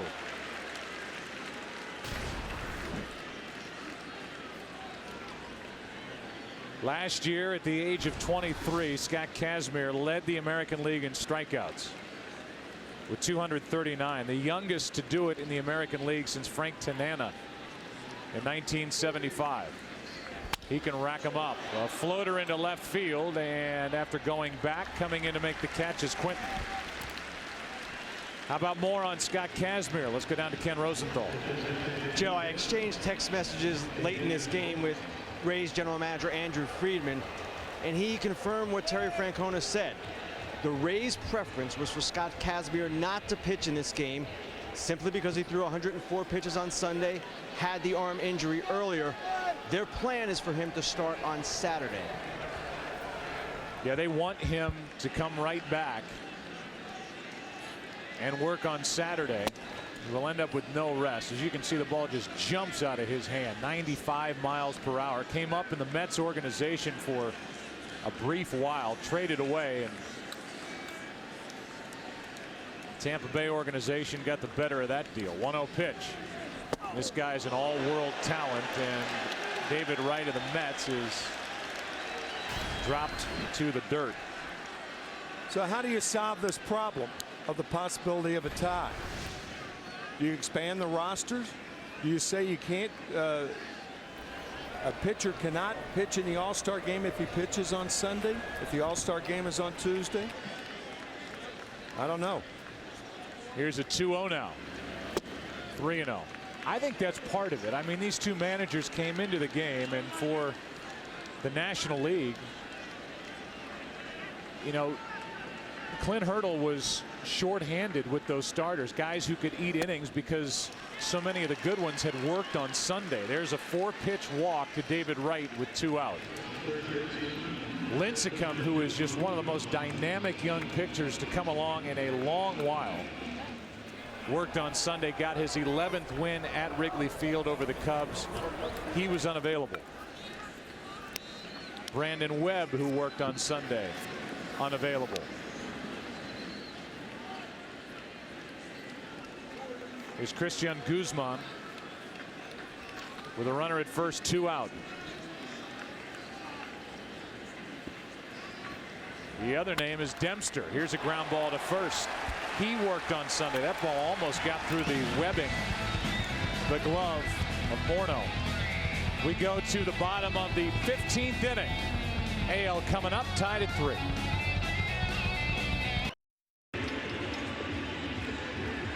Scott Kazmir is in the dugout after working a scoreless top of the 15th inning. He did allow the walk, but got around it. So now we're into the bottom half. Brian McCann takes over behind the plate. And an entirely new battery as Brad Lidge takes over on the mound. How appropriate, a new battery. Yeah. Didn't mean to say it, but this game could use one. The longest game, 1967 All-Star game in Anaheim. Tony Perez hit a home run in the top of the 15th inning to provide the National League with a 2-1 win. The longest game in All-Star history. Catfish Hunter working his 5th inning on the mound, surrendered the home run to Perez, and there's Tony 5 hours ago as Brad Lidge, who has been perfect in save chances for the Phillies and was rewarded with a new 3-year deal after being traded from Houston to Philadelphia, takes over. And Morneau has a count of 1-1. So you've got Kazmir, the last man standing for the American League, and you have got Brad Lidge, who's the last man available for the National League. 95-mile-an-hour fastball, 1-2 on Morneau. Kazmir coming into the dugout, and we saw him shake his head yes in response to something that Terry Francona asked him, and one would have to assume the obvious. Base hit into center. The leadoff man is on. Brandon Webb went 1 inning with 2 strikeouts, and no more for Brandon Webb. It's up to Lidge if the National League wants to have another at bat. And Morneau starts it with a base hit to center. Here comes Kinsler after applause from Kazmir. Good hitting by Morneau. Expect Kinsler to bunt.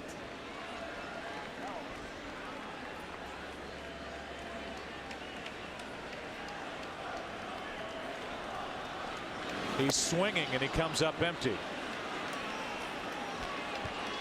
Not only was he swinging, but the corners of the infield are not pinched in much for the National League.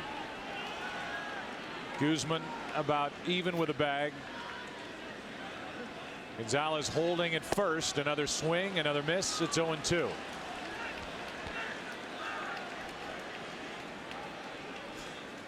Deanna Navarro on deck. Terry Francona's played it the other way with the sacrifices. Why not try something different? Sure. Kinsler takes a fastball high.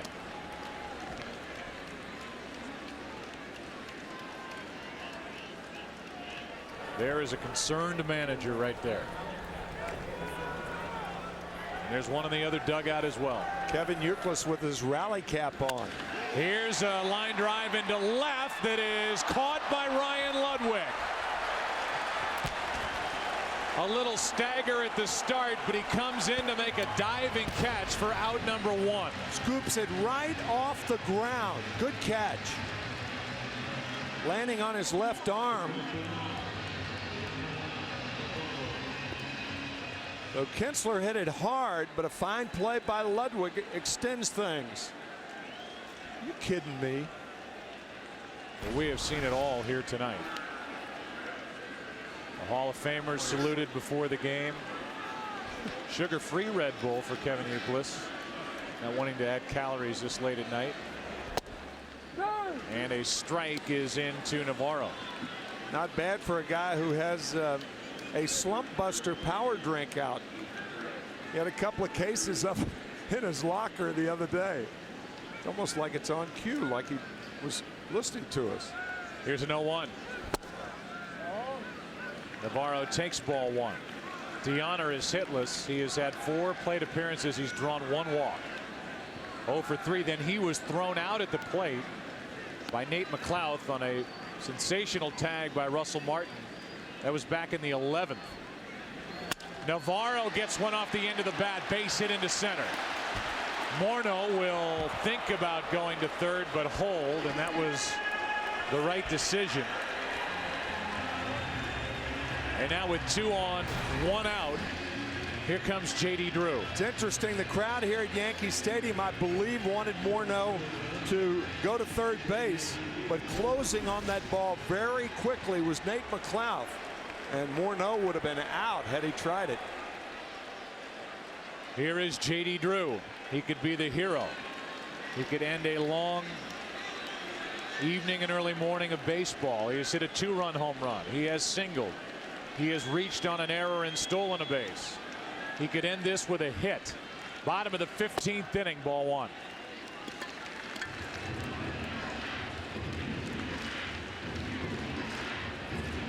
J.D. Drew hit his 7th inning home run at 10:54 p.m.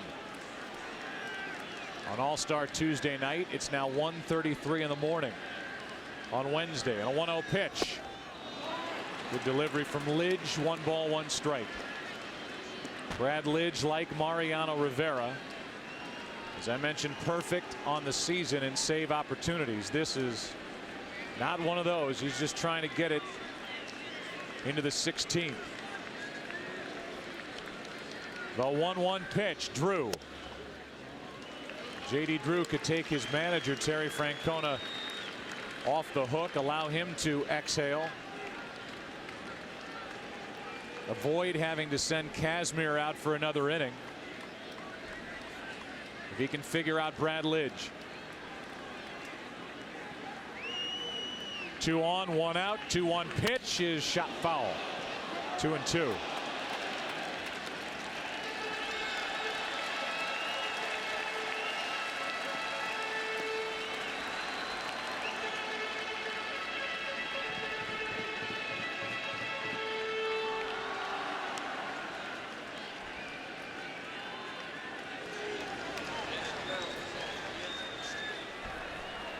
Runners on at first and second. Morneau, the lead man, and that skips in. McCann, who is getting his first action, blocks it. That was a good play and an important play with 1 out. Very difficult to block fastballs in the dirt. You don't anticipate those balls being in the dirt. And think of the unfamiliar way that McCann has of receiving the ball from Brad Lidge. He's hit against him but never caught him. Can J.D. Drew end it? 3-2 pitch. Fouled off the end of the bat.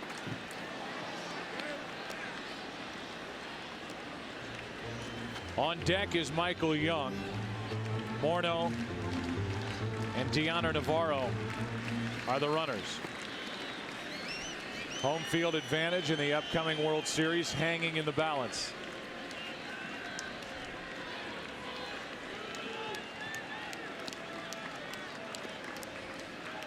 The 3-2 pitch is in the dirt. That loads the bases, and Michael Young can end it. J.D. Drew is on base for the 4th time tonight in 5 plate appearances. And here we go again.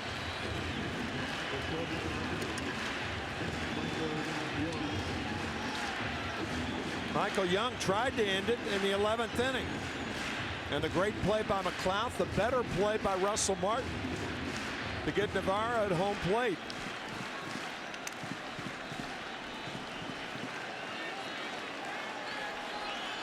Bases loaded, 1 out.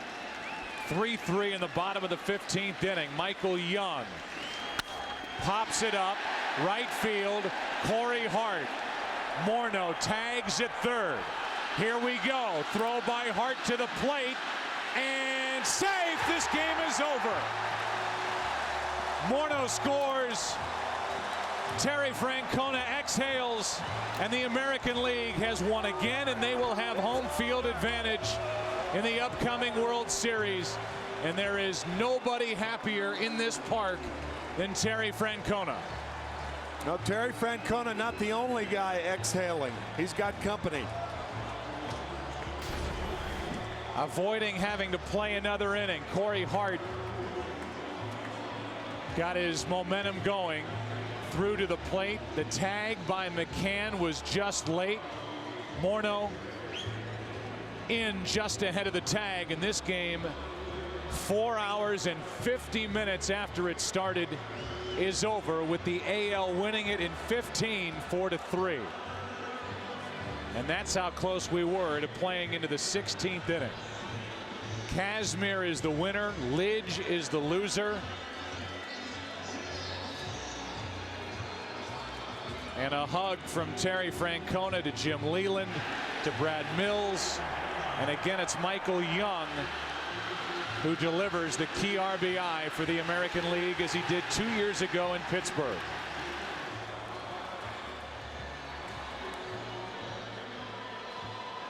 The American League has won the last 11 straight decisions, excluding that tie in 2002, and we came close to another tie here in 2008.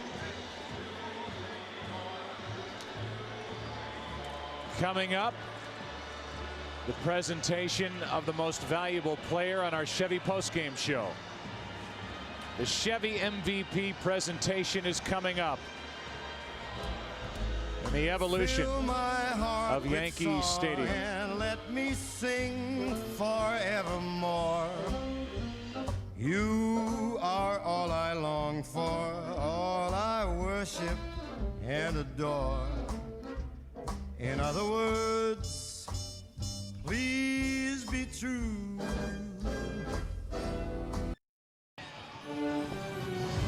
We welcome you to the Chevy All-Star postgame show on Fox. Chevy, an American Revolution. 4 hours, 50 minutes.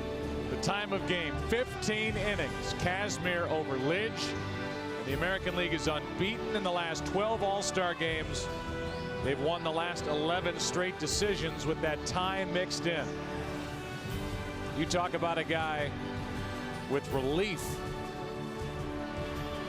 That was Terry Francona not having to send Scott Kazmir back to the mound. When we come back, we will present the MVP award to the most valuable player of this All-Star game.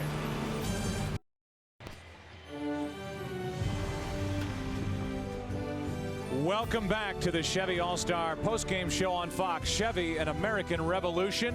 Let's go down to the field in Jeannie Zelasco. And Joe Buck, this is the city that never sleeps because they're constantly playing baseball, but this one has come to a close. We are joined by Commissioner Bud Selig. He will present the Most Valuable Player Trophy Award, the Ted Williams Award, to... It is my pleasure to present the Chevy Most Valuable Player in the 2008 All-Star Game to a very deserving J.D. Drew. Who happens to be wearing a Red Sox uniform right here in Yankee Stadium. Isn't it beautiful? Of course, joined by Chevrolet North American Vice President Ed Pieper with another presentation for you. Thank you, Jeannie. And on behalf of Chevrolet, I want to thank all the great baseball fans that are left here tonight. You're the best. As America's brand, we had a great time sponsoring the red carpet parade and the game tonight. And it's our pleasure, JD, to present you with the keys to a new 2009 Chevy Tahoe Hybrid, our MVP of MPG. Thank you and congratulations. Ready to give everybody here a ride home? Your first at bat, you hit a home run, and then you're walking off tonight with the MVP. Unbelievable evening, yes? Yeah, one of those undescribable events. To be voted in by the players and to be in this position is really an honor. I don't know, Joe. They were worried about a David Ortiz jersey being buried at the new ballpark, and they're sending this one off with a gentleman in a Red Sox uniform. We'll have to flesh that out. Joe Buck, back to you. All right, Jeannie, thank you, and congratulations to J.D. Drew. He hit a homer in the 7th. He singled in the 11th. Reached on an Aristola base in the 13th, walked in the 15th. He didn't get into the action until the 6th. He was a big part of this one for the AL. Promotional consideration paid for by the following.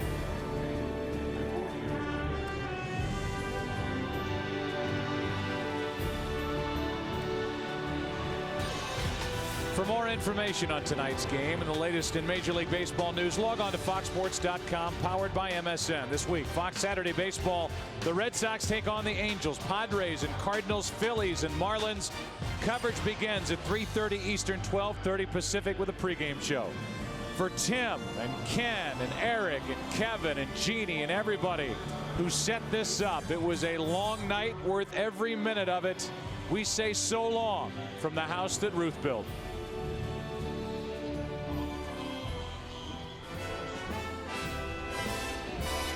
If I can make it there, I'll make it anywhere. It's up to you, New York, New York,